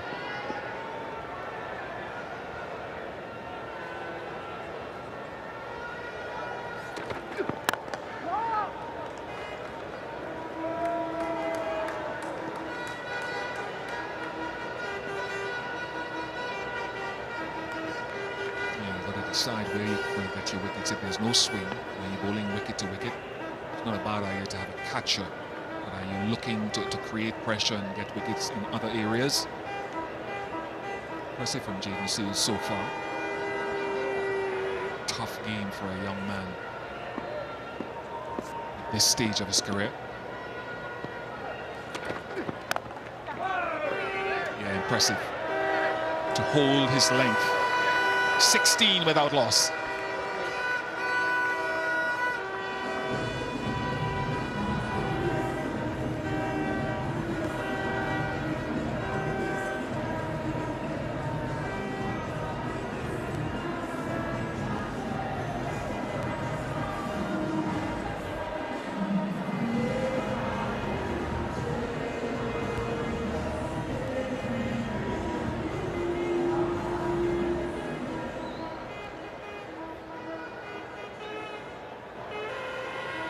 .296 more to get.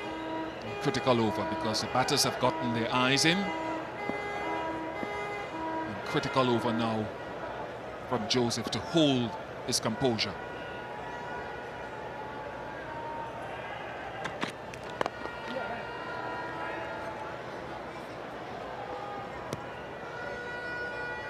Look at the similarities in approach from these two teams. Shikhar Dhawan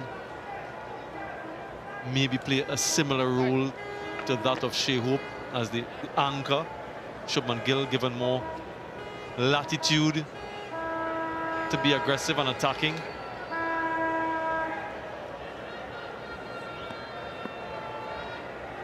But in a chase such as this, a steep chase, you need a good start. Initial partnerships, maybe for the first wicket, second wicket, has to be a big one. Otherwise, you'll be playing catch-up all the way through. Has that slip for the right-handed Gill. Short third, backward point.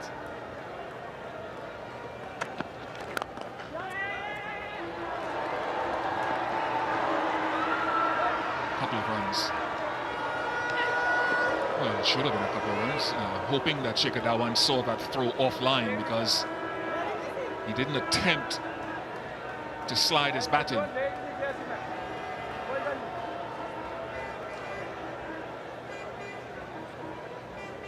And even though he has that fielder on the boundary on the offside, still doesn't want to give too much width to allow him to hit it in front of square. So the line, even with the protection, still has to be quite tight.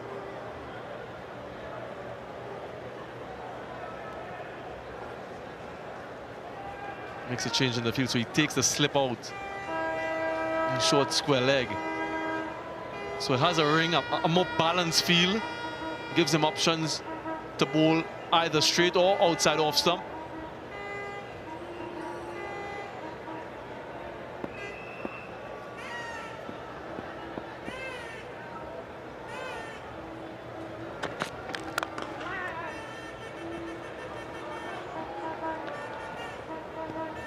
These two were very good in the opening encounter a couple of days ago. 73 without being parted in the power play. They're really good. Both of them putting away anything that's loose, anything that was short on both sides of the wicket, particularly through the offside. And they really set up that mammoth total that they did get. And again, the right-left combination working to perfection.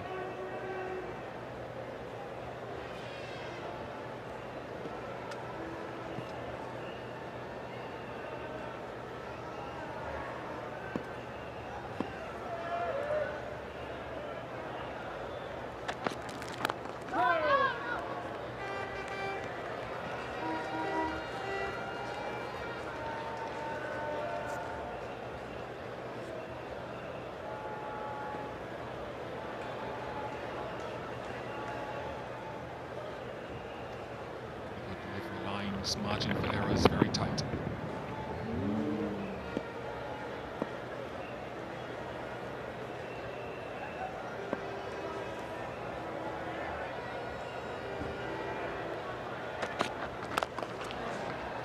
Good again. Very good again. Batters and bowlers often talk about closing out an over. Closing it out well from a bowler's point of view, not giving away a boundary.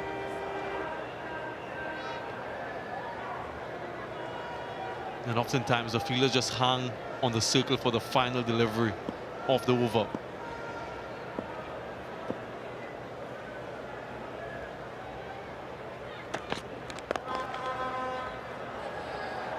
Be a couple.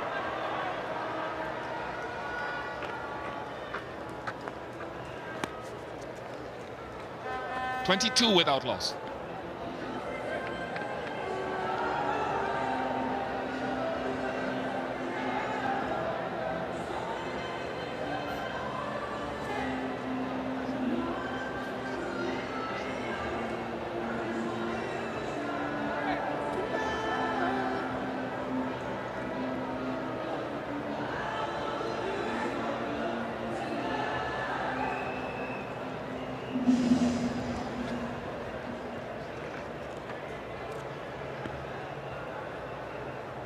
Jaden Seals again.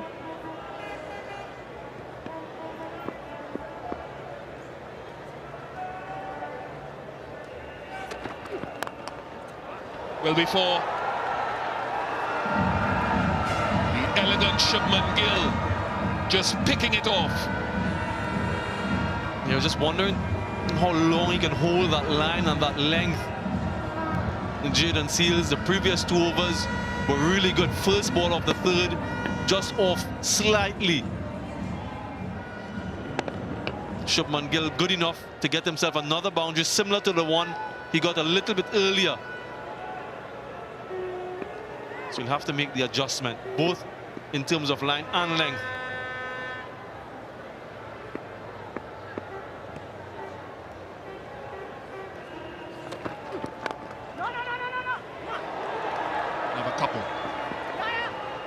What can the spinners offer on this surface from what we've seen in the first half? They're really interesting part of the game when the spinners do come on. Akil Hussain, one of the leading bowlers in one-day international cricket, certainly for the West Indies. In terms of wicket taking, he was good in game 1, and they'll expect more of the same from him. Hayden Walsh Jr., this man in for this game with his wrist spin.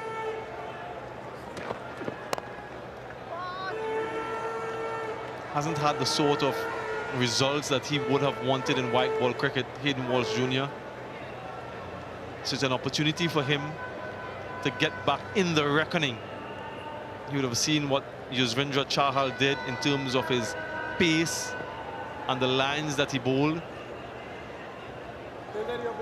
And against this Indian batting lineup that is quite adept against spin bowling, it would be a huge test for him.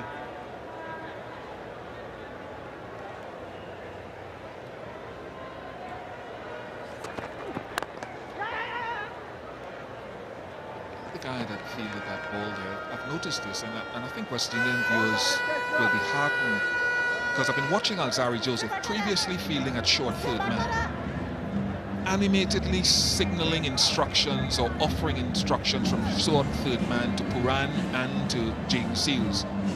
At the beginning of this over, he had enough, so he moved from short third man to mid-on, and Romario Shepherd went to short third man because he wanted to be close to Jaden Seals and offer advice, and I think that's heartening.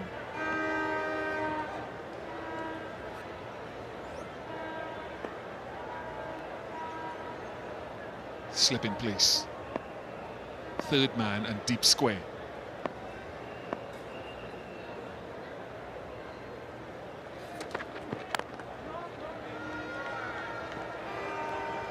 Yeah, this is good. This is really good from the West Indies. Only 3 fours and went to the 6th over. Diametrically opposed to what we saw in game 1. talk about learning as you move from game to game, from series to series, and they certainly have demonstrated that so far.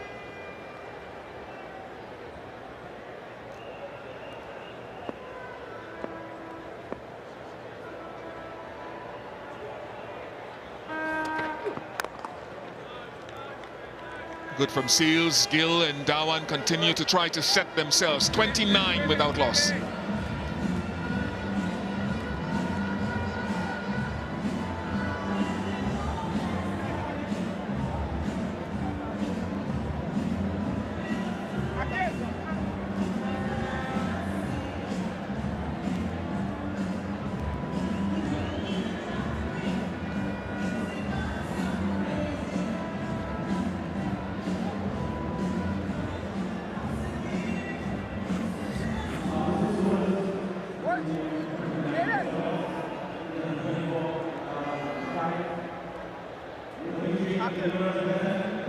Slow start for India. It was the reverse in the first game where India flew out of the blocks and faded towards the back end, did enough to win. Romario Shepherd replacing Alzari Joseph.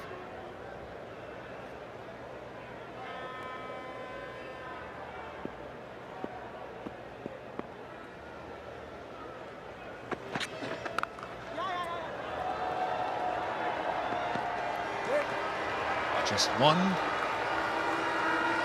Shepherd himself played a critical part in that first game that almost drew parity. 7 overs for 43 and a wicket, and then his runs at the end only in because Jason Holder contracted the COVID virus. And so Shepherd retained his place in the 11 for this series.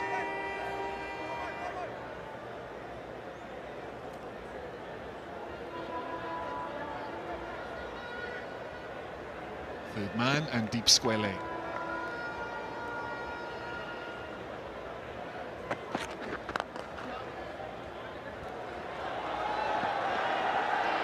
Good indication of how good a surface this is. Good from Puran. Very good from Puran. Ryan Griffith, who's been working with them from a fielding perspective, can afford a few smiles in the last game and a bit. Yeah, looking to get on with things, Shikhar Dhawan. Puran is very athletic, isn't he? The exuberance of youth. And they might just be feeling the pressure.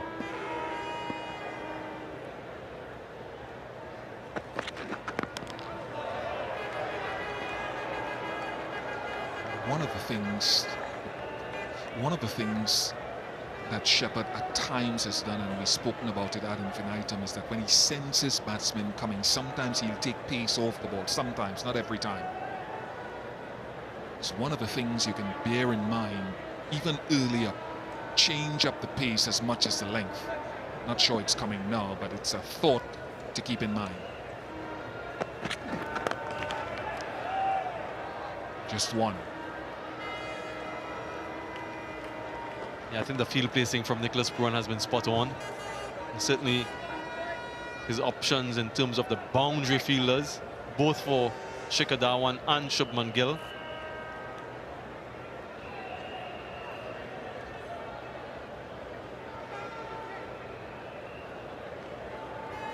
And just the 3-4s recorded so far in the innings.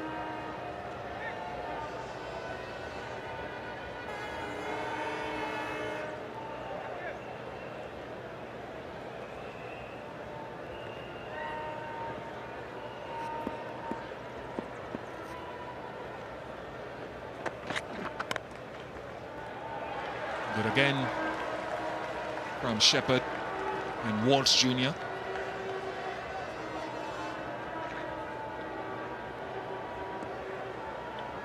Yeah, because that fielder is on the point boundary, he's trying to get it finer. Backward point and third in the circle. So it's forcing him to try to do something a little bit differently to what he did in game 1.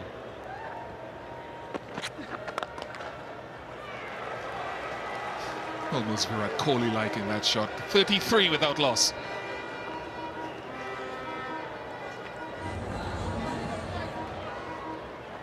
game. Good game.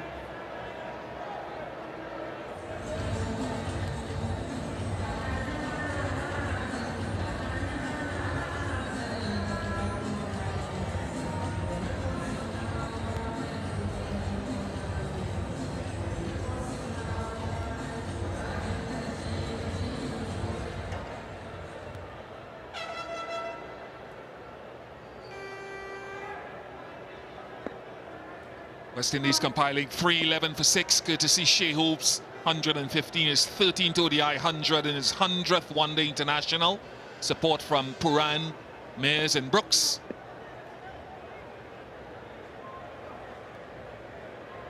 Third man coming up, and the deep point goes back. Deep point, deep square leg. Either extreme of your screen.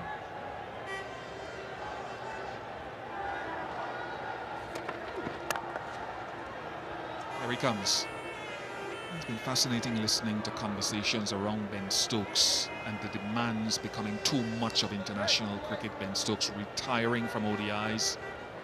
Tamim Iqbal previously coming here with Bangladesh, retiring from T20s.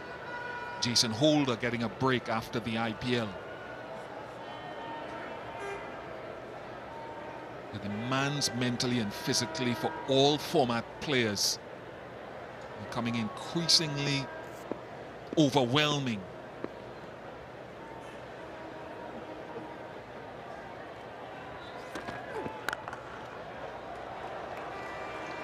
Plays that pull shot very well quite often. Yeah, it's an unrelenting schedule, isn't it? When you play international cricket and all of the T20 leagues that are propping up all over.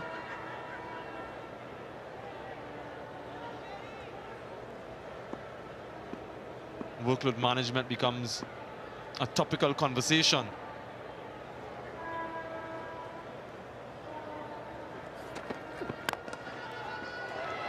I can see why.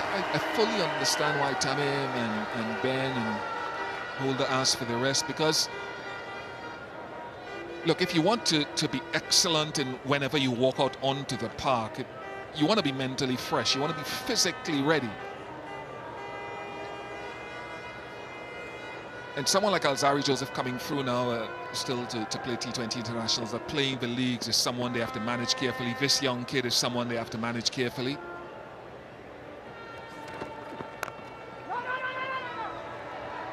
And the player themselves have to also be wary. I know there's a disparity in the pay gap around the world. Mitchell Stark has pulled out of several T20 franchise leagues because he wants to focus largely on international cricket. So it's an interesting time for the world game. South Africa pulling out of their ODI series, postponed from next January in Australia to start their franchise again, T20s.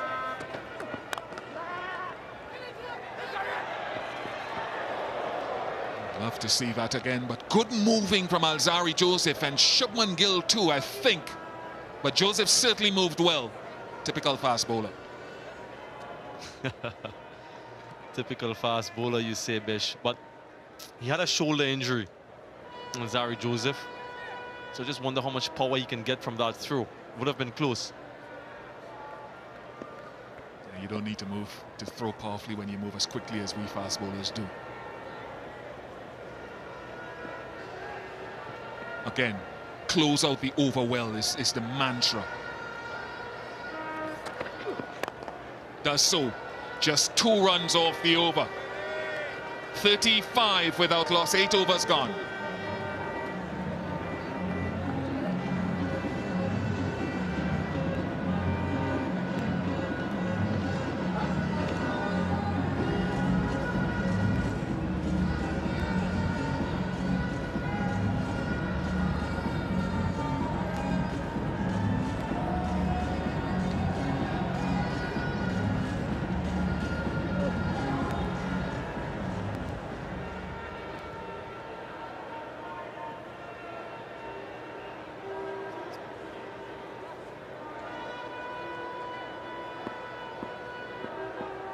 West Indies ahead on the run rate.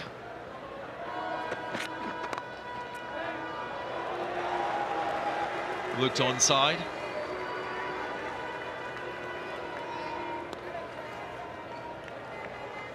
There's effervescence in this West Indies fielding effort. Lots of energy around. There's a hustle and bustle on the outfield. Here again, a dive, an important hand, preventing a short boundary.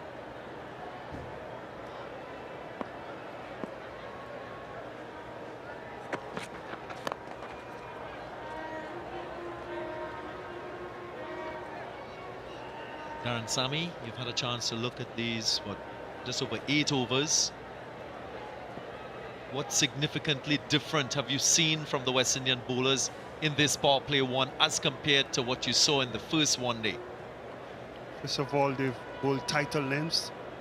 They bowled a couple looseners and free deliveries, which Shikhar Dhawan and Shubman Gill capitalized on.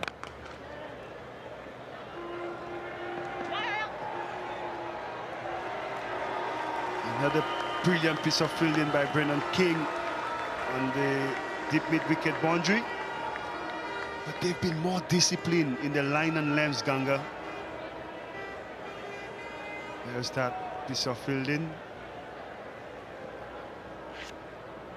Good hands.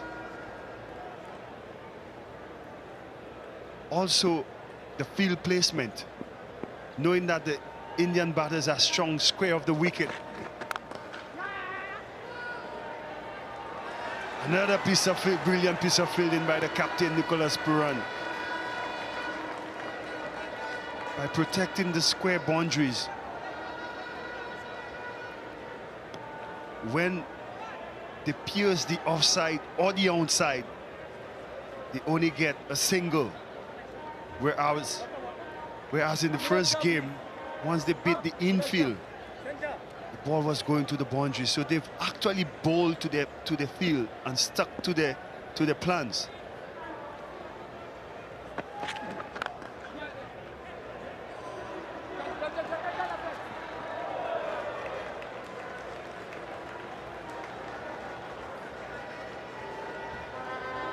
And by doing so, India have not gone off with that flying start they got in the first game.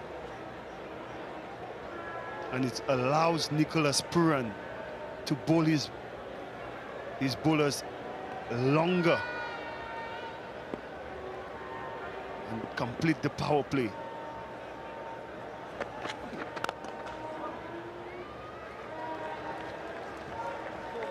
Solitary dot in the over.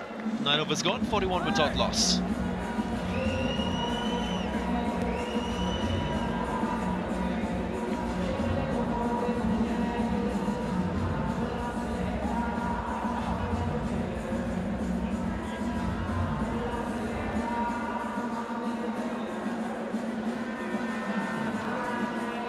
Just the one change to this India 11.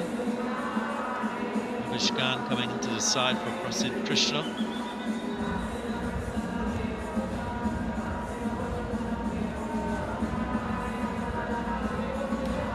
Strong and talented batting lineup from India. Will have their work cut out in this run chase.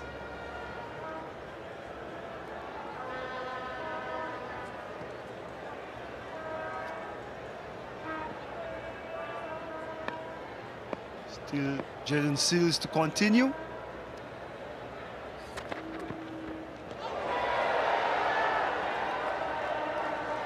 Hasn't been offered many deliveries with width outside the off-stump. Shikhar Dhawan just trying to manufacture that cut shot. A little too close, and a little extra bounce from Jaden Seals.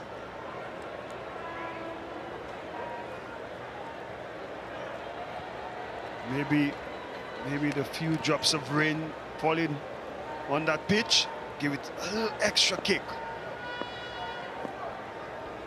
And Sami just referring to a drizzle that we're experiencing at the moment.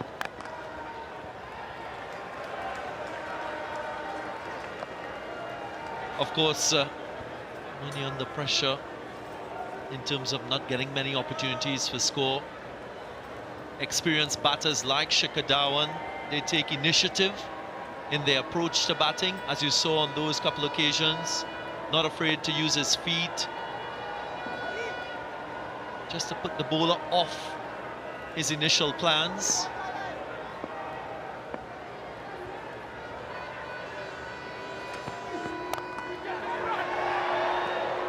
Zopish away from Nicholas Puran in that mid-off position. Pressure building now. And that's what dot balls do to you, especially when you take chasing a mammoth target. And the West Indies bowling unit, they went in, assessed their first match, and they've come in and put in a good show so far.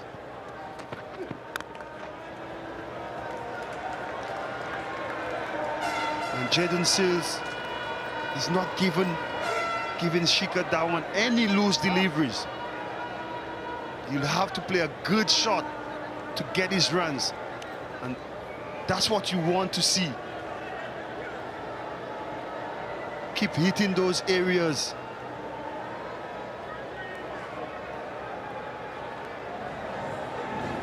Another good sight. Players leaving the field because of the rain. Umpire signaling to the ground staff to bring the covers on. So a rain delay here in this second one-day international between the West Indies and India. Doesn't really look like the rain will linger for long.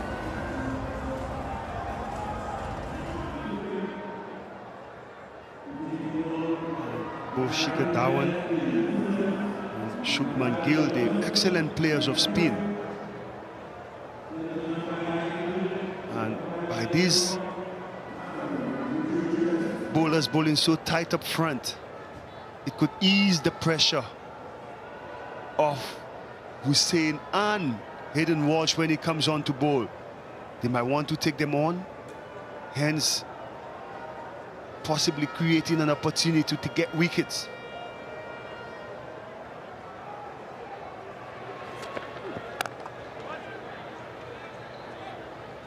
I'll be bold enough to say that West Indies' success on this game hinges a lot on the efforts of those two spinners, Hayden Walsh Jr. and Akeal Hussain.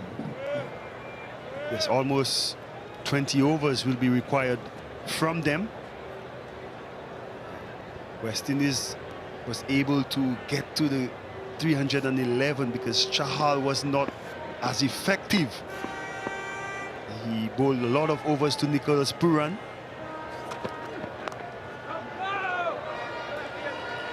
Luckily for Jaden Seals,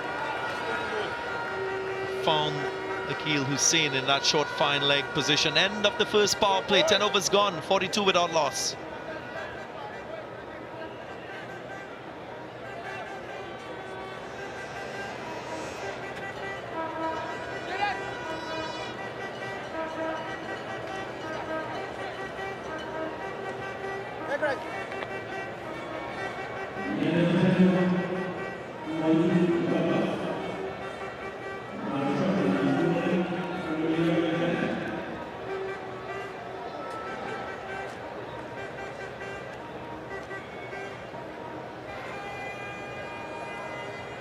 Shai Hope taking the headlines so far in this second one-day international between the West Indies and India. As we start the second power play.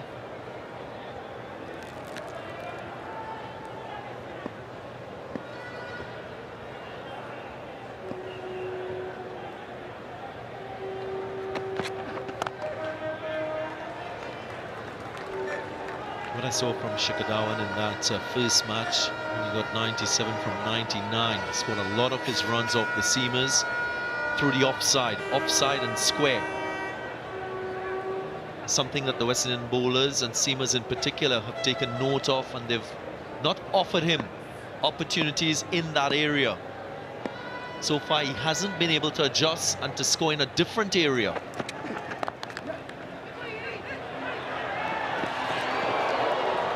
Might have been a chance for a wicket had he hit the target. We'll have to wait and see the replay. Hidden Walsh at point, he brings that energy. Took his time. Oh, would have been very close. One stamp to aim at.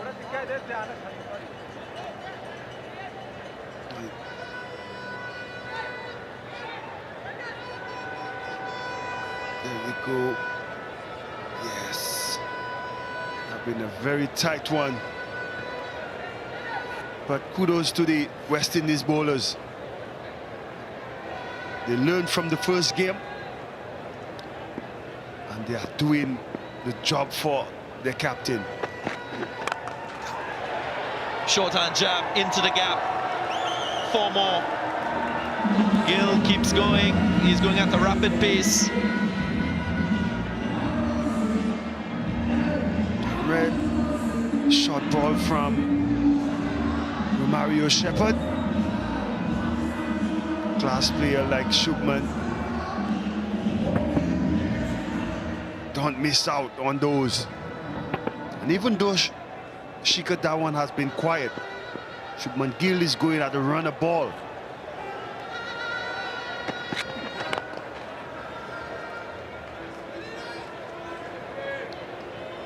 He's happy to be there to support the partnership, which is more important, not expose his number 3.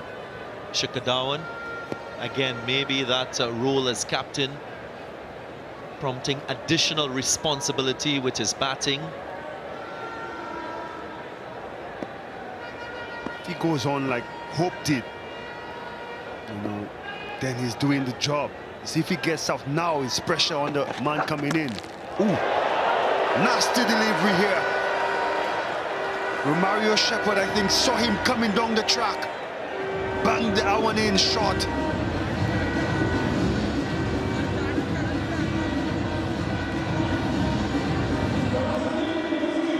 Not a good sight. Thankfully, Shikhar Dhawan is fine.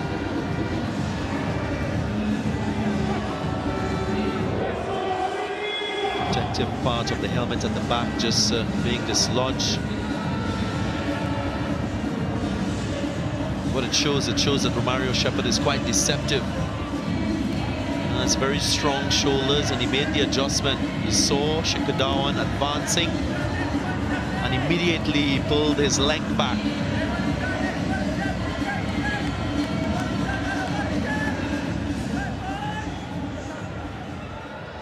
Once again, you're seeing the importance of a protective wear.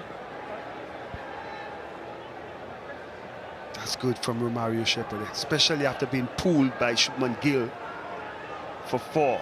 He's come back good. It's important he close off this over.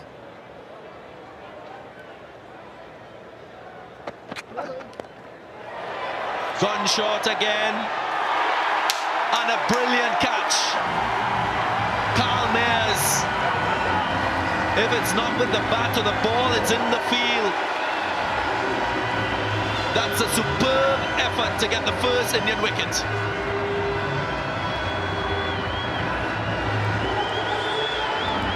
Shikhar Dhawan, not his normal aggressive self. Romario Shepherd banging that one shot again. And what a catch by Carl Mayers. Diving to his right, both hands. Shikhar Dhawan goes 13 of 41, it's 48 for 1.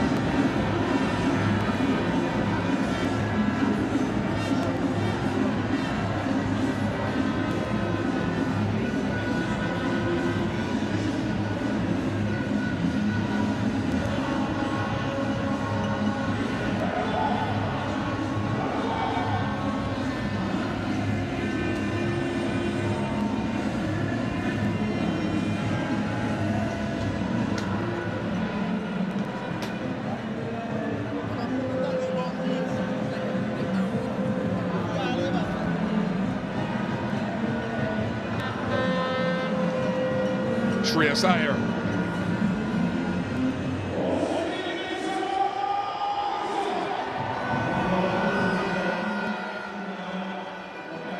It's a continuation of some good work in the field from that first ODI, leading to this. Peripheral vision allows him to understand the boundary rope. The marker is some way off, so he could catch, fall and slide. Outstanding from Carl Mays, and for your excellence, bowl us a couple of overs, says Nicholas Puran.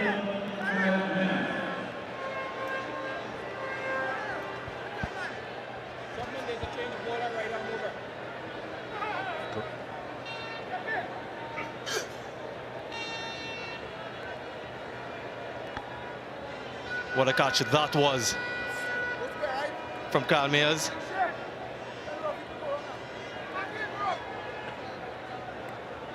A moment of brilliance. West Indies, well, they needed one. They got one. India under pressure. 48 for 1 in 11.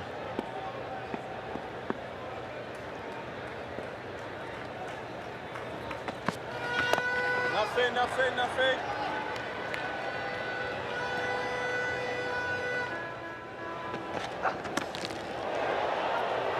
Telegraphed his stride down the pitch, and Romario Shepherd quite aware.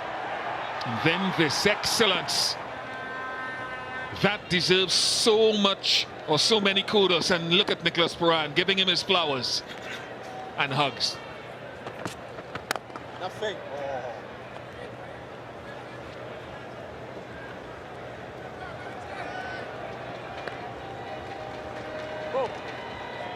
Yeah, they've been feeling the pressure. They aren't scoring as freely and as fluently as in that first one-day international.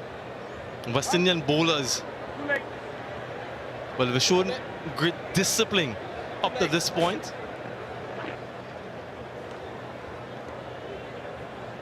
And Carl Mayers want to continue to build on the good work done by the opening bowlers.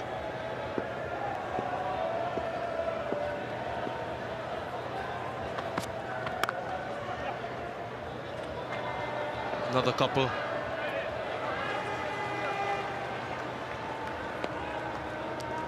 Shubman Gill on 36 Shreyas Iyer off the mark. Both of these had good knocks in that first game, but they don't have the platform that was laid. It's a different proposition altogether when you add that they've been asked to chase that scoreboard pressure. Excellent from Akil Hussain, just a single.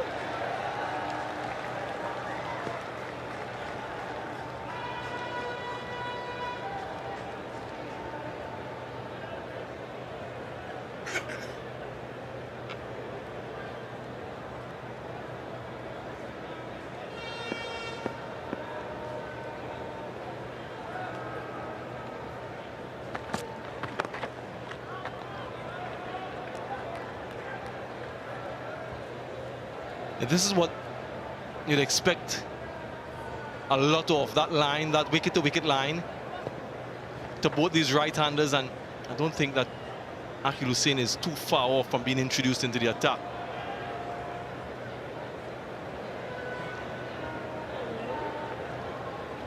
Required run rate 6.79.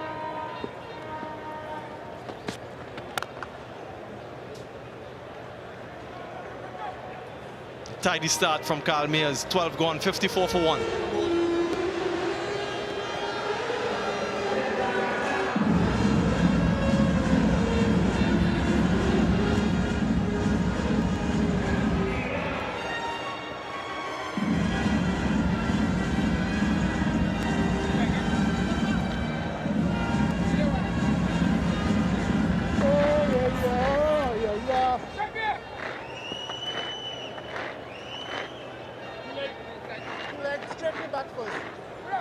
Straight knee back, batsman.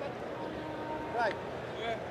258 in 38. We're talking about an hour.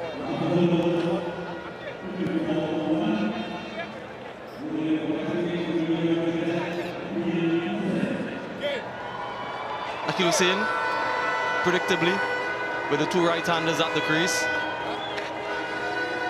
So theoretically, we'll be turning away from them. And he too would be operating with tight lines.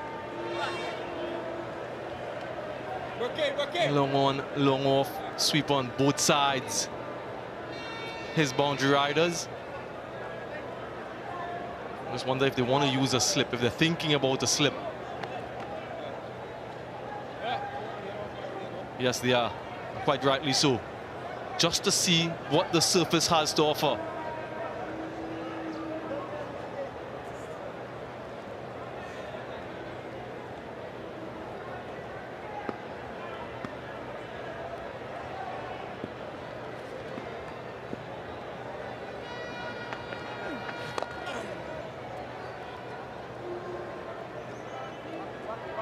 Bishop's a much different Akeal Hussein from what we saw in that Bangladesh series, in much more helpful conditions. 100 showed for hopes. He got that this morning. Yeah, lost his rhythm in the Bangladesh series.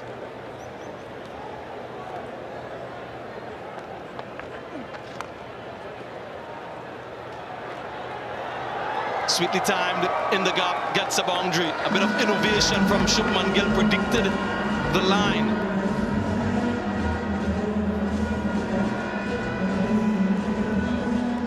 But Hussein will find this challenge another step up again from Shubman Gill, who's a good player of spin reputedly. Deep square has now been moved to backward square.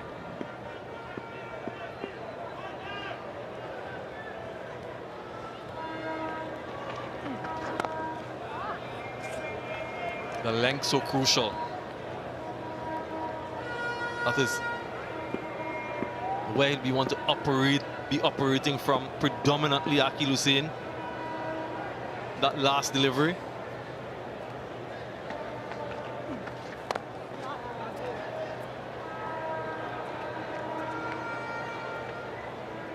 There's some challenges for Walsh, and for example, Akeal Hussein, who wants to bowl wicket to wicket. Gill is a sweeper like Surya Kumar Yadav. Surya will sweep. Gill will also come down the pitch and sometimes try to hit the ball wide of long on if he gets that chance. So it's just a different challenge.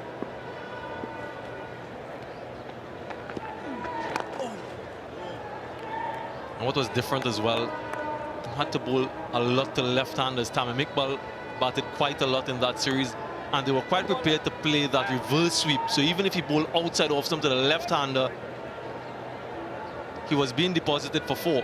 These two wouldn't necessarily play that shot, more the conventional sweep. Bowling, okay. Wait. 13 gone, 61 for 1. Woo! Fire!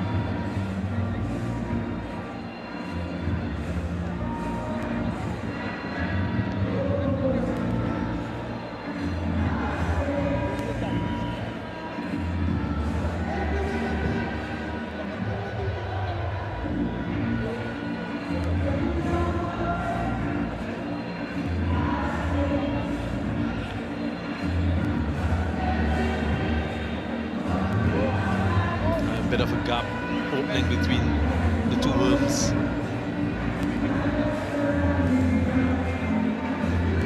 Western has been looking to increase that gap. India looking to narrow it as we get deeper into this innings. Spoken about how the ball, when it gets softer, much more difficult to score. So on that account, West Indies, they have done quite well in the first 13 overs.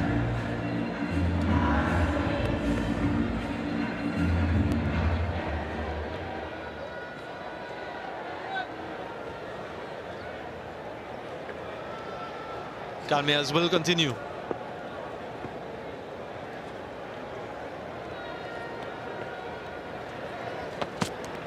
Nice, Duffy.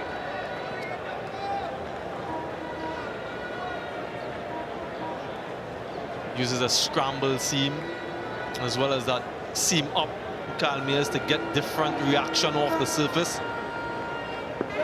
Not very pacey, but accurate enough.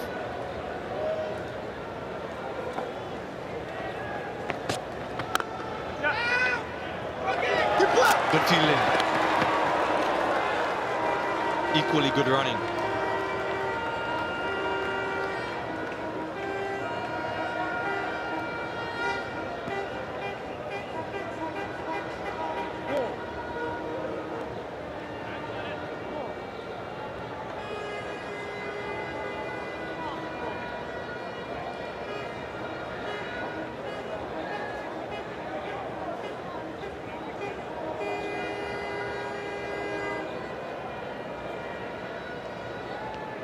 A little bit of a sprinkling earlier on the surface. Don't think that it would change the conditions too much either way.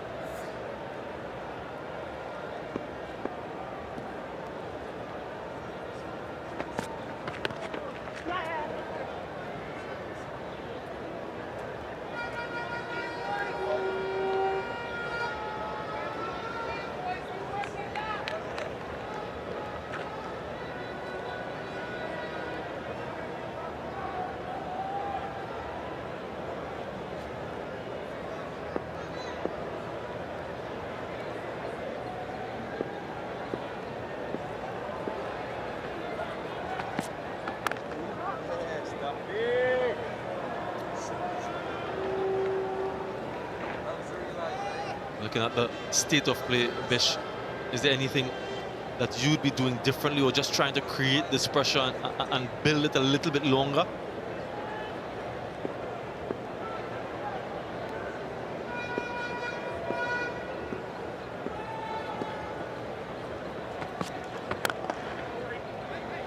I think Buran's gone along the job quite well. What I like about Carl Mears, I think in test matches, in helpful conditions, we see a Carl Mears who works his way there. I was thinking about the last couple of days. I wanted to see Carl Mears bowl outside of the power play. It's a different format and not so much in the pitch. So bowling him outside of that first power play, I think, is a good move.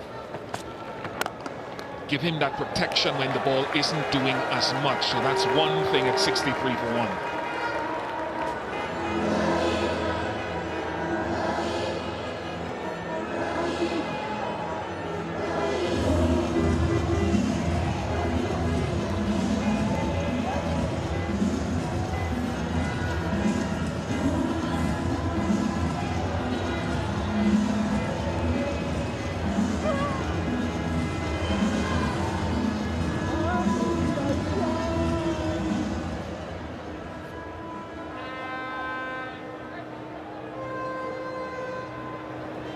West Indies were comfortably ahead at this stage.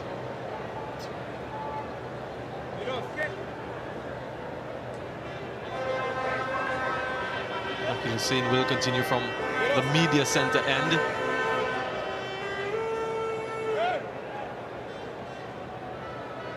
Very hot and humid. Mentioned in that first one-day international. Don't feel that breeze blowing through in this stadium. So it's really a cauldron.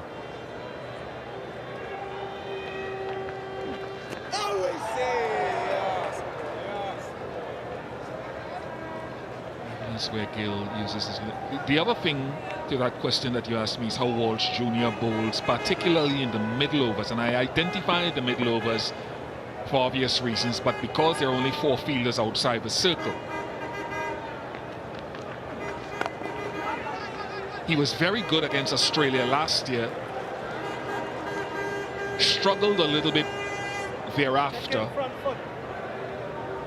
But I thought against India in the last game in Ahmedabad earlier this year, he bowled 2 for 59 off 10. And they kind of used some of his overs in that last power play when there's an extra fielder outside. So how Pooran then manages his aim today will be fascinating.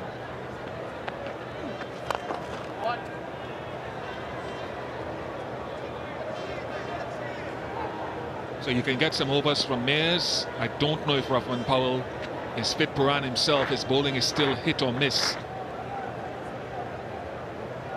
So just bringing Walsh Jr. in at the right time, relieving him and mixing his bowlers is going to be crucial.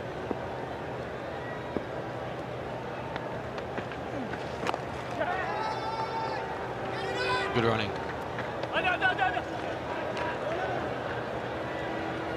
Seldom see too many dot balls from these batsmen against spinners. If they keep doing that with the odd boundary here or there, they'll keep up with the run rate just a touch on the 7.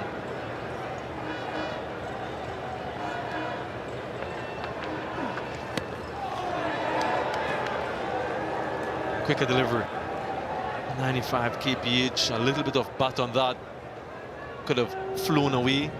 Could have even gone in the wicketkeeper's gloves.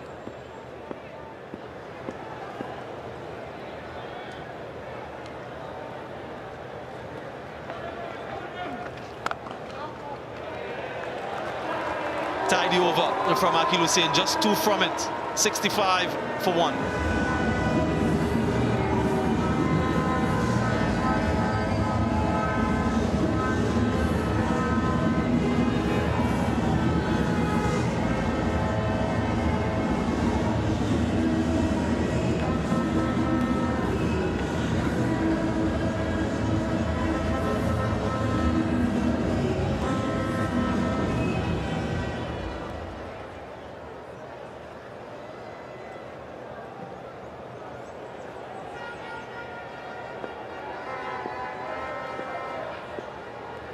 Mayers to continue.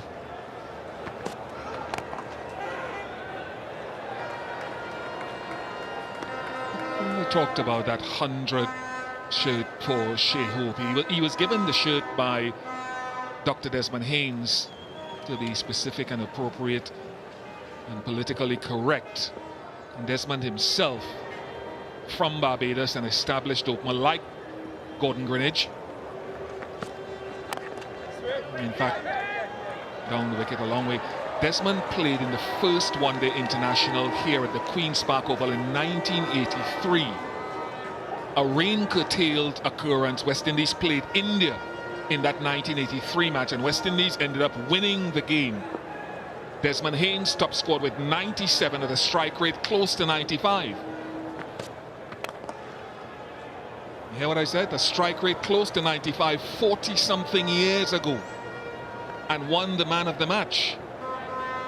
So West Indies, the point I'm making is had a number of players who were ahead of their time where this ODI and white ball cricket is concerned. And our young people have to remember these sorts of things. So Vivian Richards, ahead of his time. Is that a wicket? Yes, it is. Very, very soft dismissal from Shubman Gill.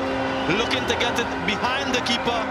Instead, he just lobs it to the bowler, Kyle Mayers himself, taking the catch. Another breakthrough for the West Indies.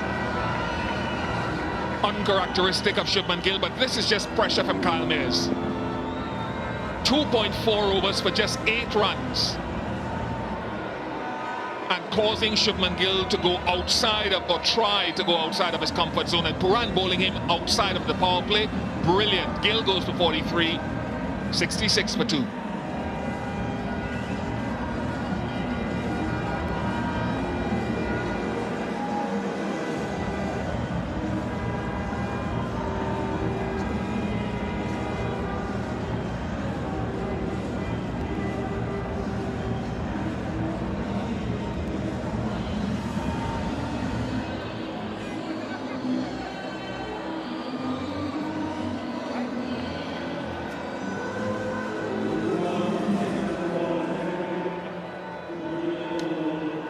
New batsman for India, Surya Kumar Yadav.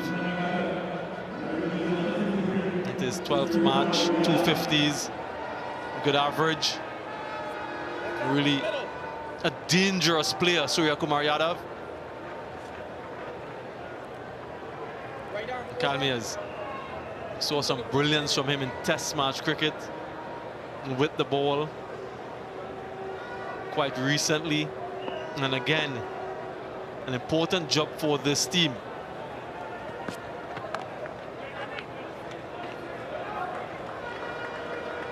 And he has that protection. They've tried him with the new ball a couple of times in Pakistan, and I think here once in the Caribbean. Too early through with the attempt to ramp it, and an easy wicket for Kyle Mayers.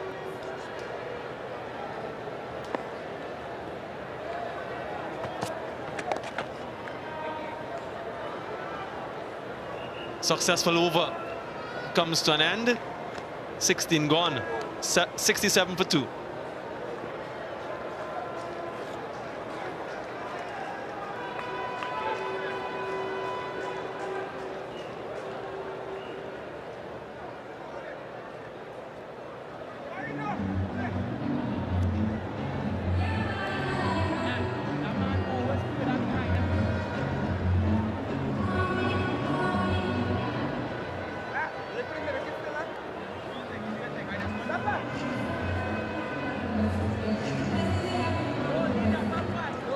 An inexperienced but talented middle order for India. You cannot write these guys off. Sanju Samson, Deepak Huda, Aksa Patel, Shardul Thakur, all can do the business. West Indies will need to continue the good job that they've been doing for the past 16 overs. Maybe pinpoint a couple deliveries that straight down the leg side, but apart from that, they've been very disciplined. Akil Hussain has a deep backward square, a deep mid wicket, and a mid on. Interestingly, means that his length has to be spot on with that.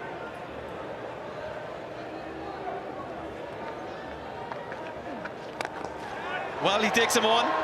First ball goes the distance. That's a confident stroke. Only his third delivery, and against a theoretical spin, what a shot. Surya Kumar Yadav can be a tough player to bowl to. Very good hands, he'll sweep, he will hit against the spin, he'll hit with the spin over extra cover. Very, very dangerous man, and doesn't take much time to settle in. Same field.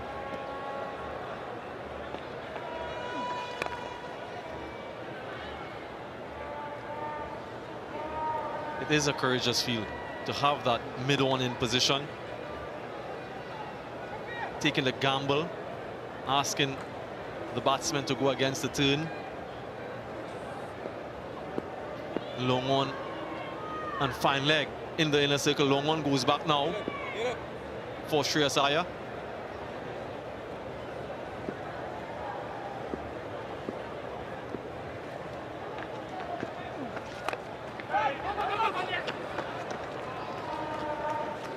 I think some batsmen are fascinating, because I played with a few guys. I know, like, for example, the West Indies head coach Phil Simmons. We had this discussion back when he was playing. He was more comfortable coming down to the left-arm spinner and hitting in this direction than he was coming down to the off spinner and hitting with the spin in that direction. And I know a couple other guys who prefer doing it against left-arm spin rather than the ball turning into them. I think it's fascinating to have that ability. When they feel that the ball spinning from leg to off, they can meet it on the point of its turn and get more bat onto it, their own individual thing.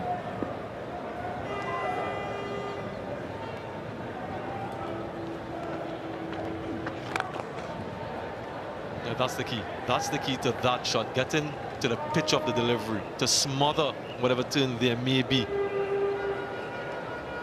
And 6 in the first ball of the over, and 3 singles thereafter. Quite a few times in the West Indian innings, they hit a boundary and followed it up with a cluster of dots. So you make the over a big over, a 10-run over, a 11-run over if you can.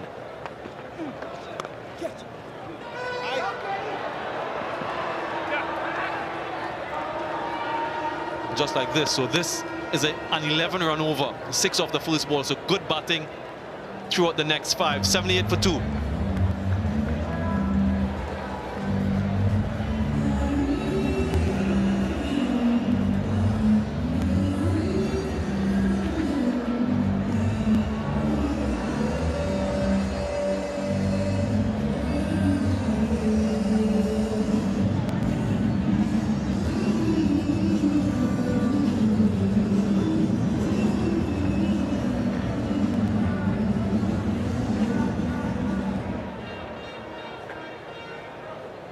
And that last over, the most expensive in the innings so far. I'm just trying to get some momentum going in there. Just wonder if he'll do a bit of a prank, Nicholas Pooran. But the series also has been played in really good spurts between these two teams. Lots of familiarity, international cricket as well as franchise cricket around the world.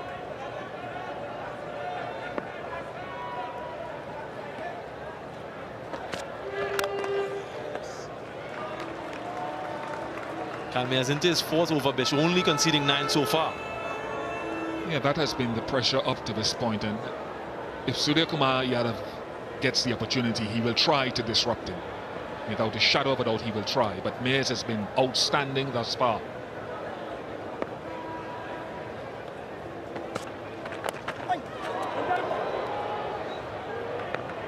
Wide signal, just slightly off target. Good bit of work from Shai. It's not an easy take down the leg side, keeping up to the medium pace bowler.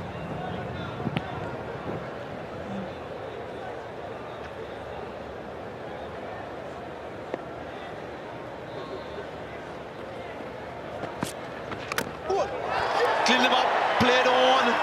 Kalmias, once again the magician in this West Indian team, the talisman, with the bats in game 1, with the ball in game 2.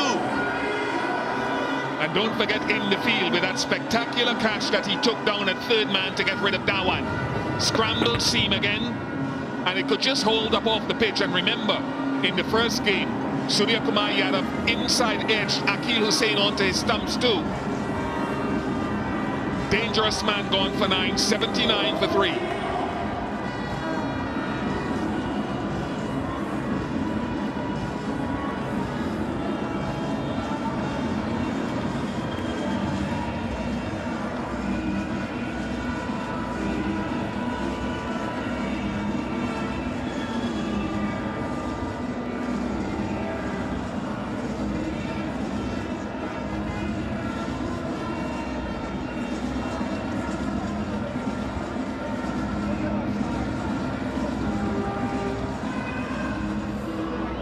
New batsman Sanju Samson in for his third one-day international match.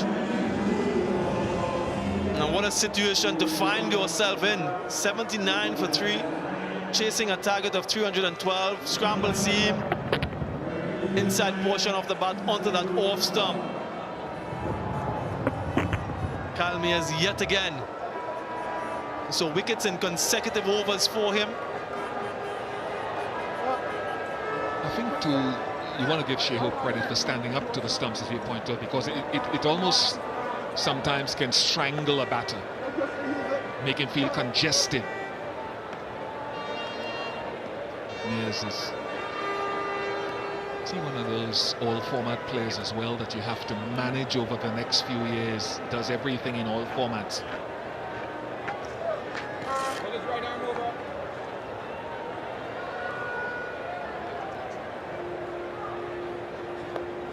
The required rate going above 7 now. The wicket slowing down even further. The ball is softer. New batsman at the crease. Ideal scenario for the West Indies.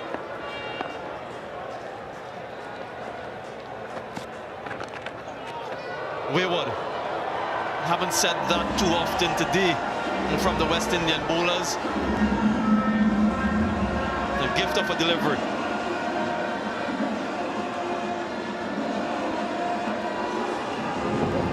Trying to bowl at the stumps, trying to bowl stump to stump too straight.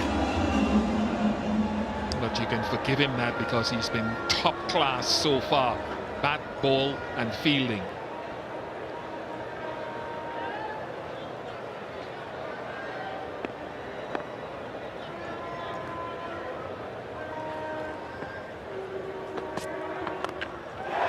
Another wicket. Oh, almost. Brandon King. Nearly got there. Desperate dive in the end. Kyle Mears once again causing some problems.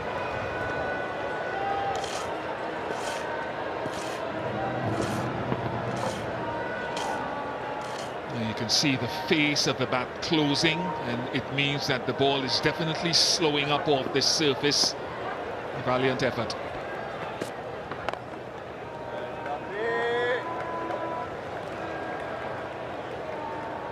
Let's look back and reflect on Surya Kumar Yadav. First game, Akil Hussain chopped on.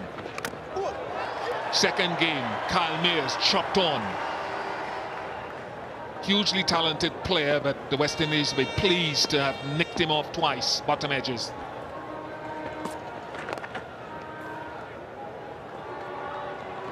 Just a single.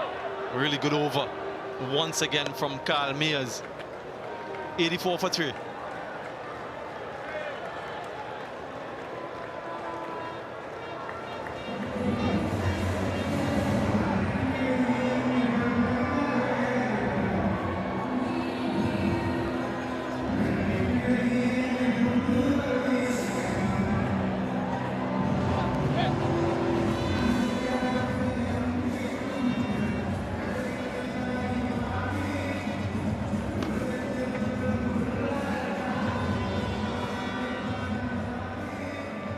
Different looking scorecard this time around for India.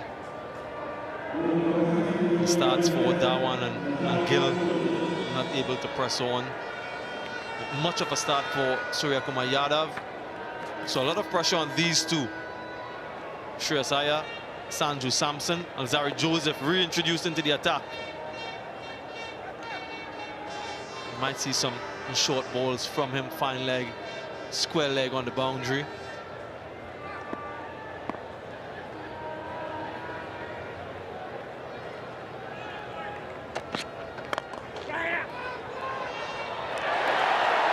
Excellent from Puran once again. So athletic and energetic. Reminds me a little bit about like Brendan McCullum. I love that comparison. Remember a catch he took in the IPL 1 year, an attempted catch, throwing himself at the boundary hoardings and pulling it back. And there was a time earlier this year where I thought with the captaincy in a few games that his fielding level had dropped.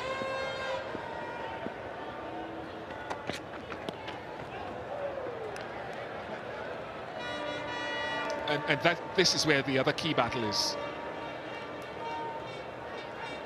Shreyas Iyer against the short ball. We talked about it in the first game. We've talked about it over time. So that short ball to Shreyas Iyer with a deep square leg and a fine leg, a mid-wicket, could be a key moment.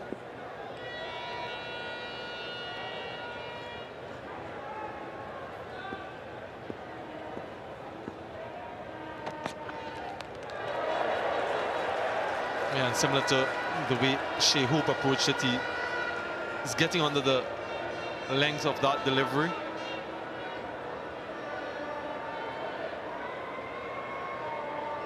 But straight away, Zari Joseph testing him with a couple of short ones. What about if you innovative, get a little bit innovative, maybe take out the man at backward point. You've already got a sweeper point on the boundary. Get a man in at short leg or leg gully. Your deep backward square in front of square, just for 1 or 2 deliveries. Give him something else to think about.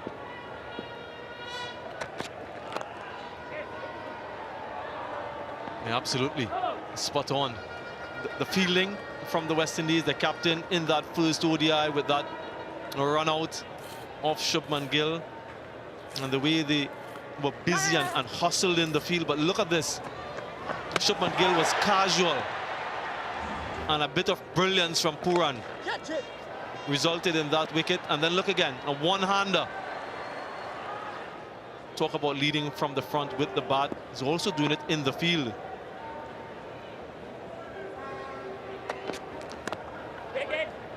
I know there's a lot of cricket to be played in this game, but so much to like if you're a West Indian fan from that first game, and certainly from what we've seen so far in this one. Yeah, the batting speaks for itself. Batting 50 overs again. Shai Hope doing what Shai Hope needs to do. in context of the team. I'll explain that again a little bit later if it goes on social media. And the fielding, Ryan Griffith will be happy. He marks them hard from a fielding perspective.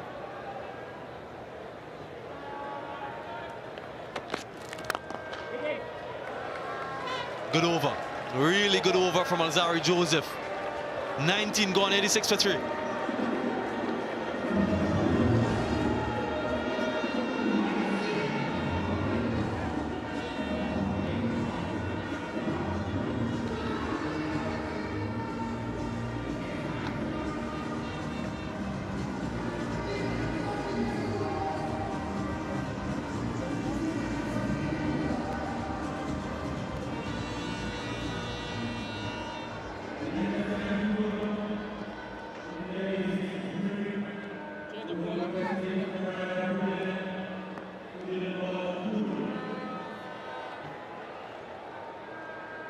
Blue worm, a little bit weaker than the maroon.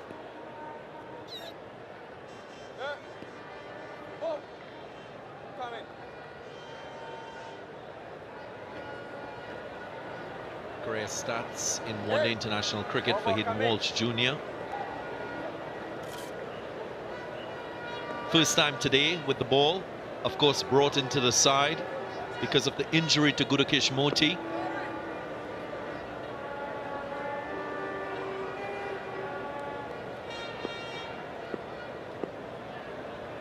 Will relish the opportunity to bowl in these conditions here at the Queen's Park Oval.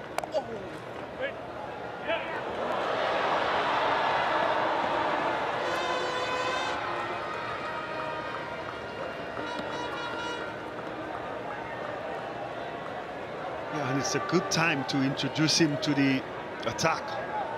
3 wickets down, run rate over 7.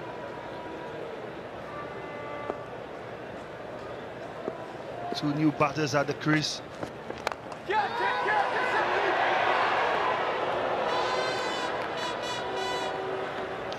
To give him some confidence. He's not coming in under pressure, trying to pull back things for Nicholas Puran. Knowing the Indian batters, they'll probably not let him settle in to his spell.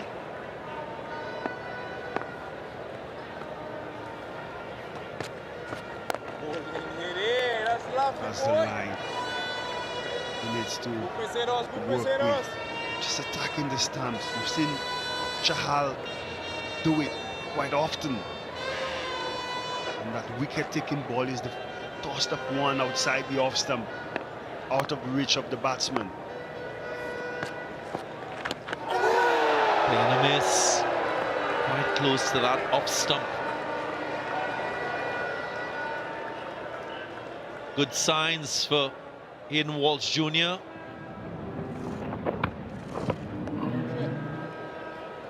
Good flight. Extracting some bounce and turn.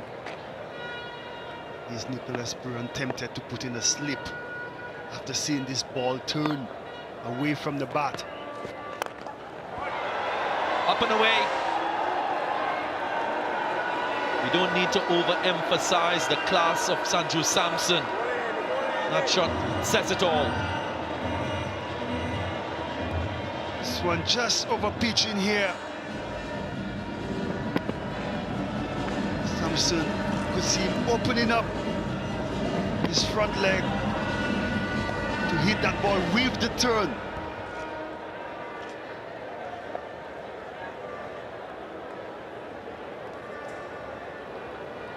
Despite of losing 3 wickets, Hayden Walsh has to be spot on.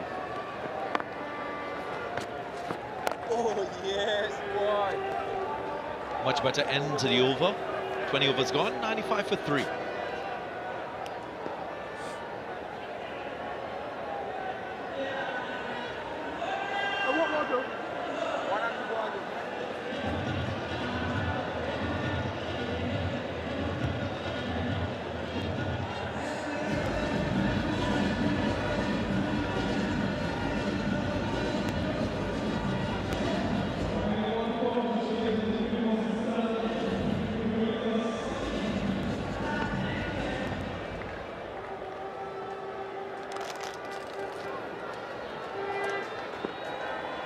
Joseph into his 5th over now. Really good job from him and Jaden Seals. Quite early with the new ball.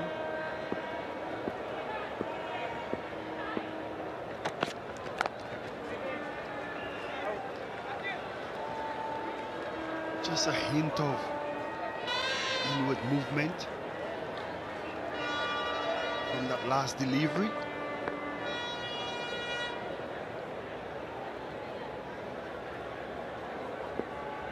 Earlier you made a point, Darren, that the overs of Akil Hussein and Hayden Walsh will determine the outcome of this match to a larger extent.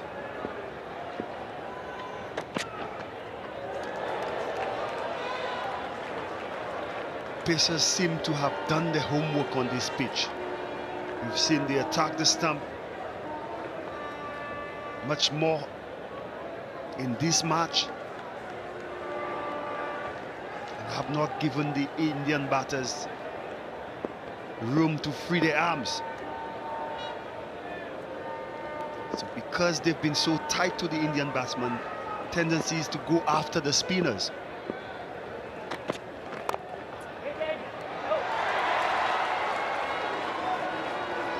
Also, Nicholas will be quite happy with the work that Kyle Mayers has done with the ball, picking up 2 wickets in the process.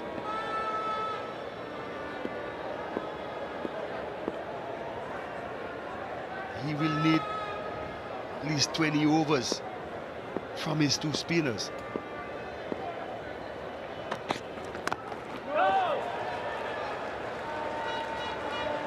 Pressure building here for Shreyas Iyer, 4 dots in a row. How will he respond for the remaining 2 deliveries in this over? They're behind in terms of the required rate. And at the moment, just under 7.5.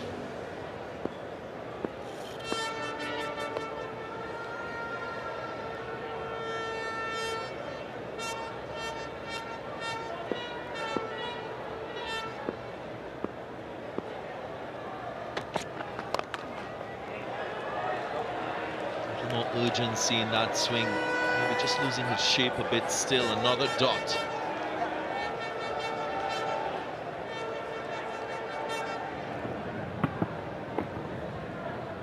Seem to have hurried him up a little bit. Zari Joseph is normally the enforcer, the one to be aggressive. Spot on to get a wicket for Nicholas Puran.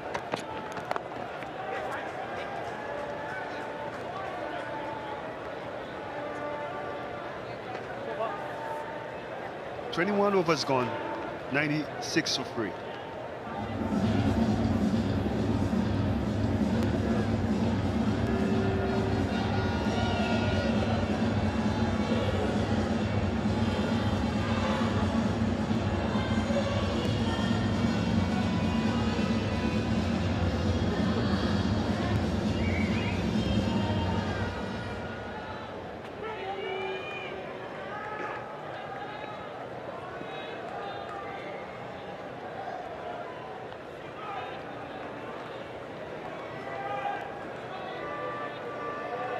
Shreyas Iyer taking strike, getting a single off the last ball of the previous over.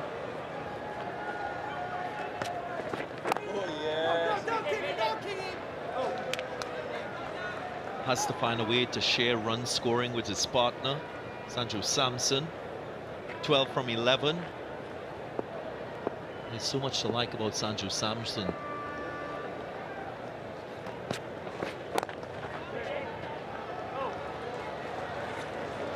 Last thing you want to have in a partnership is one partner on the other end looking on for many deliveries, not getting a chance to get strike and rotate.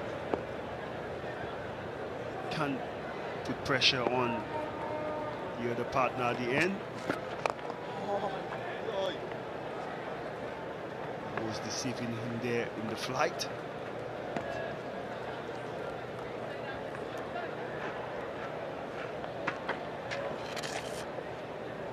Staying on Sanju Samson, he was born in Kerala.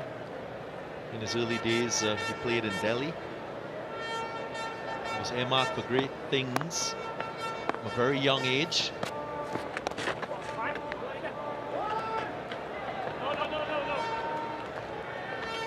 One day made Emerging Player of the Year in 2013 for Rajasthan Royals, Sanju Samson.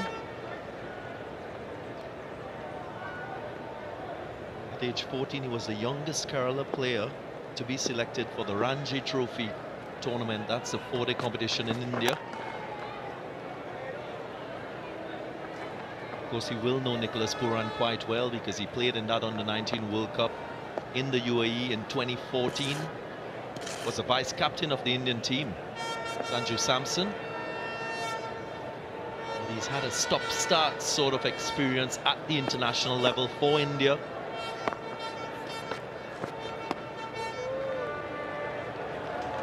We'll talk more about him. 22 overs gone, 99 for 3.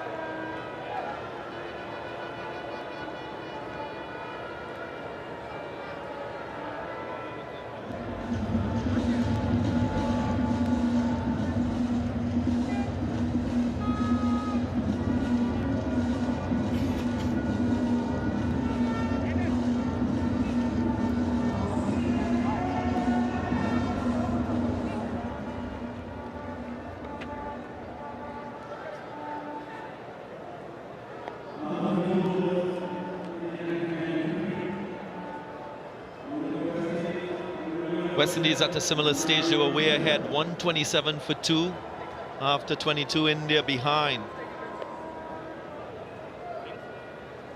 One shy away of getting to that 100 marker.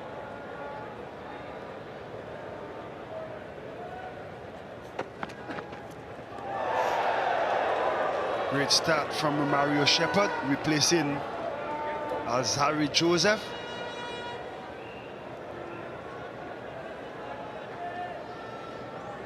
Just hitting that deck, and Shreyas Iyer just trying to get going. Just 19 of 42 deliveries.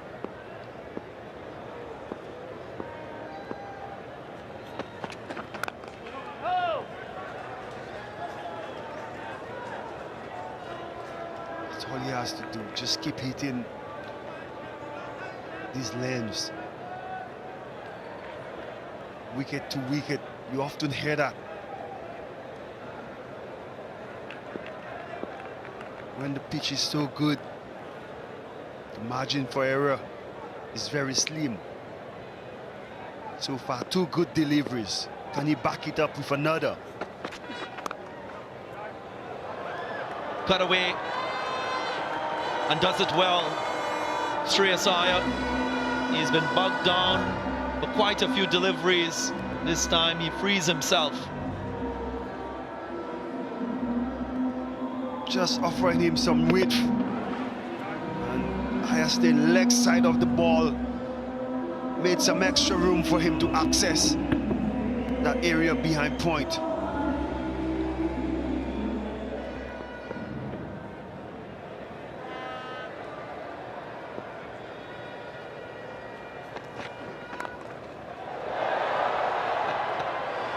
Comical, flying off the hands of Shreyas Iyer.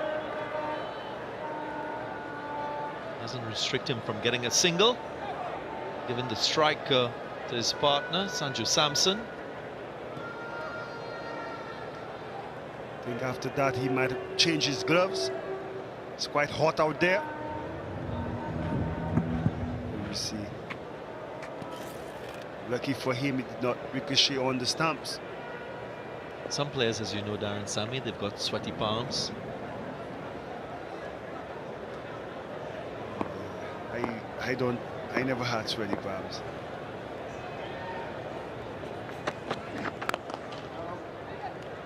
Some also bat with Enos. Nah, not me. I didn't last long enough for my gloves to sweat.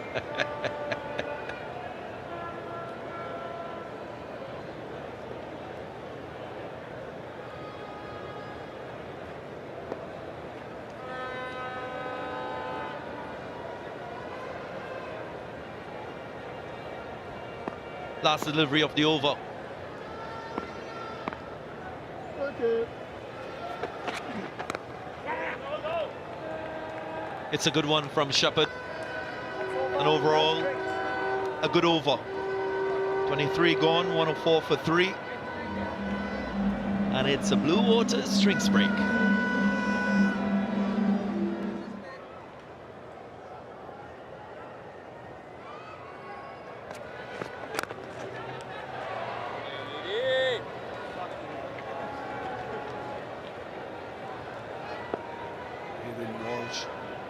Continuing after the break.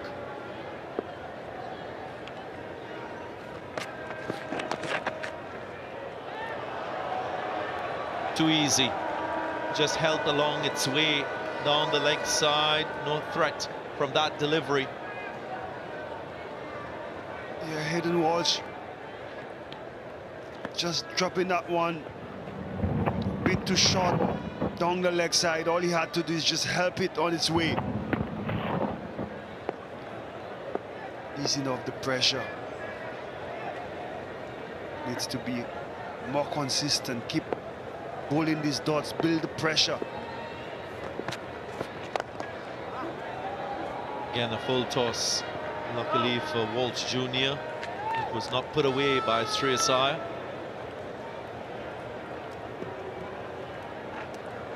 See most teams using their legs, because of the second stage of the power play, you only allow 4 fielders outside the circle. It becomes very difficult for the leg spinners to contain the batsman. Normally, that shot would have been won because you'd have an extra man on the leg side, deep square leg. So he needs to keep it on a fuller length, wicket to wicket. Use the men down the ground. There he goes again. Sanju Samson with his second 6 through that offside region.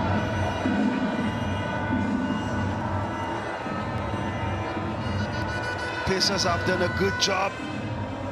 They're not gonna let Hayden Walsh settle into his spell. This one right in the slot again. All he had to do is get the elevation. We know how much of a class player he is. Don't miss out on scoring opportunities like that. Pressure on Hayden Walsh.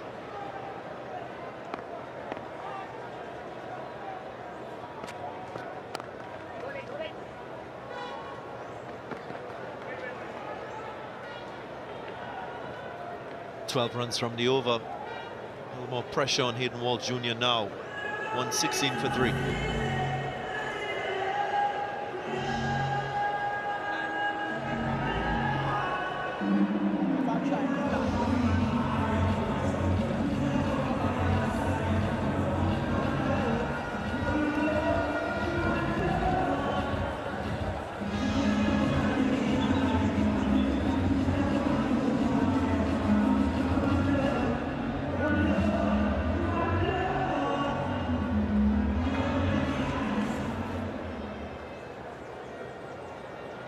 Kalmeas with his slower speeds, his variations, those cutters doing the business for the West Indies with the ball. 2 for 15. And he had good support with the discipline shown by Joseph and Seals. Mario Shepherd too was quite good.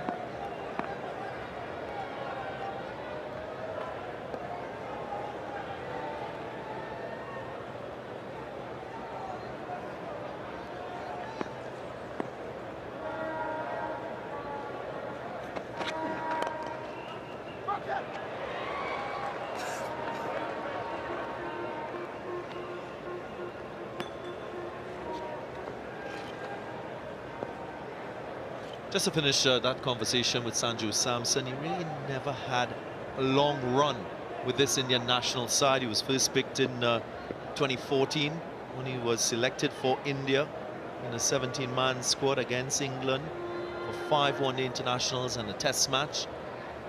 Did not play, stood in the shadow of MS Dhoni.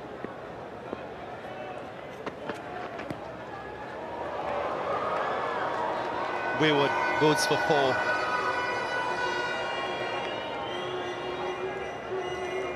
Shai will be disappointed with himself. And with yesterday's game where the margin was only 3 runs, you never know, Darren. The more runs you save in the field, more difficult you make it for the opposition.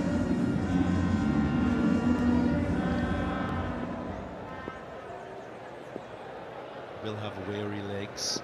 Not that that's an excuse for that effort.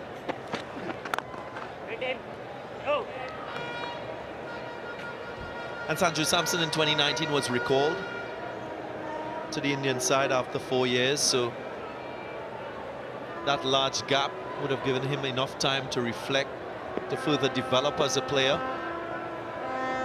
Hasn't really got many opportunities at the top across formats for India, but he is a player that can produce the goods with the bat.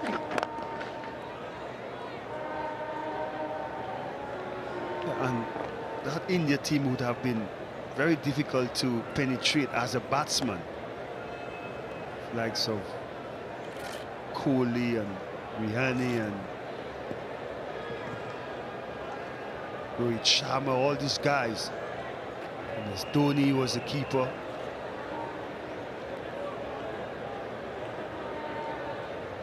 He got his few opportunities when players like Shikhar Dhawan got injured, Ambati Raidu as well.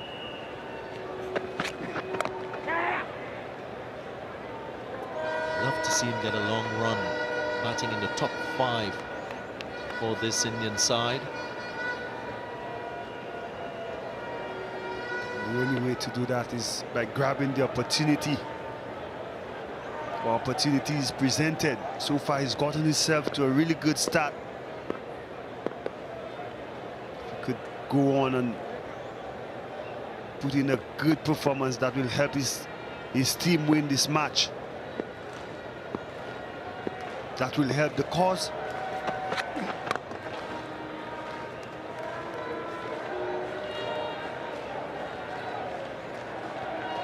.124 for 3.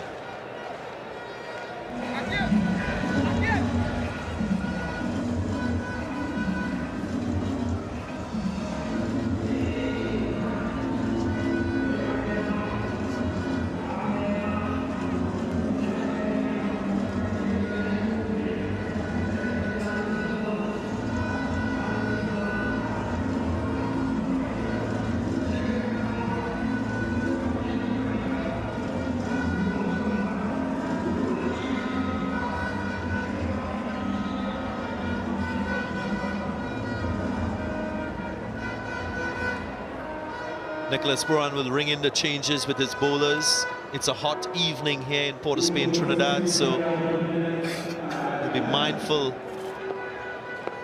of these bowlers getting a little bit worn with an extended spell. It's a strategy that captains use in warm, hot conditions. Also, the fact that Hayden Walsh hasn't been as effective as Nicholas Puran would want. I see him sharing the workload or the quota of 10 overs between Mayers and Hayden Walsh. So far, Mayers has done the job. Indian batters just did not let Hayden Walsh settle, especially Sanju Samson.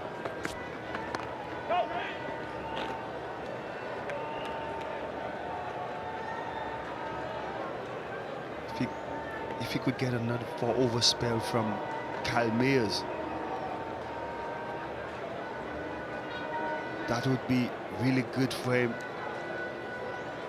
He's been quite economical, picking up wickets in between.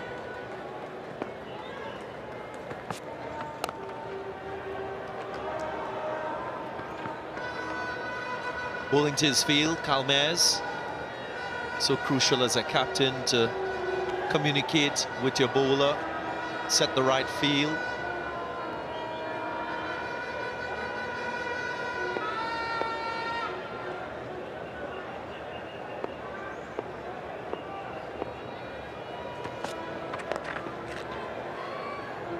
As a bowler, it's crucial also to pick up the strengths and weaknesses of the opposition batter. Sanju Samson in particular showed his strong area when Hayden Walsh Jr. was quite straight. Produced the full face of the bat, but the moment he went wide and full, got the full treatment, up and over, a couple sixes.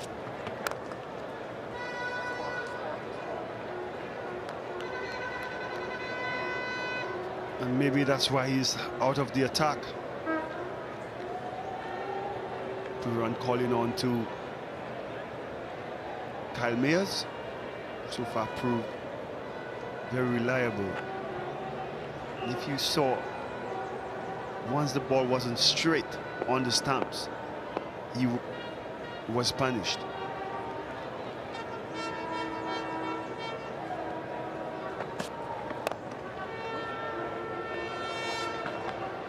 .50 partnership between these two. They've gone about their work of scoring runs, not at a rapid rate, but they've had to consolidate a bit. And they're building something special here, these two. 129 for 3.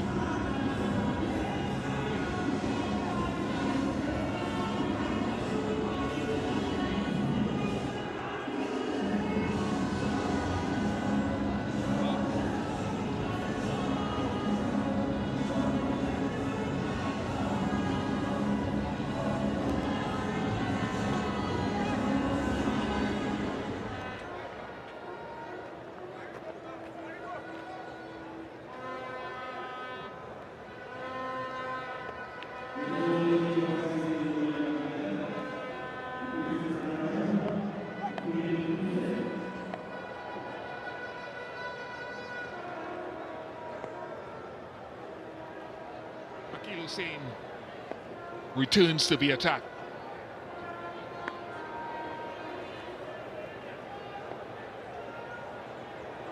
Shreyas Iyer and Sanju Samson, very talented. You've got Deepak Hooda to come, and he can strike a mean ball, and he's been in good touch, even though it didn't go as well as he would like in the first game.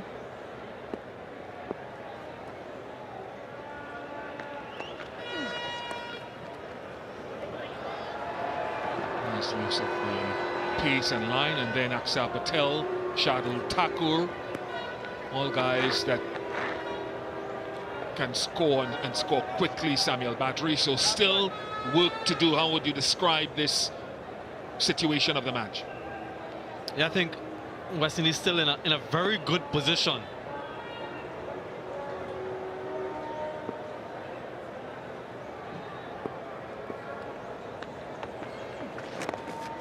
And they'll want to continue the work that they've been doing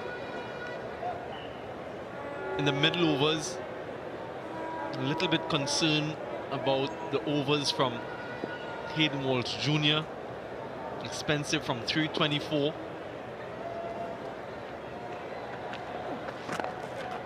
But Kyle Mayers has done the job. He's bowled 5 overs. He's picked up 2 for 20. They still need to get a few more overs out of either him or reintroduce Hayden Walsh Jr. I mentioned before that this Indian batting lineup is inexperienced at the international level, but in high intensity matches they have lots of experience and they know how to chase. I still think this game, although slightly tilted in the favor of the West Indies, has a lot of action and entertainment in it.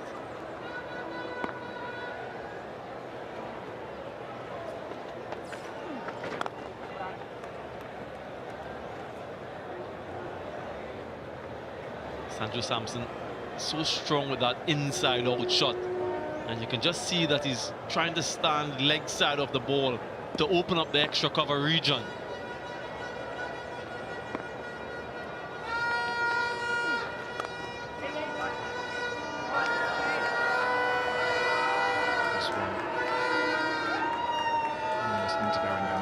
Sanju Samson, and West Indian fans may not know, but there are a few of us, myself and a number of colleagues around the world, Harsha Bhogle, for example, have so much time for this still young man. There's something about him, an X factor about his play, Sanju Samson.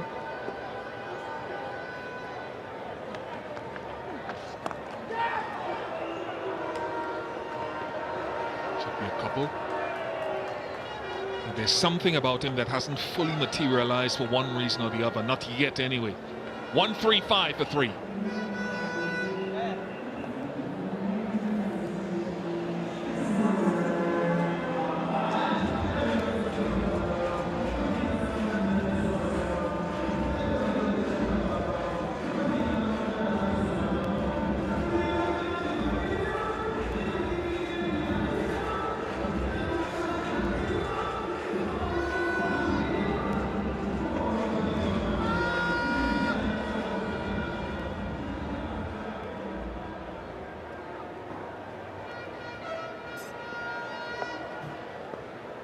Required rate 7.7.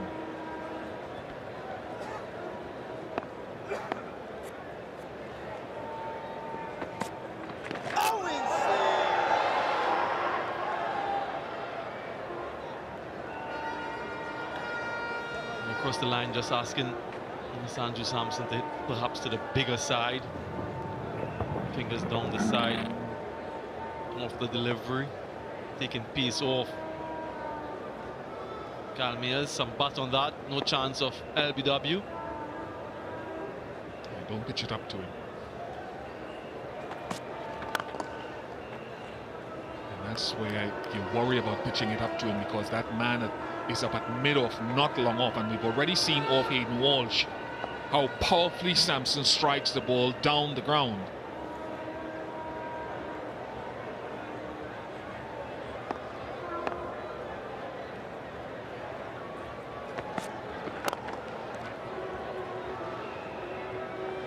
He's really a calm customer. Don't see too much emotions from him, whether when he's wicket keeping or even when he's batting as a captain. A calm, level head. First met him about 10 years ago at the Rajasthan Royals, a young kid coming through under the tutelage of the now senior team coach Rahul Dravid.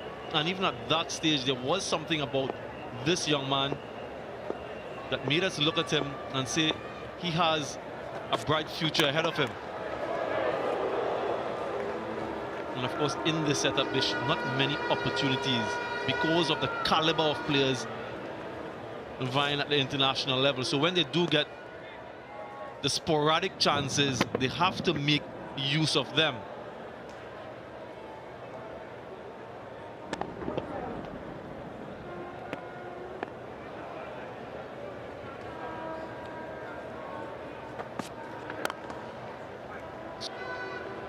Yeah, not overpraising him, but just trying to build potential heroes of his last couple of seasons in the IPL. He's averaged 42 at a strike rate of nearly 145.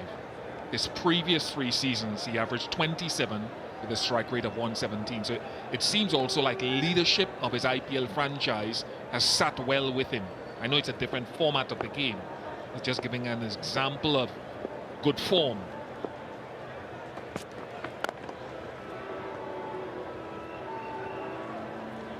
$139 for 3.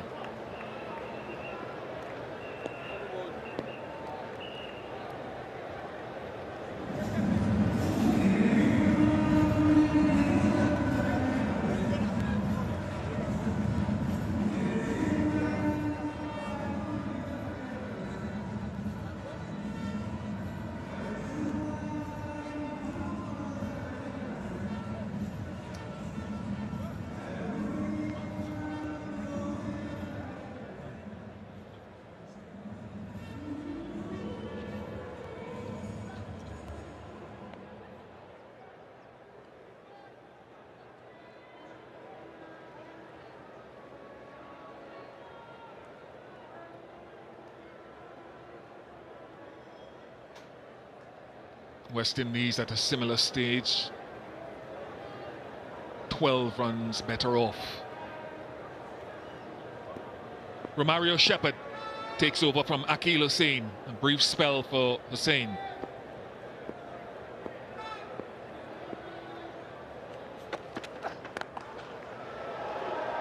Pulled strongly and powerfully for 4 by Shreyas Iyer. Testing him with the short ball, but he's equal to it.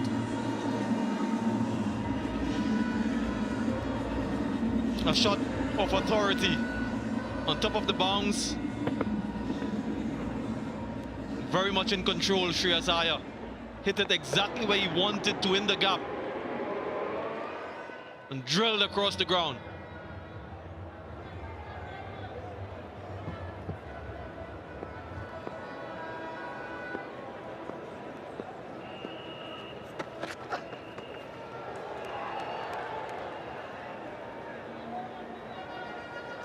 Got a little bit higher that time and a little bit more outside the line of off stump.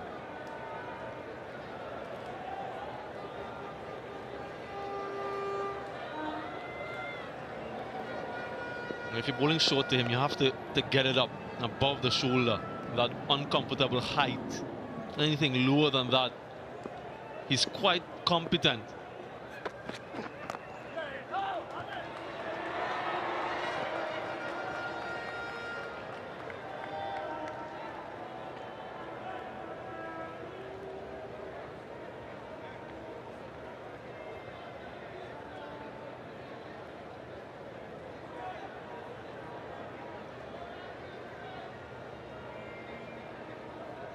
You mentioned the captaincy of Sanju Samson, this man as well.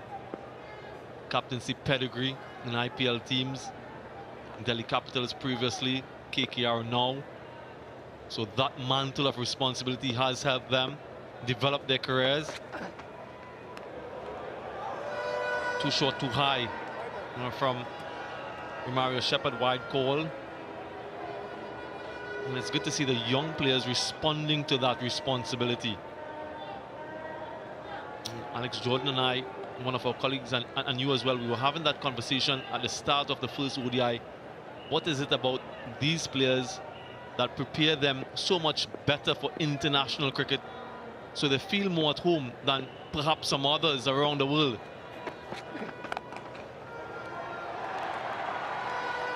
It's a fascinating research paper and interesting, because some would say, you rightly said, Iyer still has one or two little issues with his short ball, but when he took over from Gautam Gambhir at Delhi Capitals, halfway through the season they got better, and then the next season they got better.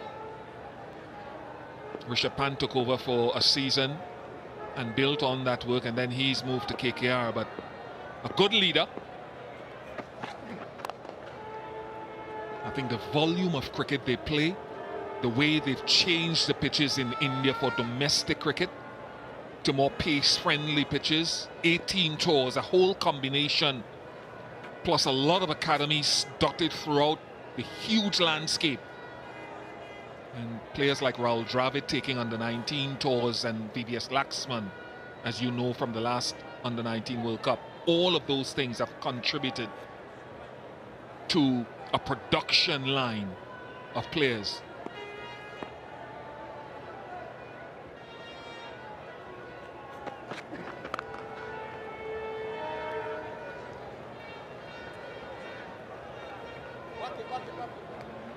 One, 4, 6 for 3.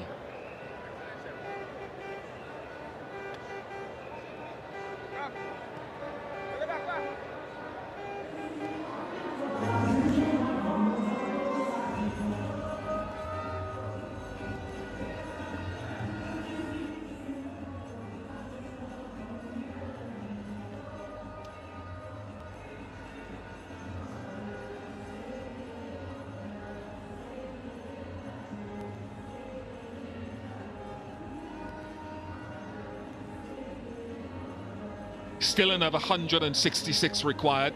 And just to extend that conversation about what India have done, of course, they're financially wealthy. The IPL is also a big factor in the rubbing of shoulders with some excellent players. And you mentioned earlier that there's an academy intake in Antigua, the first intake in the academy. And I just think it'd be wonderful to get that gentleman, after whom that pavilion is named, who was here talking to the West Indies team prior to the first game, to make a contribution in there. I know Curtly Ambrose, Sir Curtly, who we work with, is also one appointed. I saw Dwayne Bravo talking to the team as well. So when you talk about the West Indies death bowling, those contributions from excellent former players have a big part to play if we utilize it. Desmond Haynes, lead selector, all of that.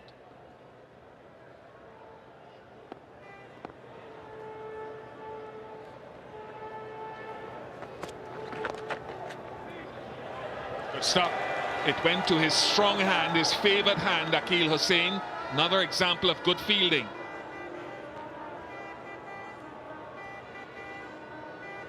Saved what would have been a certain boundary, and you need this type of effort.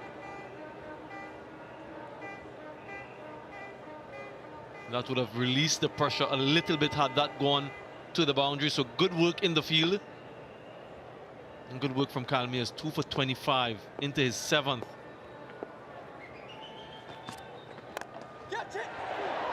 In the gap, and 4. So Shreyas Iyer starting to go through the gears a little bit now with that pull shot. Might have one eye on the required rate, just a touch under 8 at this stage. And needing boundaries, they usually target the first couple balls in the over to put the bowler under pressure, and then maybe one at the end. But once you get a boundary early in the over, like I keep saying, you have to make it a 9-run over at minimum.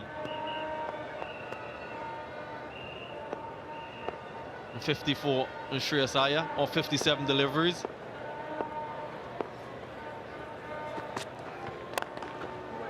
Back-to-back 50s, 50 in the first game, 50 now for still a very talented young player. And the 150 came up with that boundary as well.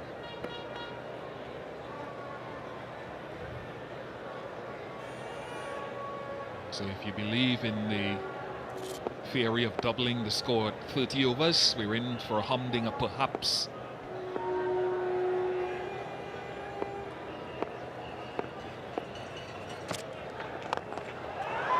Lovely.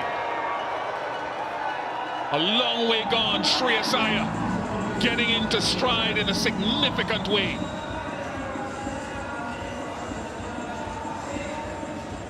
Yeah, pick the slow ball, back of the hand slow ball from Kalmir. The length was disappointing. Even if you want to bowl that slow ball, it has to be much shorter than that. Mid-off up.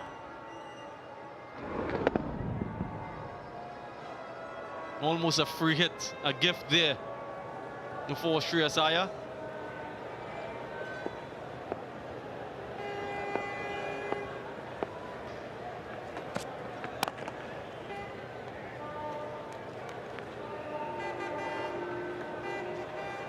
Half centuries for Shreyas Iyer in addition to 100. 7th against the West Indies, and he loves batting here at the Oval in the limited time.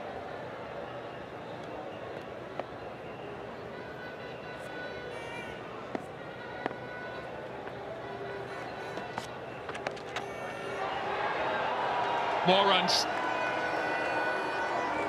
So Samson and Shreyas Iyer repairing and doing a very good job of pressing on the accelerator. 162 for 3.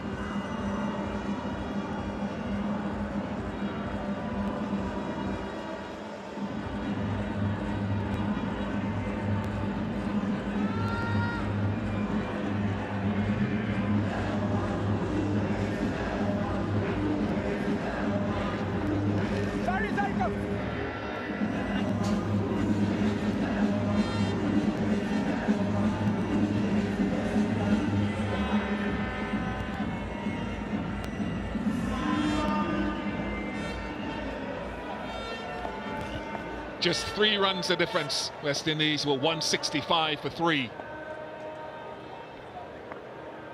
Zari Joseph back, and his captain wants him to try to create an opportunity.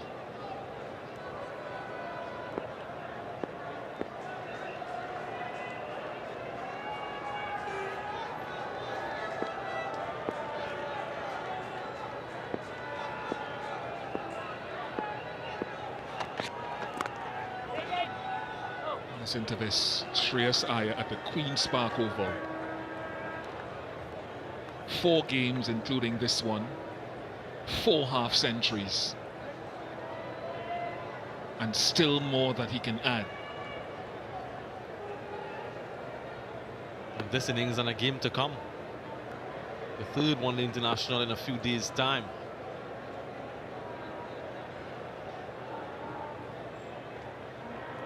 West Indies will need to break this partnership. It's worth 83 right now.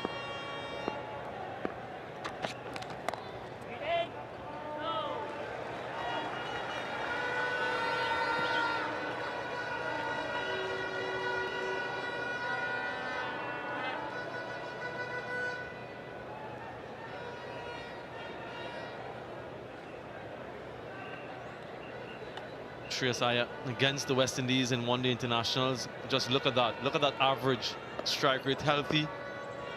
7 half centuries.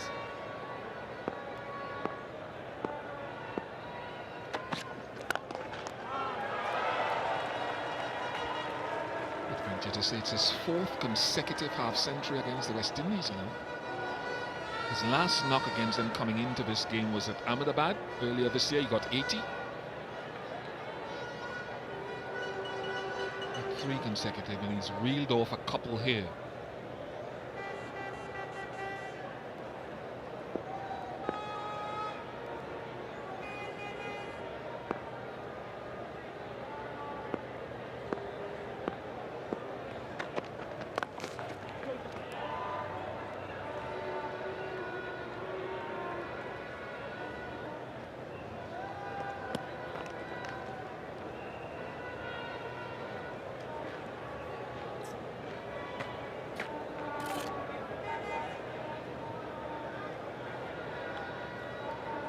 Looking at the options for the bowling to come for Nicholas Pooran, he'll have to make some decisions. I don't think that we'll see Kyle Mears from the other end. It'll be interesting to see who he turns to.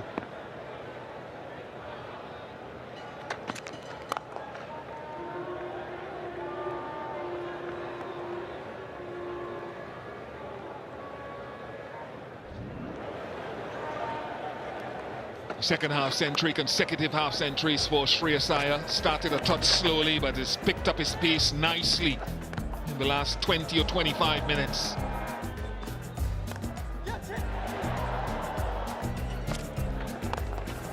A really good player. A couple gifts along the way, but you still have to be able to put them away, and he's done that quite competently. Quick single. Needs a direct hit, gets a direct hit, but comfortably home for Shreyas Iyer. I think he was well home, so no need for the review. 31 overs gone, 165 for 3.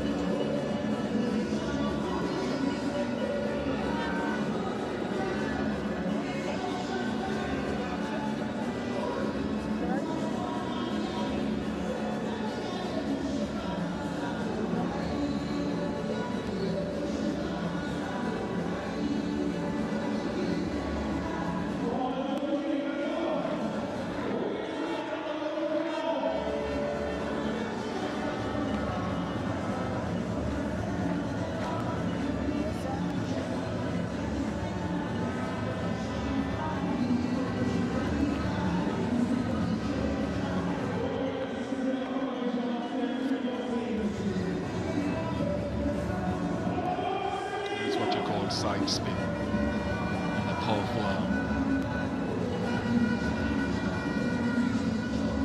Akil Hussain into the attack. Changed ends.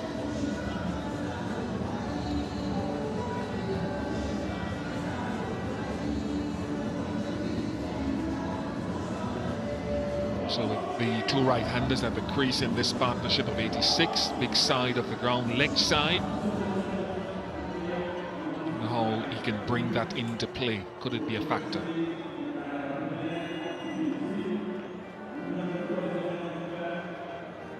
There's 5 fielders on the offside. Akil Hussain, long off and a deep point on the boundary. 3 in the inner circle, 4 on the on. Long on, deep backward square.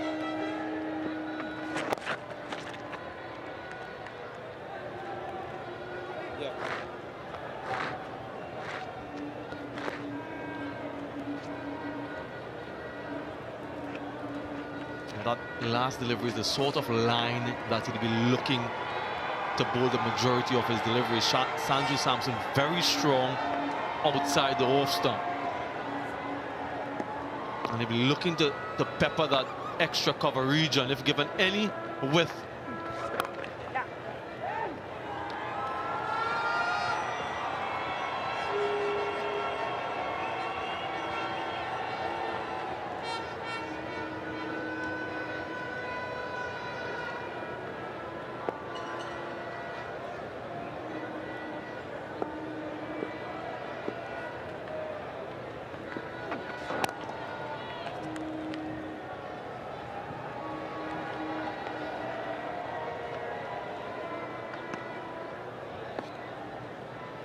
Seem to be cruising.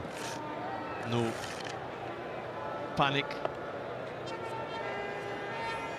No undue stress. Really calm and composed at the crease. These two.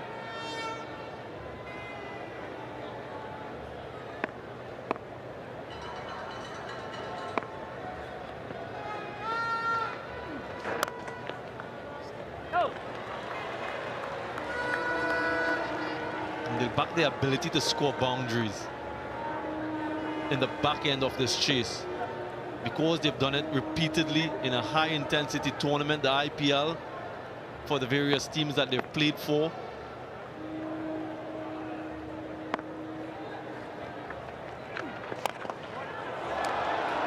So good, so very good, and very few can demonstrate that power over the offside as Samson does.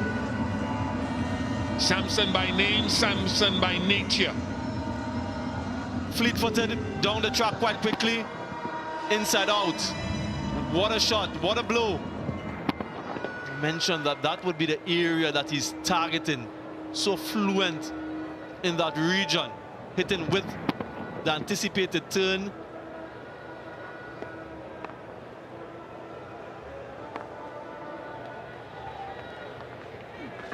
Catch. 174 for 3.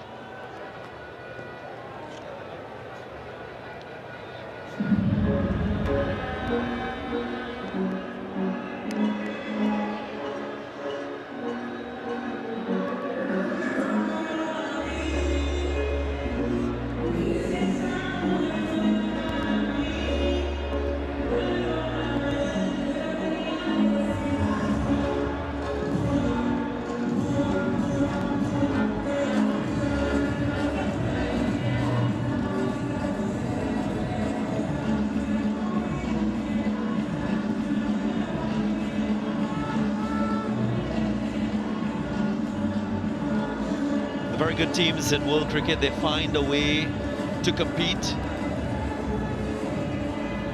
That's exactly what India is doing at the moment. Massive target of 312 in front of them, and 174 for 3. This partnership already 95.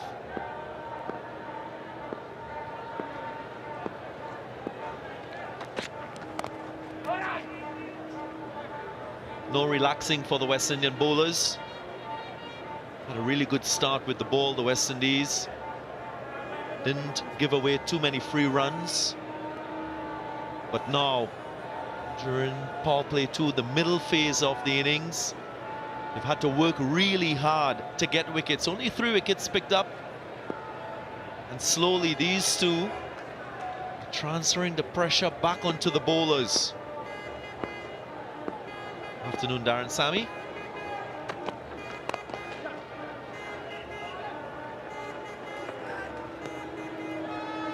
Good afternoon, Darren Ganga. This game is really evenly poised at the moment. You saw Nicholas Puran and Shai put on 100-run partnership. If you look at the equation, evenly poised. West Indies bowlers will have their hand cut out. The work cut out for them in order to contain these Indian batters this afternoon, they would have to be spot on. They need to break this partnership, bring in a new batter, and build some more pressure.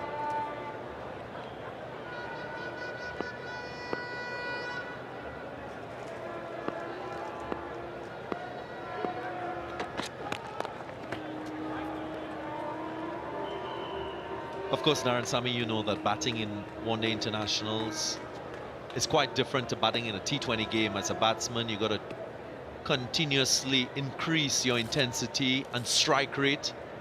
But in 50-over cricket, you usually get a chance for you to react to the ebb and flow of the game itself.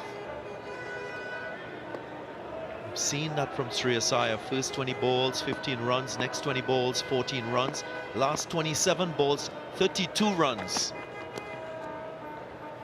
Yes, because you have more time at the crease. T20s, you only have 120 balls.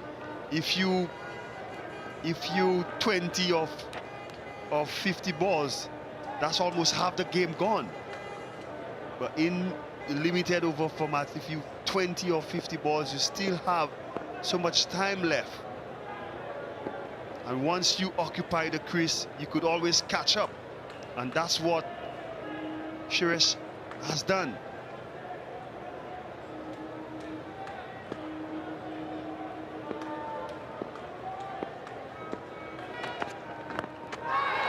Fallen straight. Is it straight enough? Convinced is Joel Wilson. And the review is taken. Original decision is out. TV umpire to director. Have a players review for LBW. The original decision is out. I've checked the front foot. It's a fair delivery. Can we start with front on spin vision, please? Front on coming up. Keep rolling. Okay, can I get ultra edge to see if any batters involved there? Appears to be a gap between bat and ball. Ultra edge coming up. Keep rolling. Keep rolling. Gap between bat and ball. Flat line. Can we get ball tracking when it's available, please?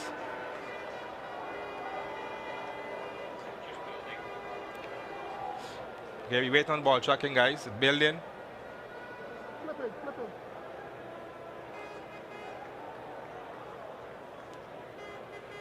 Still waiting on ball tracking.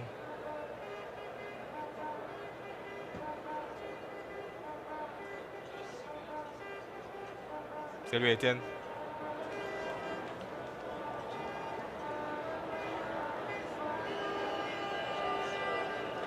Waiting.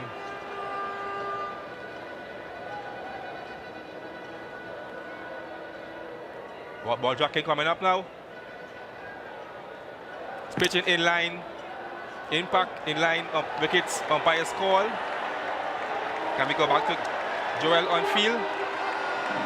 Joel, can you stay with your out decision? You're on screen now. Signal. A game of small margins. Small margin it was to get the wicket of Shreyas Iyer. He'll be disappointed. Goes for another well-played half-century. 63 this time. 78 for 4.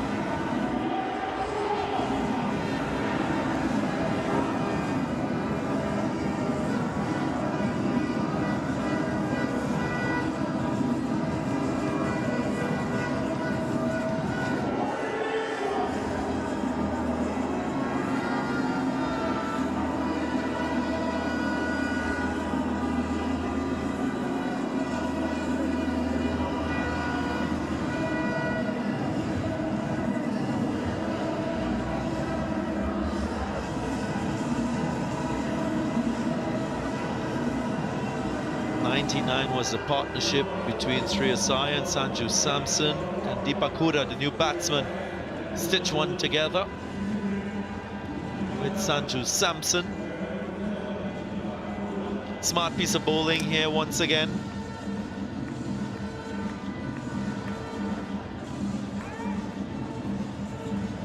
Joseph going full and straight with his pace. That deception working well in the situation and producing another wicket for him in the West Indies.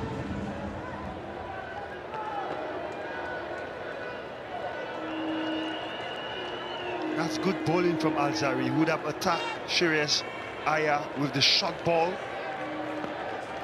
And just looking for that wicket-taking delivery, which was the Yorker. It proved just right. Jaden Sills comes back to the attack. We expect him to bowl he's allotted 10 overs.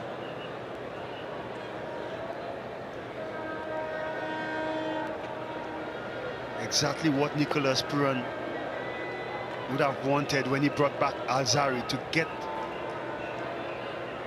or to break this partnership. It would be good to get another one. Bring 2 new batters at the crease.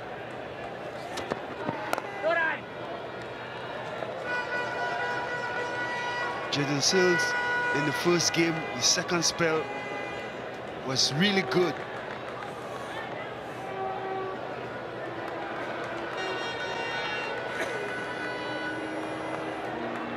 The key probably would be to get Samson off strike. Bowl more balls to the new batter, Huda, whilst he's still fresh at the crease.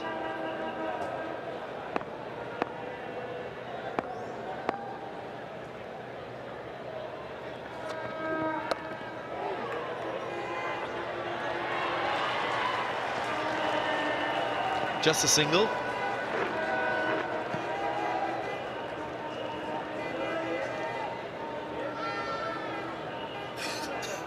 Sanju Samson approaching his highest score in one-day internationals. Hasn't scored a half century yet in his ODI career. Middle. Only a few matches to him, as was mentioned before. Right arm over.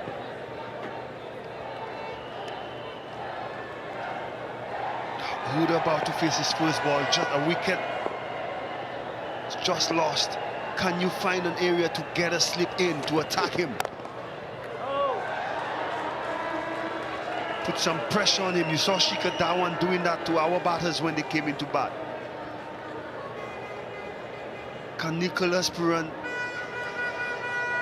apply some more pressure? Maybe gets another fielder in. Put a slipish area. So far, Jaden Sills just bowling that good length. You could see his stance. He has this open stance, open bat face.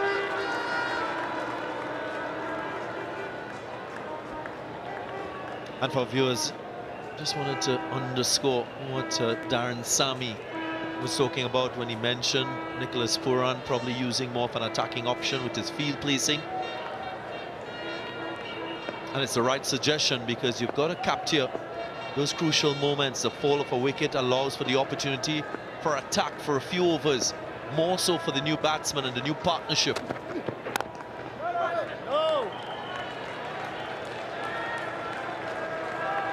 It's a way forward for captains.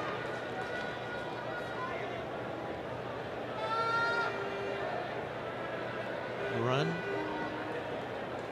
Just contented with being patient at the moment.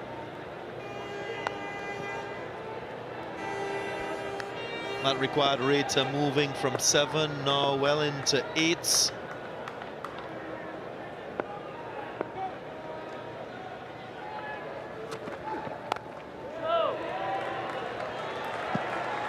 Great over there from Jaden Sills. 34 gone, it's 179 for 4.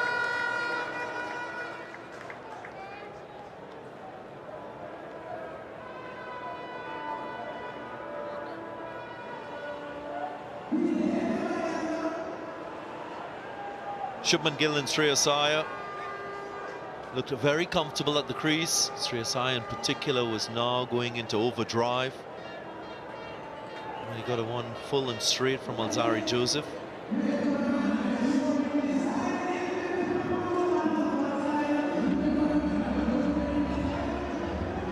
West Indian bowlers restricting and restraining this India batting lineup.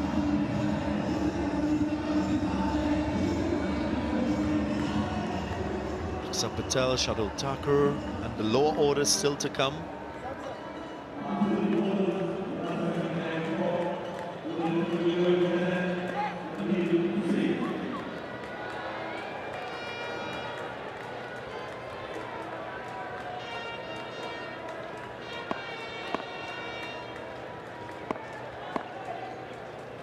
Now Hussain.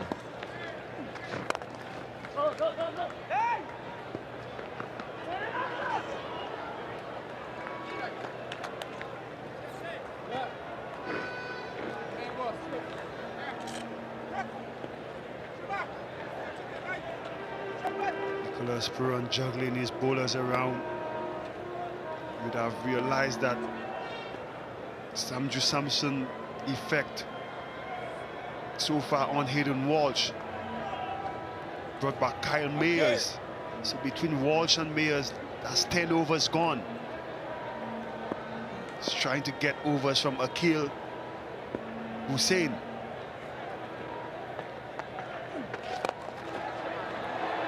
Over cover, quite intentional, properly executed, and straight away Buddha gets into scoring. That's because Hussain and Puran to have a conversation. This is a really good cricket shot, opening up the offside. Akil is saying he needs this man sweeping a little straighter. There was a cover point, now 2 fielders behind square offside. You would think with that field, the length would be a little bit shorter, inviting the cut as against that drive over cover.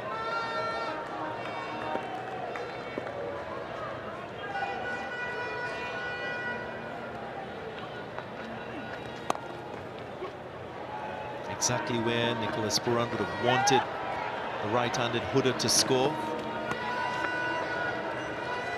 Those 2 fielders behind point offside, what it allows for the sweeper offside to get a little bit straighter. So that extra cover region being more protected because of that field change.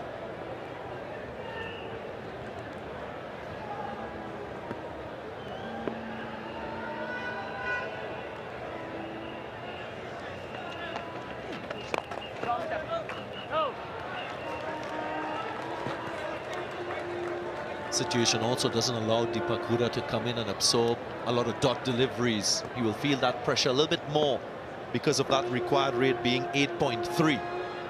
He looks busy so far.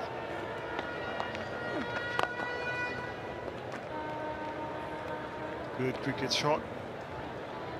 Take the score to 187 for 4.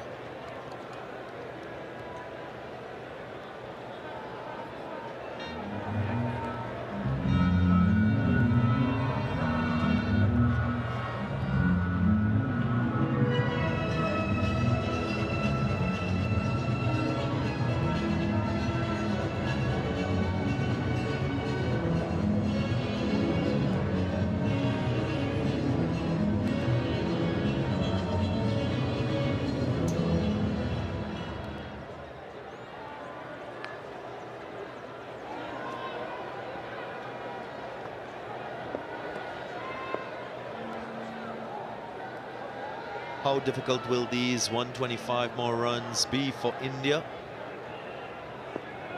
West Indian bowlers with their tails up.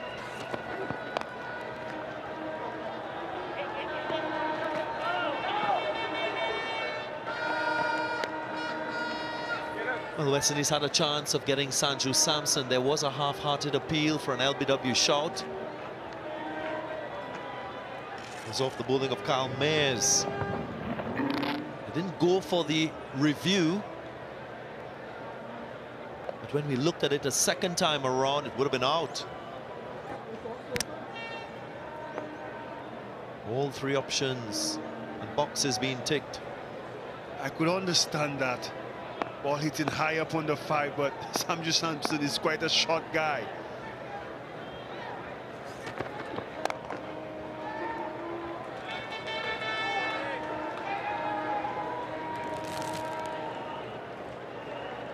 Just a half-hearted appeal from Calmeers. And I don't think it would have been enough to convince Nicholas Puran to take the review. But we have the benefit of the replay and the technology and the Hawkeye. When he goes back, Phil Simmons would be saying, why didn't you take this review?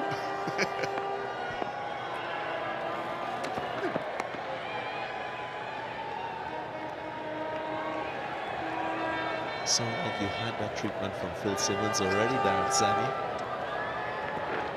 No, I didn't. You could be honest. No, I think we didn't have the review during the World Cup. We only coached in 2016 when we won that ICC T20 World Cup. No reviews there during that time.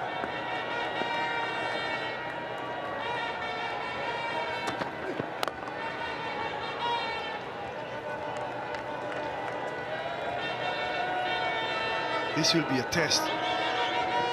Our West Indies seamers coming down to the end of this game. We saw Siraj holding his nerve in that first ODI. Hazari Joseph expected to bowl his quota of 10 overs. He got 3 left. Sills, after this one, he'll have 3 left.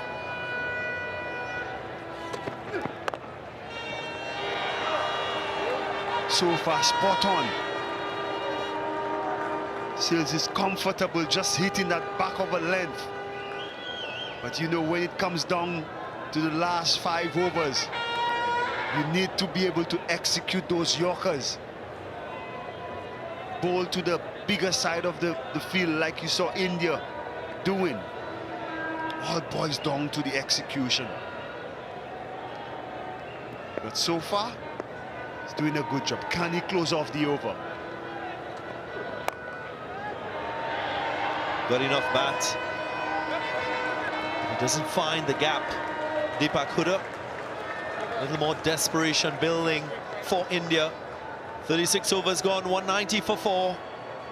And we will have a little bit of a break, a Blue Waters drinks break.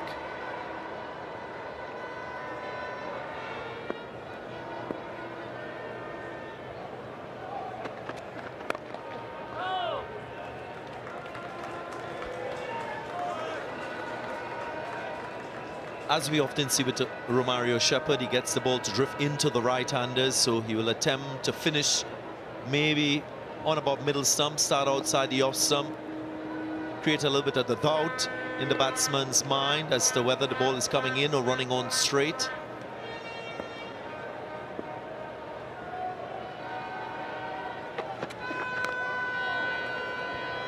Already that inward movement. Especially if the ball 36 overs old. With his action, you normally get that reverse swing into the right-hander. So far, every over, he's gone for a boundary. If he could just prevent that from happening.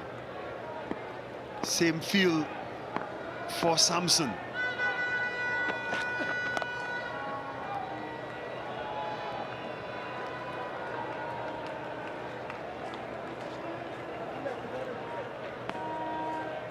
Halfway through the over,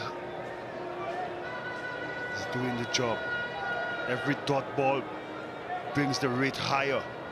It's now at 8.9.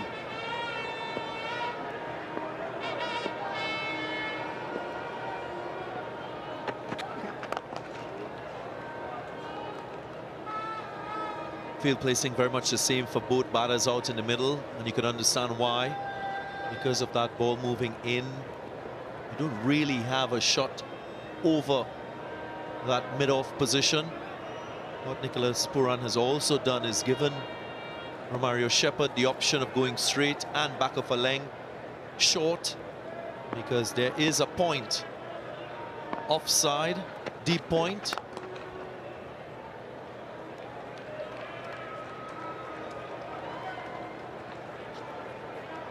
He's done well. So often, Warren's so far off the over. A dot ball here or even a wicket. You just don't want a boundary. It spoils the over and it allows them to get the rate required.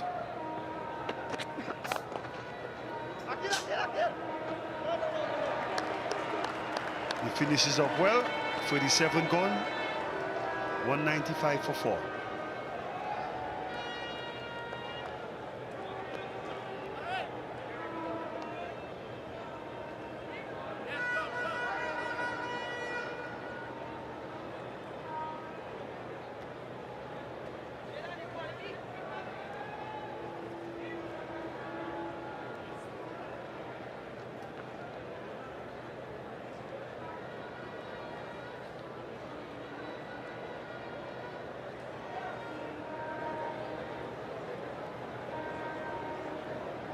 After 37 overs, the West Indies, they were 198 for 3. India, 195 for 4.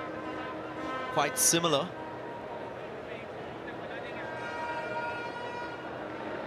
I guess the key will be the depth in this Indian batting lineup. Can it contribute as significantly as what we've seen from the West Indian depth and middle order, middle to low order?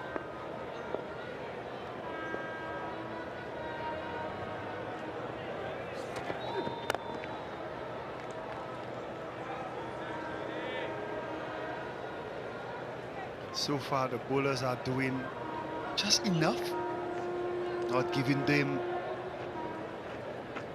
those loose deliveries. What does that say? Sanju? More what?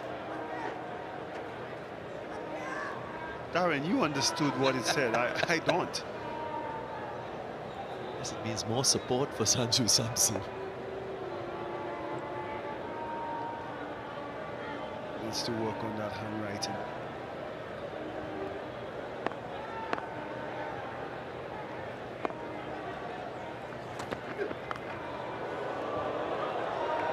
That's very easy, too easy. Sanju Samson goes to his first half century in one-day internationals. Well played innings by the young man. A new landmark for him in his career.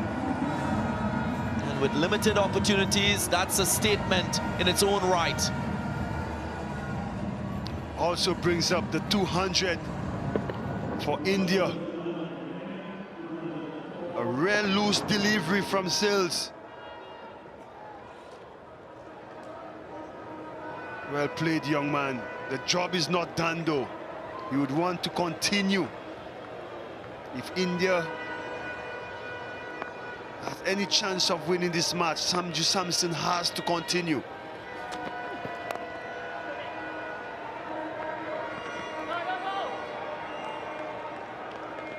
His previous best, 46. Sanju Samson is quite aware that every time he steps out in a blue kit, that lots of eyes will be on him. So much is expected from him because of the obvious talent that he has. Let's think about the equation now.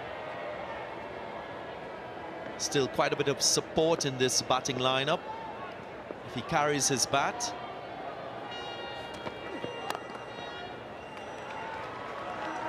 that's why this pace is so crucial for India. You see Axel Patel and Shardul Thakur don't have that experience like we did. Sorry, I said we. Like West Indies did in that lower order with the Rahman Powells and Romario Shepherd, who's been consistent for us.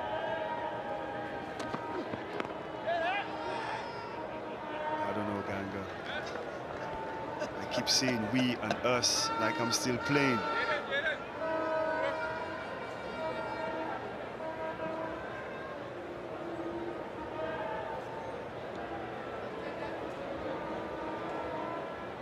I think Jaden Sills is asking for deep fine leg. As he's saying, the ball is moving in, reversing into the right-hander.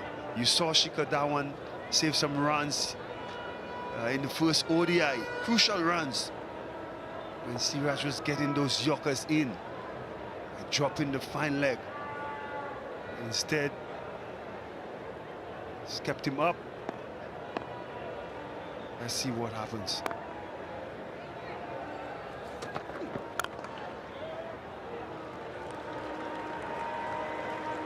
Two or 2 for 4.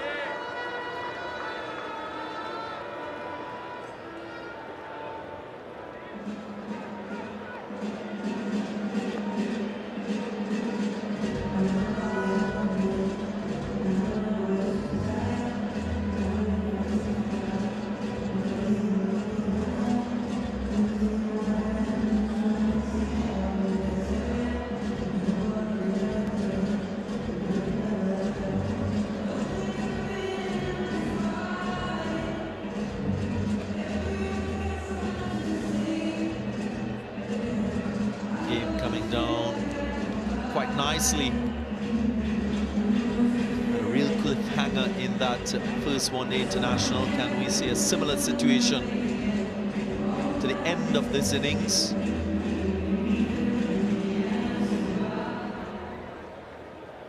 As you did mention in the last game, Darren Sammy, 10 runs, quite manageable in the last power play.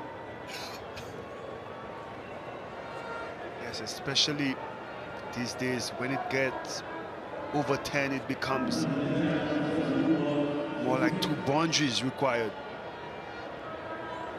Mario Shepherd has not had the best of games defending totals. Puran needs him to be spot on here.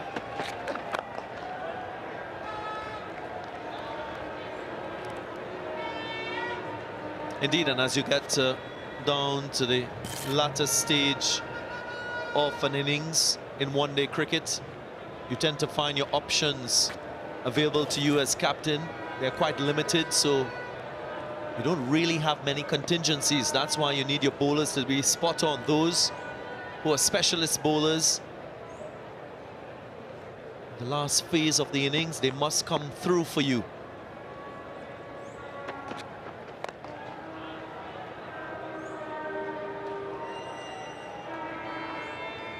So far, he's operating with the Pacers. We'll need some overs from Akil Hussain, Kyle Mayers. I guess Nicholas Puran will have to find 20 overs across Mayers, Hussain and Hayden Walsh. At the moment, just 16, so he needs to find 4 overs somewhere from these 3.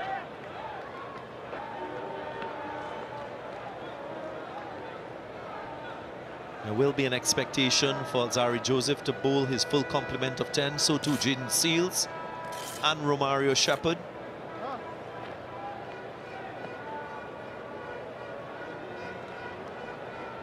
Really would think taking the game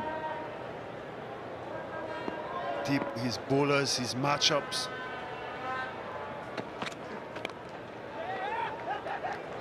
Very lucky.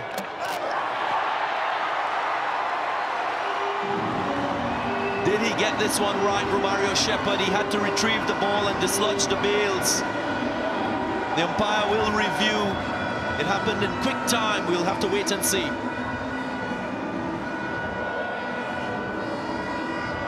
Then, TV umpire to director.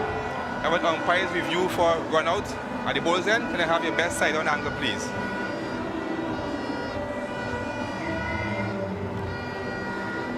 Keep rolling. Yes, the ball did hit the stumps. Yes. Satisfied with that? The ball did make contact with the stumps.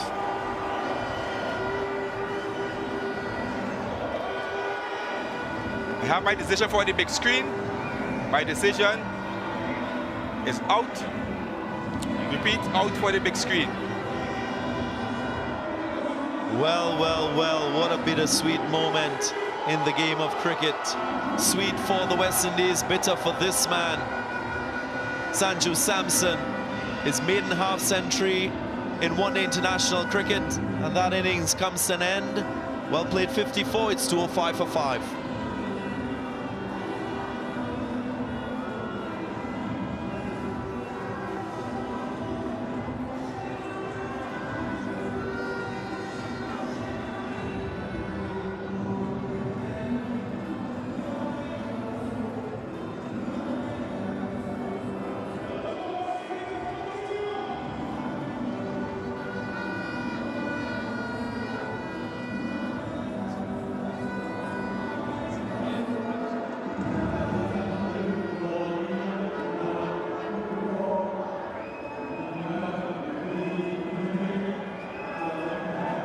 Further advantage taken by the West Indies with that run-out decision.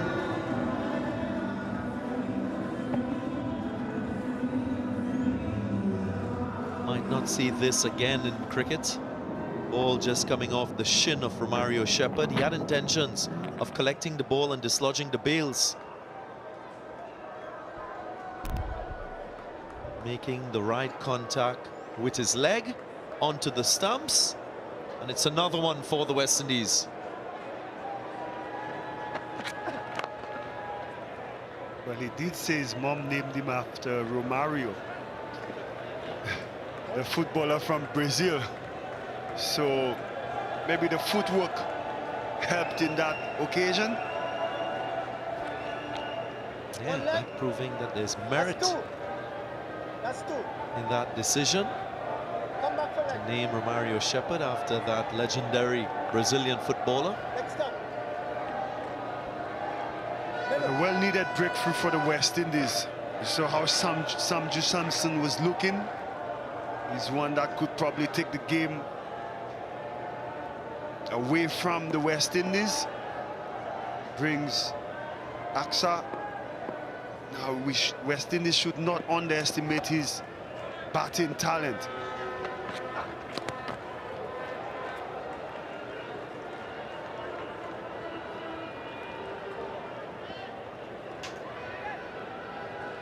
$39 gone.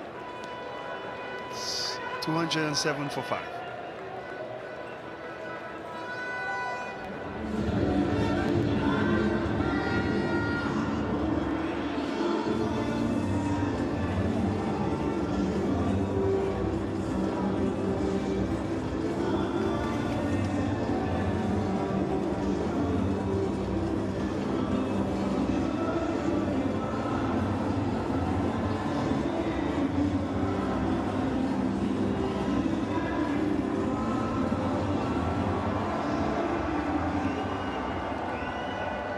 Right, 11 overs remaining in this innings.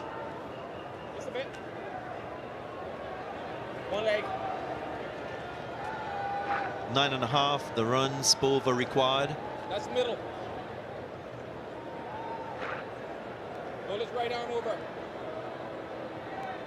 Aksa Patel has a batting strike rate of 95, so he can tonk it, can hit a long ball. Big question will be, can he sustain his innings under this type of pressure that he's experiencing?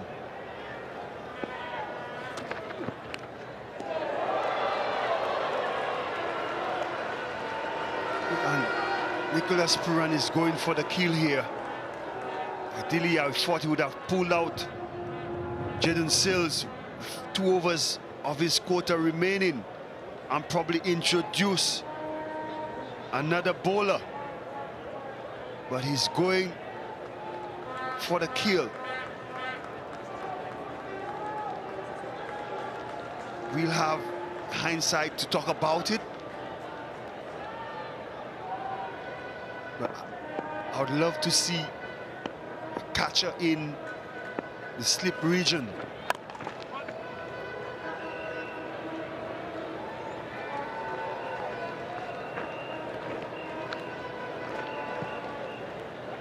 Quite a funny moment in the last over. There is ultra edge or ultra shin or ultra leg. There was a sound off the shin of Romario Shepherd. We'll have to attend to that later tonight.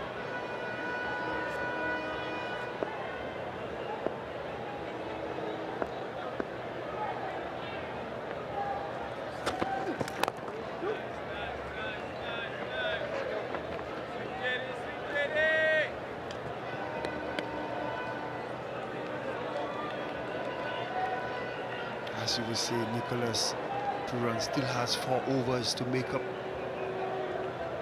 amongst Mayers, Hussein and Hayden Walsh. Jaden Seals has done the job. After this over, he'll have only 1 left.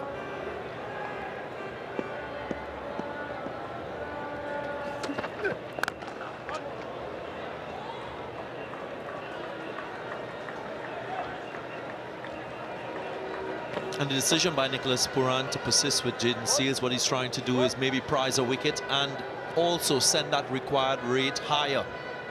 Put pressure on these two so that they make a mistake, maybe lose their shape in attempting a big shot, which will give him more control. Doesn't want to use his lesser bowlers lesser in terms of form shown today.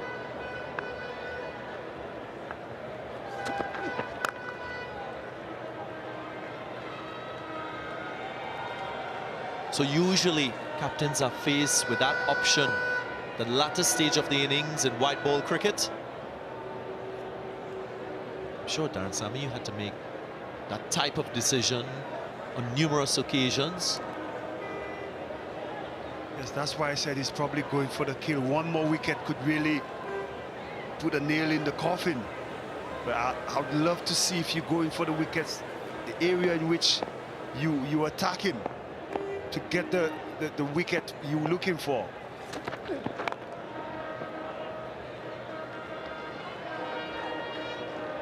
Nonetheless, 5 singles of this over. 40 gone, it's 212 for 5.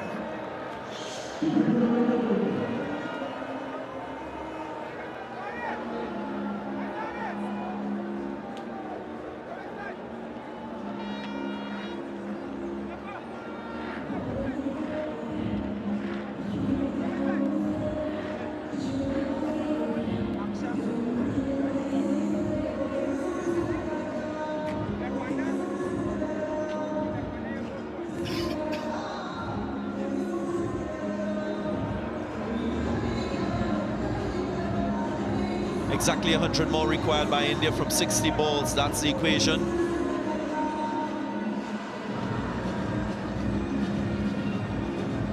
End of power play 2 and the signal for the start of the last power play in this innings. And immediately Akil Hussain with the ball.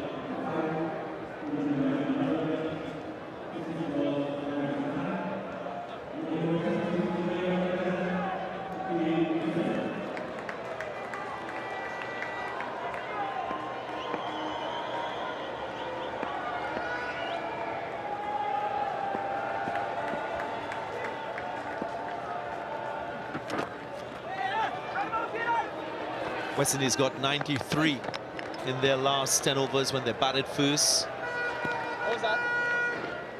So a bigger ask here from India with the bat if they are to win this one. On a review. Well, umpire review for run out. TV umpire to director. We have an umpire review for run out at the bowler's end. Can I have your best side on angle, please?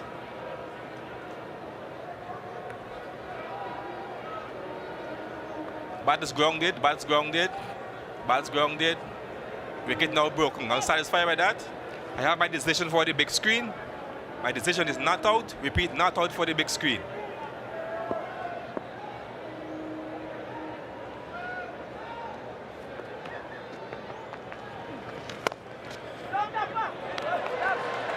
Fine stop. Kalmez doing quite well behind point. That last block of power play, Achilles has one more fielder outside of the inner ring, makes it 5 outside the inner circle. So that gives him extra cushion whilst bowling.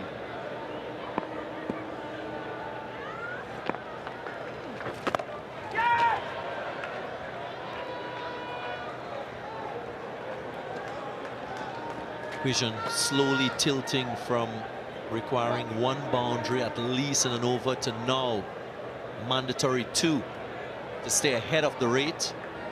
That's for India in this chase. It's a massive ask with an old ball, which is further deteriorating.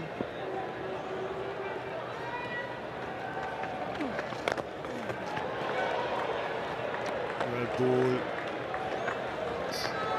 Good thing who would have got some bat on that. I think Akil Hussain saw him coming down the wicket. Just decided to throw it wide.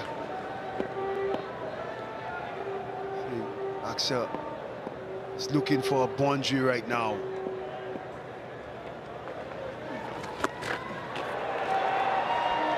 Gets hold of this one, was short and down the leg side. Not ideal from Akil Hussain. Might have wanted that length a little bit fuller. Not on this occasion.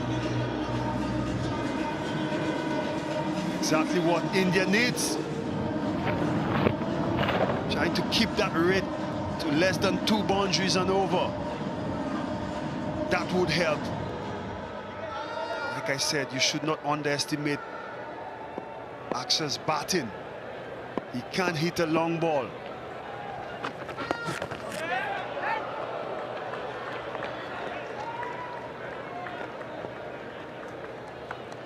11 runs from the over, leg by. The last single added to the score, 223 for 5.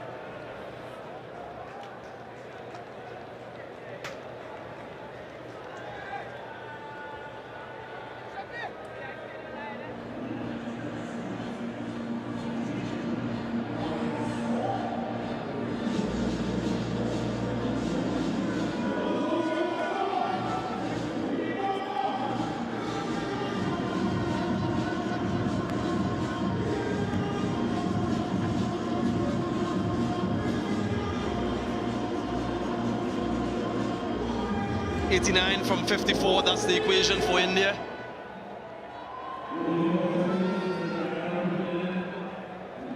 Deepak Hooda beaten on 20 from 27. Aksa Patel 12 from 9. Partnership 18 from 14.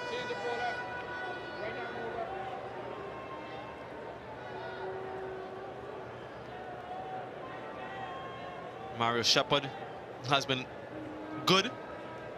1 wicket for 42 runs in 8 overs, 18 dots. He's changing ends from the Brian Lara Pavilion end, and you'll expect to see some slow deliveries, change of pace. Third man, fine leg in the inner circle. Long on, long off, deep mid wicket. And sweep on the offside.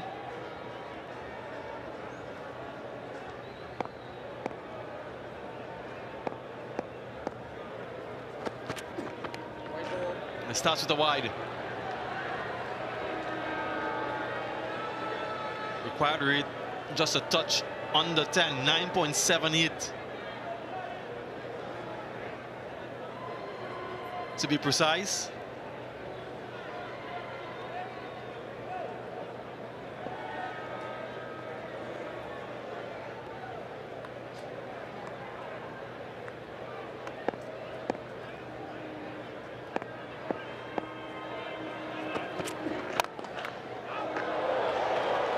Straight back at him.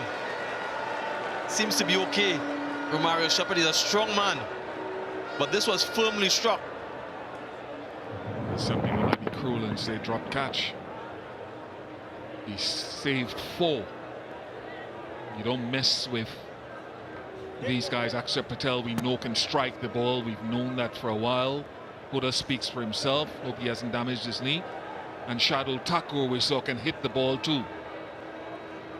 So get your length spot on. Wide Yorkers. It's set up for wide Yorkers occasionally, the field.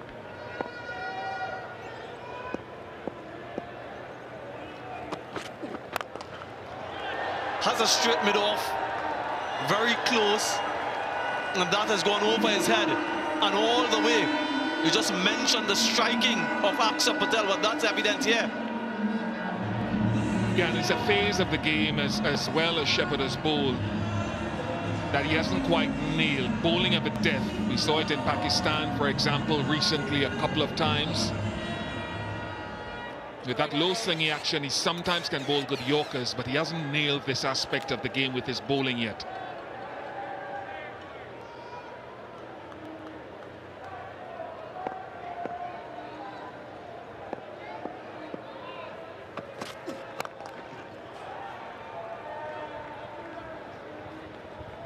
That's perhaps the area he wants Aksa Patel to hit, with the protection on the offside towards the bigger side.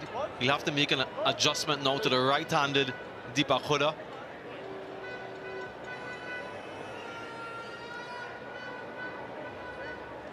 But this game still has a lot of life in it. Can go either way. Hangs in the balance.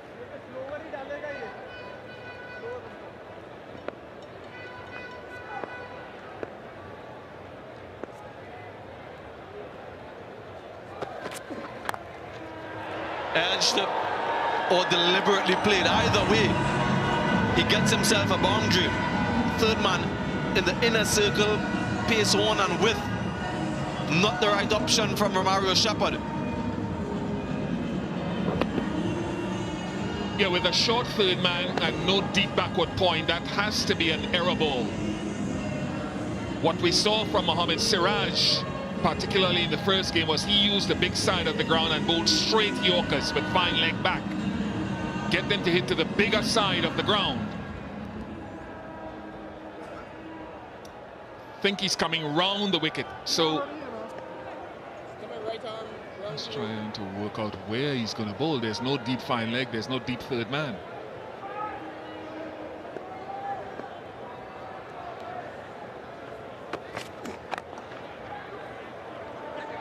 Has to be absolutely spot on with this field. Third man fine leg in.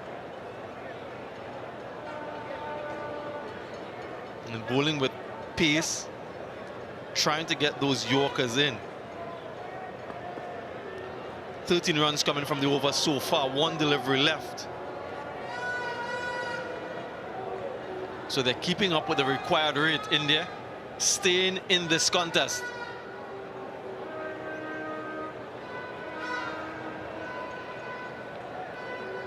Just wonder if he's 100%. Mario Shepherd got a few blows. The last over he bowled from the media center end, one ricocheted onto the stump. Then in this over, a firm strike back at him. Deep backward square and deep mid wicket.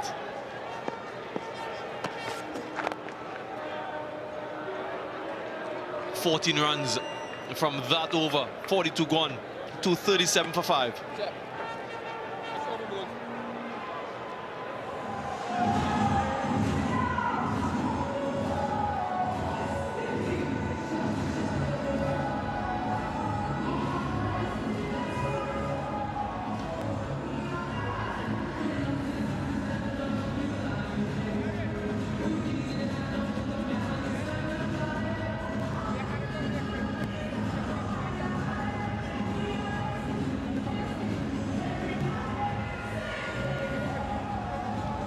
Now these are the options at the disposal for Nicholas Pooran. Who does he turn to for these remaining 8 overs?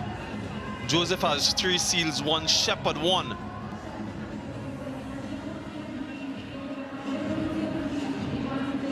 And just before the start of this over, there was quite a discussion with some of the senior members of this West Indies team as to who will be bowling this one. Still a discussion ensuing between Pooran and Akil Hussein, who seems to be the one trusted with the responsibility for this over.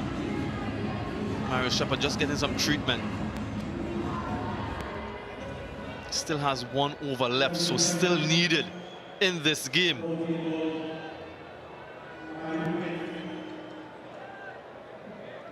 Aksha Patel on strike. Ian Bishop with the left-handed Akil Hussein turning into him.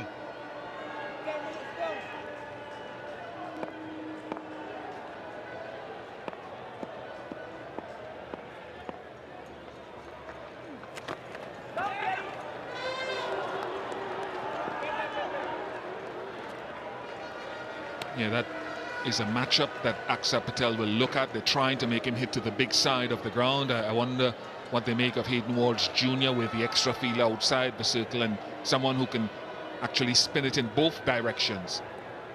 Puran's going to have to mix and match here. Joseph has to come back for an over, at least.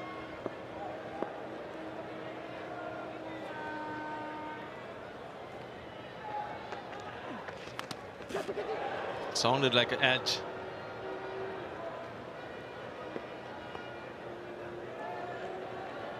Too thick for Shai Hope. But what he's done here, he's given the strike back to the left-hander. Yeah, too much of a deviation for Shai Hope. Aksha Patel is looking to use the pace of the deliveries and go behind square on the leg side. And just in that region, but there is some protection there, so it'll just be a single.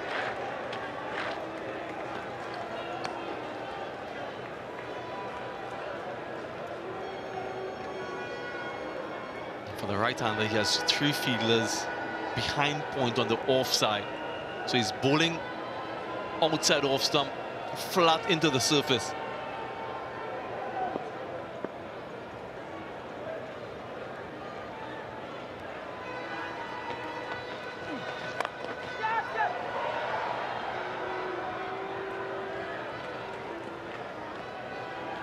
Single every delivery in the over so far. Good going. Run rate climbs with every single. And just under 10 and over required now. 71 from 44. They need to find a boundary.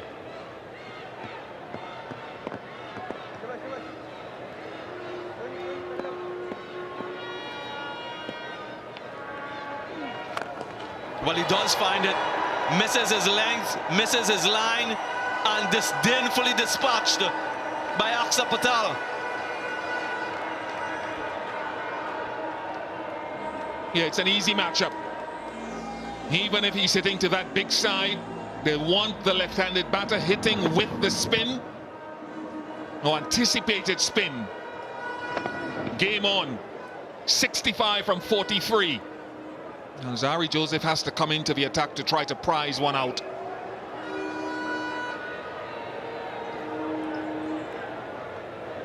And that's exactly what they were discussing before this over. Whether or not to give Alzari the 43rd. They decided to go with this option. It's cost 10 runs so far.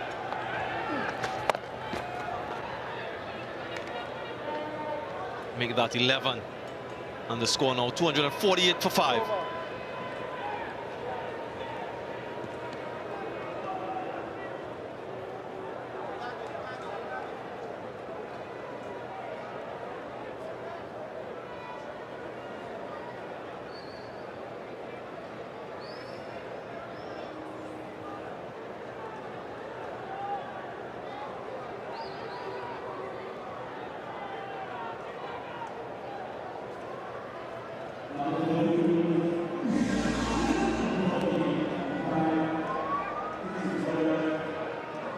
West Indies 240 for 3 at this stage. When they were batting, India 248 for 5. So a few runs more, a few wickets more. Zari Joseph, like you were mentioning, Bish reintroduced. He's been very good in this game so far, Zari. 1 for 24 in 7, 23 dot balls.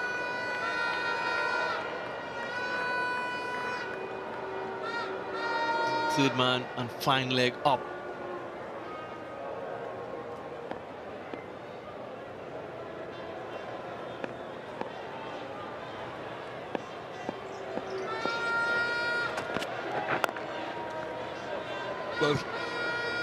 Whether they'll go for 2, no.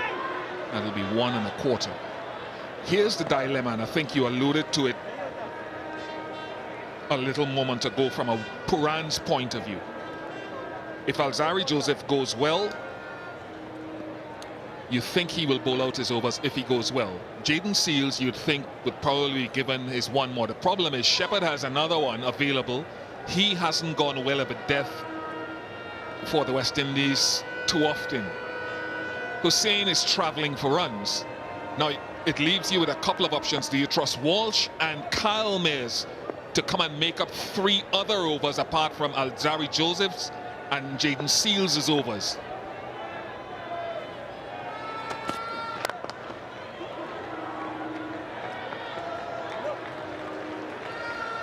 So let me put you on the spot, Bish. What would you do if you were out there as captain? Who would you turn to? I think you'd have to mix and match. Of course, Joseph bowls his.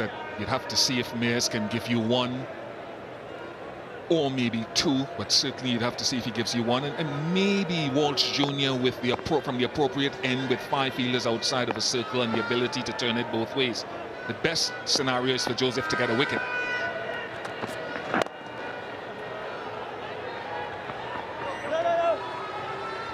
Yeah, good timing, good bit of timing from Aksa Patel. He's really came and scored at a frenetic pace, 31 of 19. Given the innings and acceleration and impetus that was desperately needed.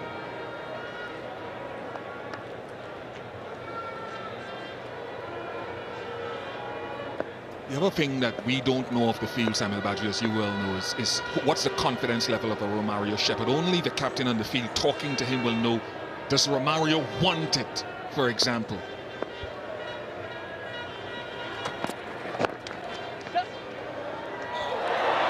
Misfield will only cost him an additional run, but very sloppy from Akil Hussain.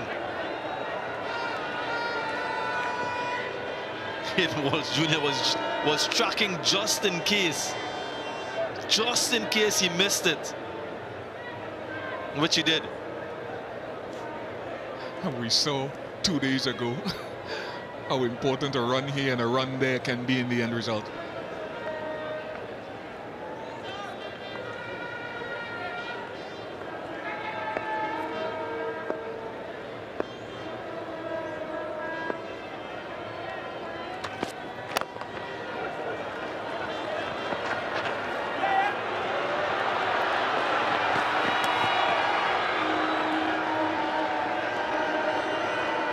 We had some last over action in the first one-day international, and it came down to a margin of 3 runs. Mohammad Siraj was at his best with his Yorkers.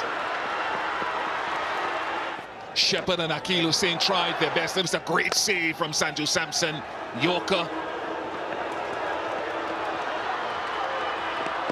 Couple of runs taken. Yorker again.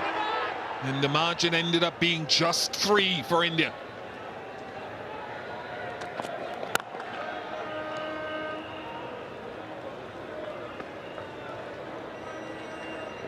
.44 gone, 256 for 5.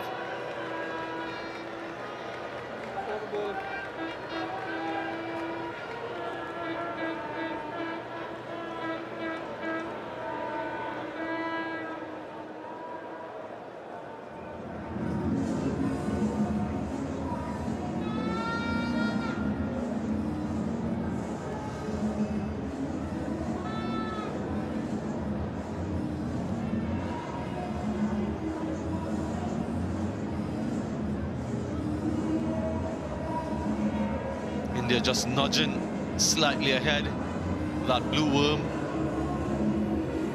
And we're in for another cliffhanger, another thriller here in Port of Spain. Sunday evening, the crowds are in. And they've been well and truly entertained so far. The icing on the cake for those who are supporting the West Indies would be a win. And keeping this series alive, Akil Hussain will bowl another, expensive in his last over, but the confidence from the captain to go again. Starts to over with a wicket. And that's why he's continuing with him, and you can see the celebration from Nicholas Puran at long off. What a comeback from Akil Hussain after that expensive last over. And the misfield in the previous over. Threw it wide, and Huda going after it as you'd expect him to do, peeled off the outer half. That's brave and good captaincy, successful captaincy and bowling. And the fans can see some daylight. Huda goes for 33, 256 for 6.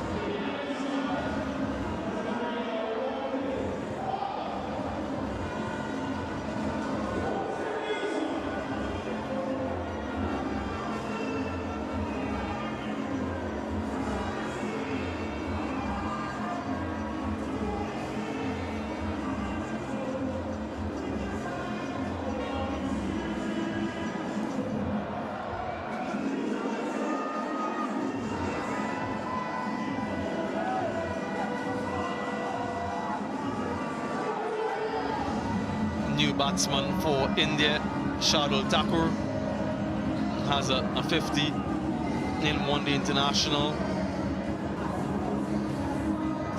This is the reason why he's here. Good smart bowling from Akil Hussain, asking Deepak Huda to hit exactly where he wanted him to, or to score towards the bigger side, peeled off, and good tracking from Hayden Walsh Jr. That has just tilted the balance once again in the favor of the West Indies. But it did cross importantly, and it means that the left-handed Aksa Patel is back on strike. So he's round the wicket. He might be looking to fire it across him, ask him to cut. That might be the plan for Akil Hussain.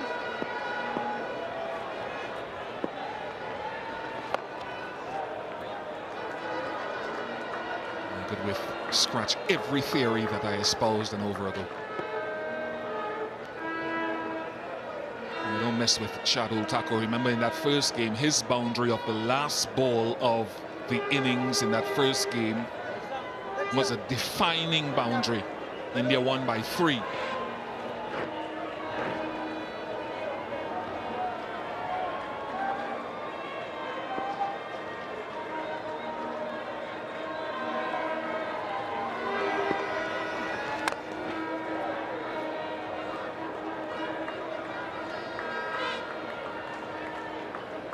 Good bowling. Good over so far from Akil Hussain, just firing it in. If you can manage to not concede a boundary, it will be an excellent over.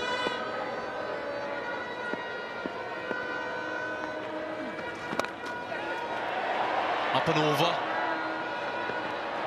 Gets to the boundary. Deliberate from Aksa Patel, given the length so that he was able to get under it and hit it through the offside. And because it was as short as it was, it just sat up and allowed him to be able to get into position effectively enough, although a hand came off the back, the bottom hand.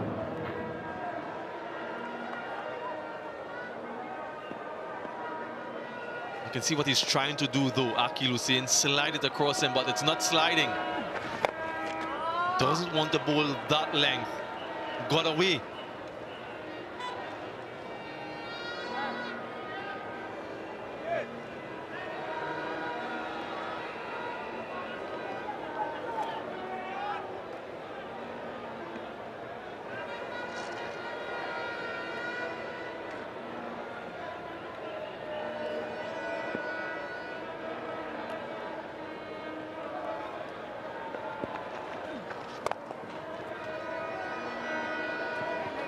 Just a single. 8 runs from that over and the wicket. 45 gone. 264 for 6.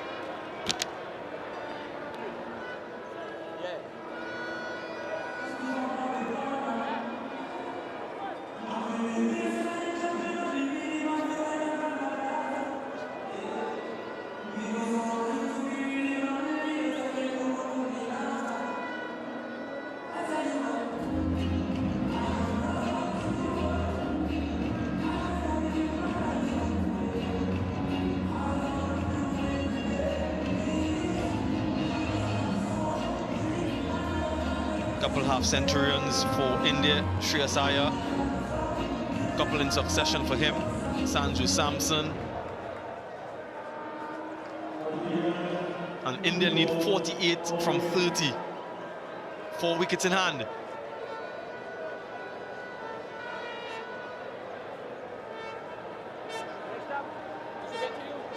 Zara Joseph in for his penultimate over.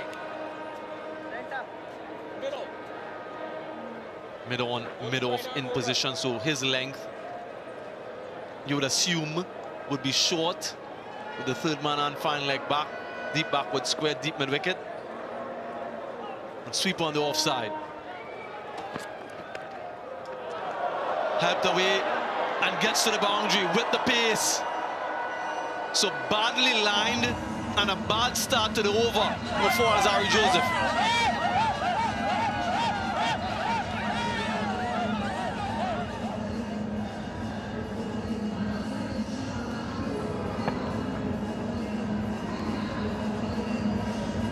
Now 44 required from 29, so when you get down to the last 5 overs with anything under 50 or 50 or under, game still on if you've got the wickets and the capability to bat.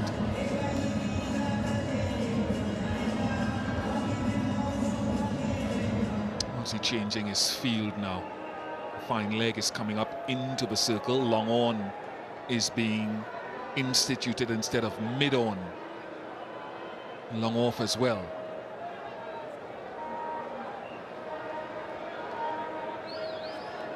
Well, he started over with fine leg back, third man back. 1 ball in, he's brought both of them in. Nicholas Pooran just gesticulating to a couple fielders, ensuring that he gets exactly what he wants. Still not too sure.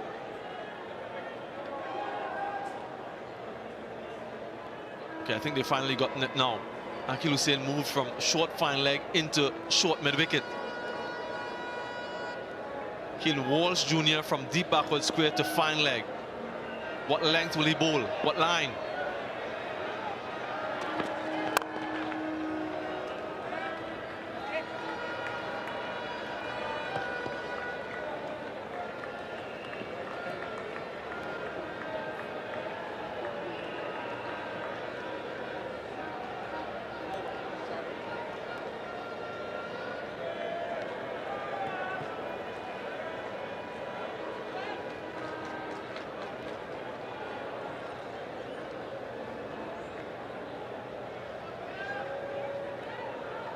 Couple more changes in the field for the left-handed Aksa Patel. And just a reminder that India lead this 3-match series 1-0, and therefore a win for them today would give them the series. A win for the West Indies will keep this series alive. Sweet sound of the bat from Aksa Patel. Full face, high elbow. And the Indian fans in the crowd and wherever you are, you must have enjoyed that.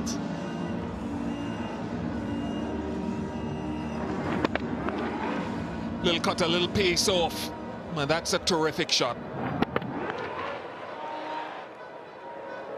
What we haven't seen is his attempt in this over to that wide Yorker, the Yorker to the right-hander into leg stump either. Field isn't set for it.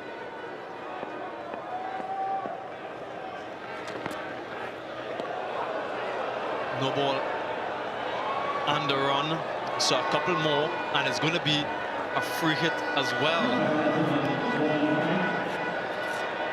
So completely losing the plot here, Zara Joseph, after all of the good work he did in the initial part of the game. This is when it matters most. He needs to hold his nerves and keep his composure. 35 from 27, getting closer to a runner ball.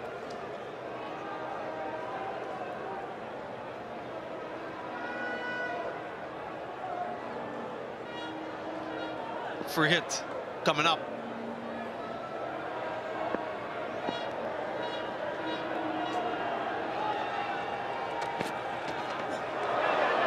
It might be another free hit and another couple of runs as well.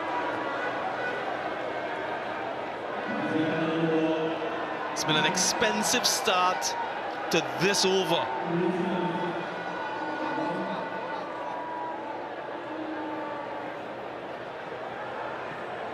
That might be another dangerous delivery considered by the umpires.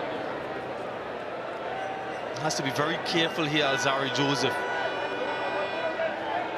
As a former fast bowler yourself, Ian Bishop, you'll know what he's trying to do.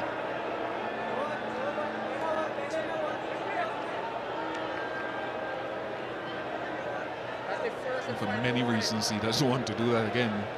Be out of the attack.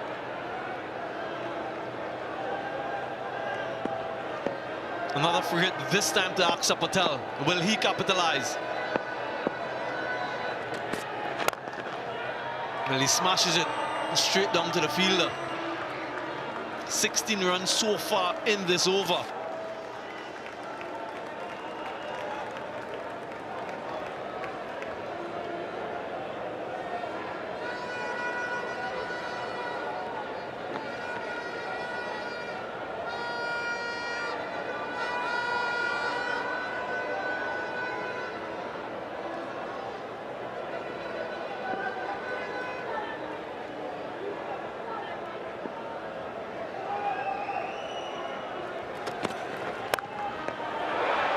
Fielder settles, the wicket. And that will help. That will certainly help. The West Indies scores. Nicholas Pooran will need to regroup with his troops. And the fans are loving it. Yeah, very uncharacteristic for Joseph to have the type of over that he had early on. His pace off, cutter into the surface, small side of the ground, but enough pace off the ball to stay within play and the safe hands out there in the sweeper boundary.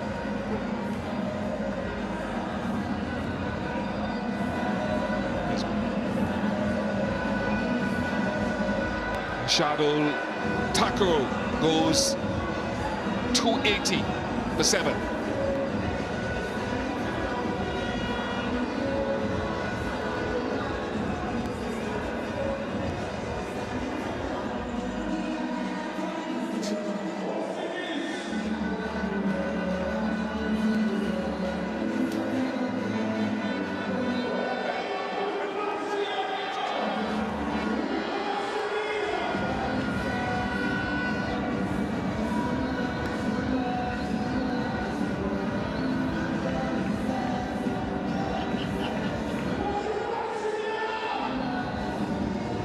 For 7.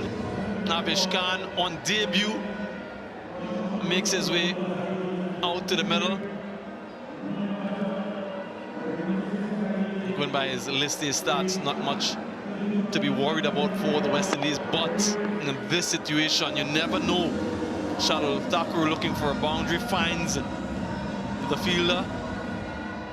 Elation finally from Nicholas Pooran. Has been a disappointing over up to that point.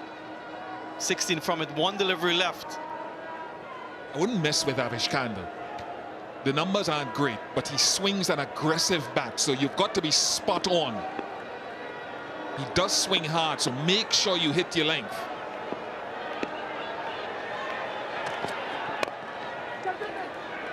He wants to strike, direct hit. What was he doing there? It was the last ball of the over. 46 gone, 280 for 7.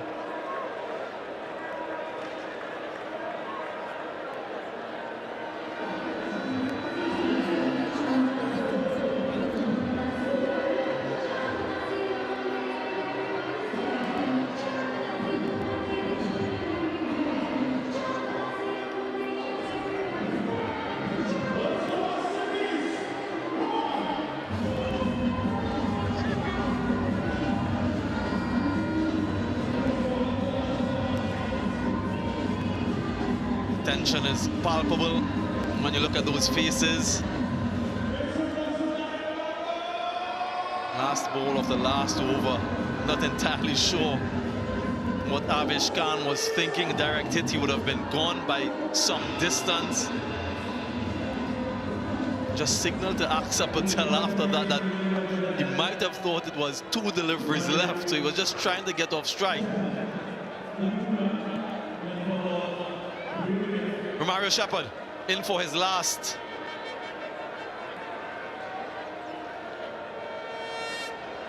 .32 from 24, 8 runs and over required. One expensive over.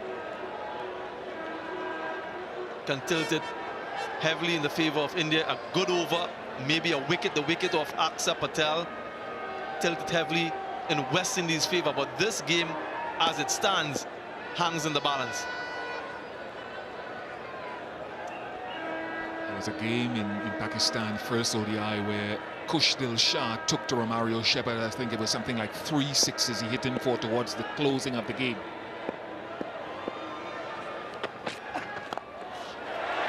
Up in the air, and will fall safely. Will challenge the boundary, goes to the boundary, inadvertent. But Aksa Patel and India will take this anytime. Short ball sometimes is a risk because it opens up so many areas of the field. I think it just sped up on Alzari Joseph, who watched it bounce initially and thought he might have been able to get there to collect it, but it just sped up with the spin on him. And Aksa Patel moves on to 48, his best effort in one-day international, previous highest of 38.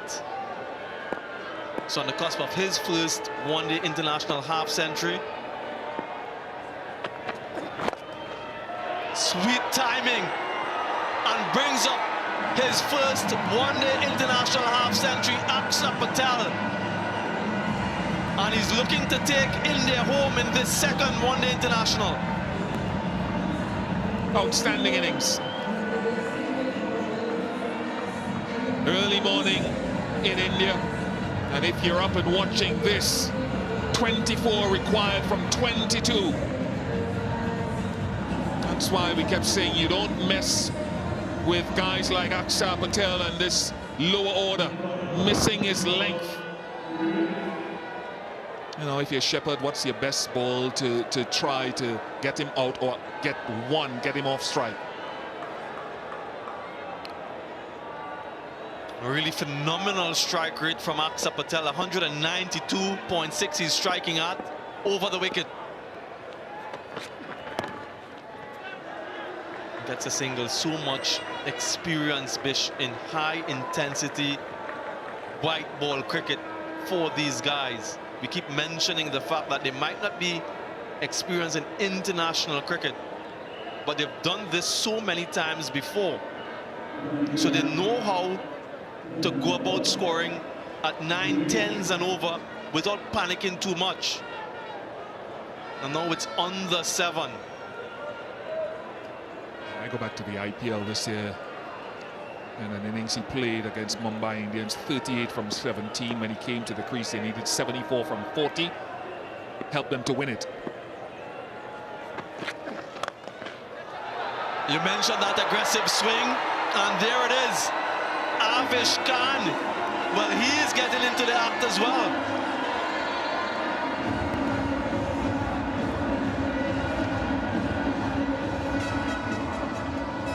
Less than a run a ball required. And nothing delivery really, and we mentioned Shepherd not versed at this stage of the game.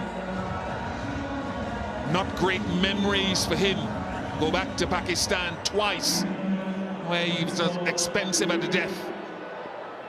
Can he get his Yorker in? Is he going to go short again?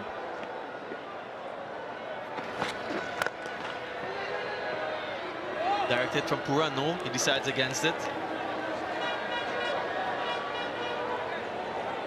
I'd say about this field, that was a full length, that was right in the slot, and you had mid-off and mid-on in the circle, so don't understand how you could generally look to go Yorker with mid-on and mid-off up.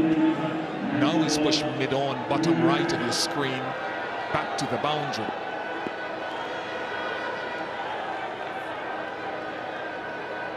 Who's bowling the next over? Who's Nicholas Puran going to?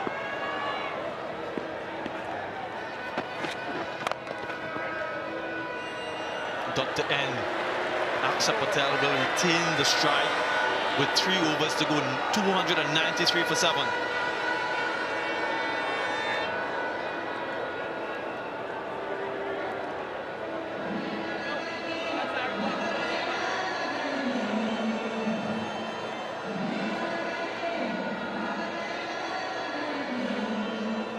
High successful run chases in ODIs in the West Indies.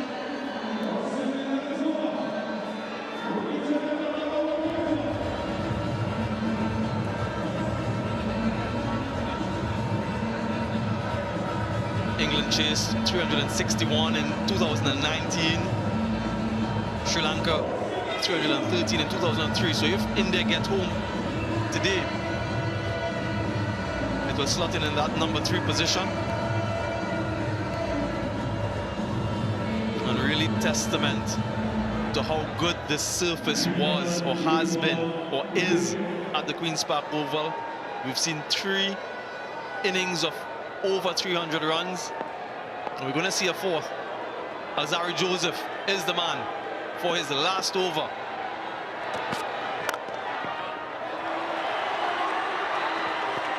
Gets a single. Aksa Patel. Equation now 18 from 17. They'll scamper for everything. Hafiz Khan might just swing for everything. The man on debut.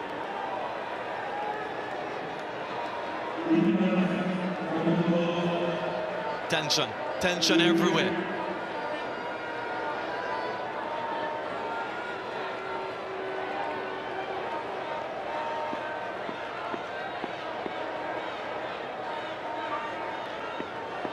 Before this over, we've had 81 runs in the last 7 overs.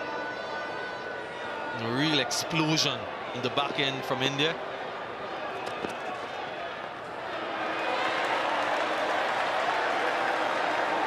Precious dot.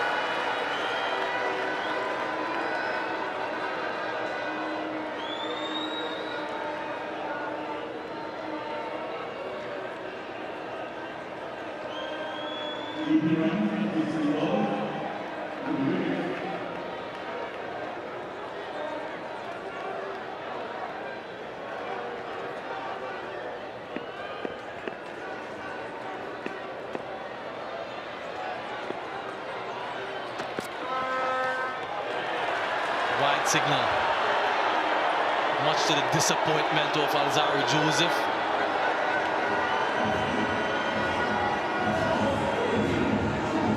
Additional ball, additional run.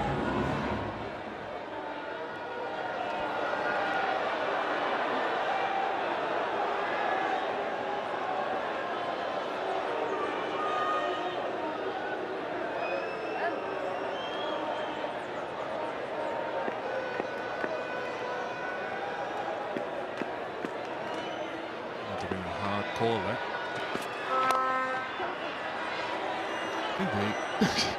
Even more significant question is, do you go to Jaden Seals for that next over, and if there's more, who bowls the last one if it's not Jaden Seals? So real juggling for Nicholas Puran if it goes deep into that final over. If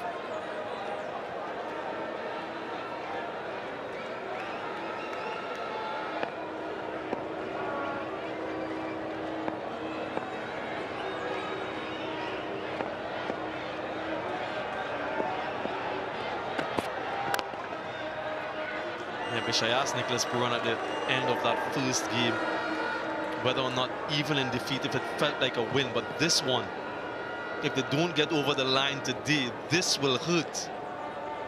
They've been in a strong position for the majority of this game.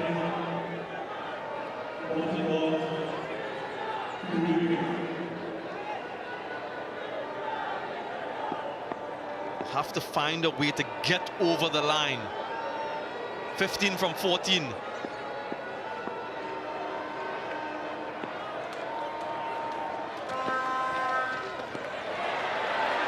Another swing and a miss, a wild heave. And this will help the West Indies. And this delivery, the last of the over, coming up will essentially be a free hit for Avesh Khan. Patel isn't going to run any single, that's for sure, and just having a discussion with him, telling him exactly that. Just swing, doesn't matter. Deal ideally in even numbers, 2, 4, 6.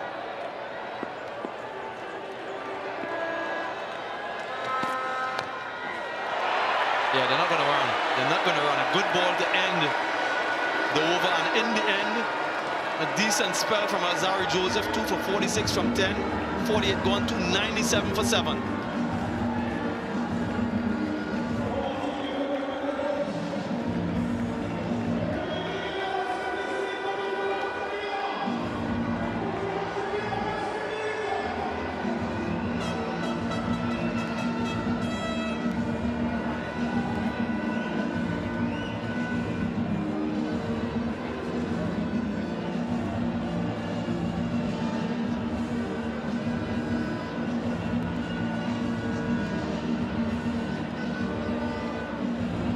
Azari Joseph completed his spell, so too Romario Shepherd.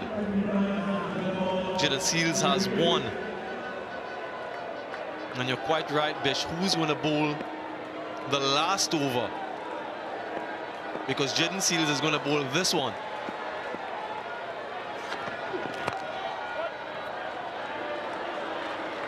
(14 from 11).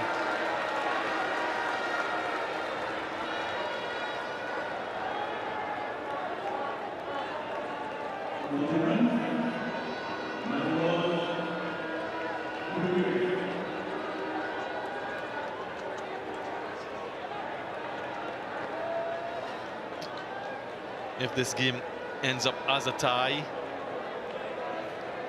we may just have a super over to determine the winner. So that's on the cards as well. So hang on, folks. Hang on to your seats. Third man, fine leg in the inner circle.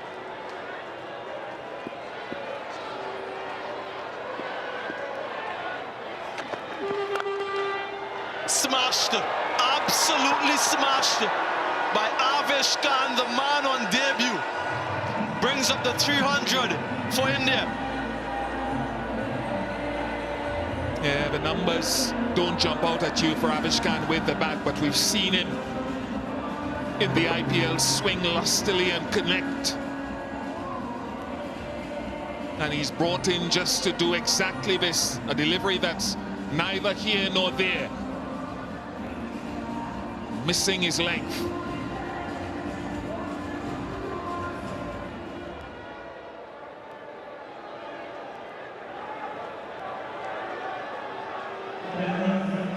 This is where that skill set comes in, that slower ball or that Yorker, either of those two options. Mid on, mid off. Third man goes to the boundary, so does fine leg. Third man very straight, very fine.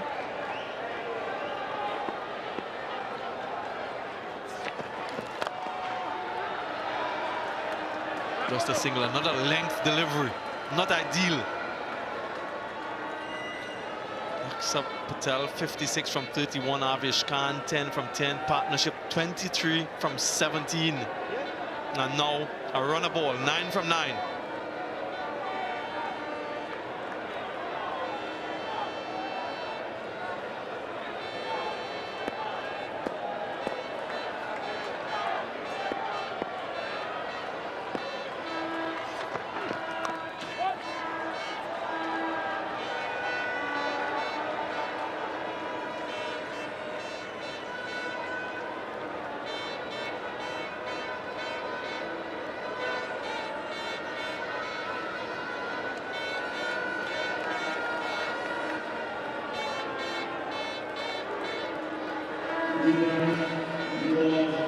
Can't underscore enough how important this game is for the West Indies to break a losing streak, also to keep this series alive.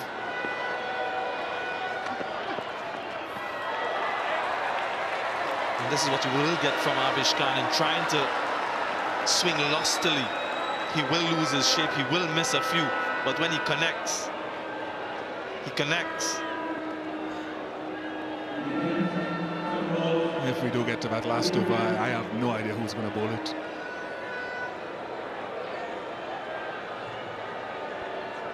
I think I see Rothman Powell loosening up down on the sweeper boundary.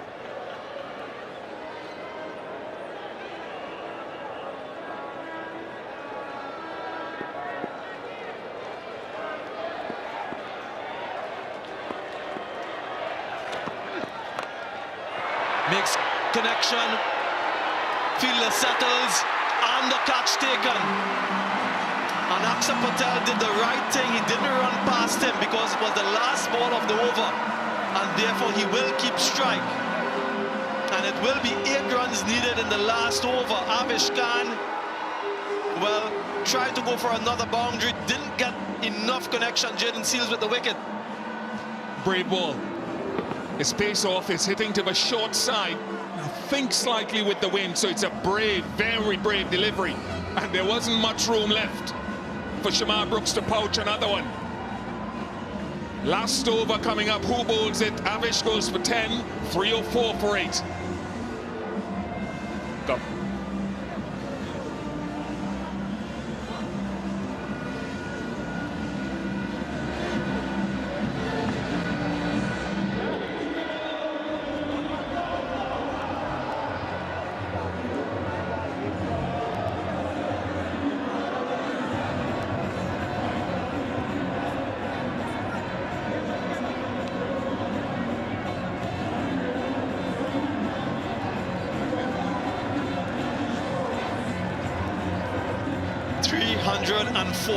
For 8.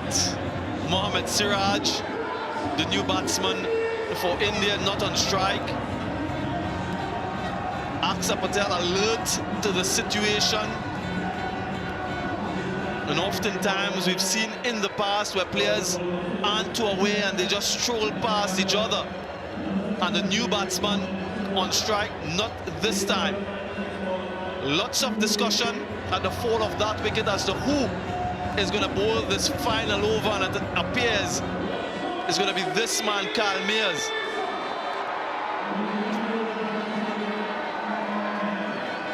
Have a look at that wicket of Avish Khan once again. Leg cutter, slow delivery, smart pace off it, brave. I can't redeem myself, but I did mention that Carl Mears was one that I would have thought about going to earlier. Didn't expect it to be the last over. Good catch by Brooks. What a finish. If we do, suppose we get to a super over and all the normal light is gone. Artificial lights are on here at the Oval. Mears bowled the 30th over, the last time he bowled. I don't think that he's ever bowled a last over in any cricket, in any sort of white ball cricket, so it's going to be a test for him. 8 from 6.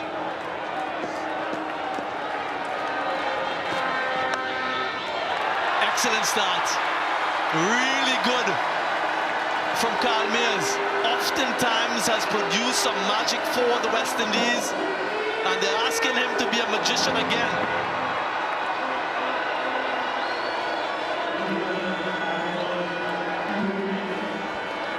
Say one hit. I just need one hit, and we will be at the end of the line, close. Pushing for 2, looking for 2. Good fielding, just a single. The crowd cheering them on their feet. Another last over thriller. 2 in 2 attempts. After that Bangladesh series, who would have thought this, Ian Bishop? Well, it's great cricket. We've got 2 pitches here at the Queen's Park Oval in Port of Spain, Trinidad, which are good pitches, which are producing exciting finishes. We need more of this for these 2 teams to learn their trade.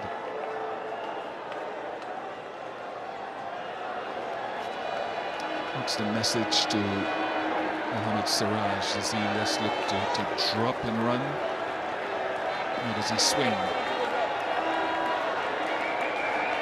4 deep fielders on the leg side, 4 of them. Fine leg, backward square, mid-wicket, long on.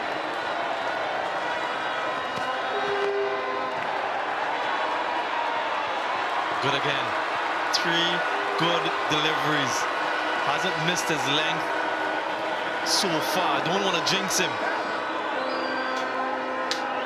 But we all know the margin for error when you're trying to bowl those Yorkers.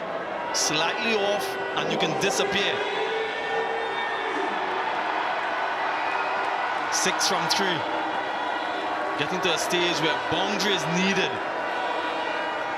I wonder if he will take the single, if it's on offer, or if he will try to keep the strike and do it himself, Aksa Patel.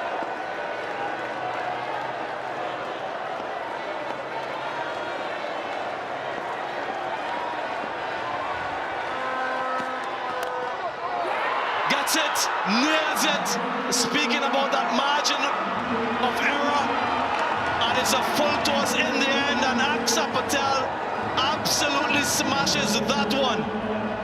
Gets himself and his team over the line, and another win for India, this time by 2 wickets and some forlorn faces off the West Indians. And contrasting from the Indians, India take this series 2-0, an unassailable 2-0 lead. Another series win for them over the West Indians, and 7 consecutive one-day international losses for the West Indies. Has been high drama here at the Queen's Park Oval once again.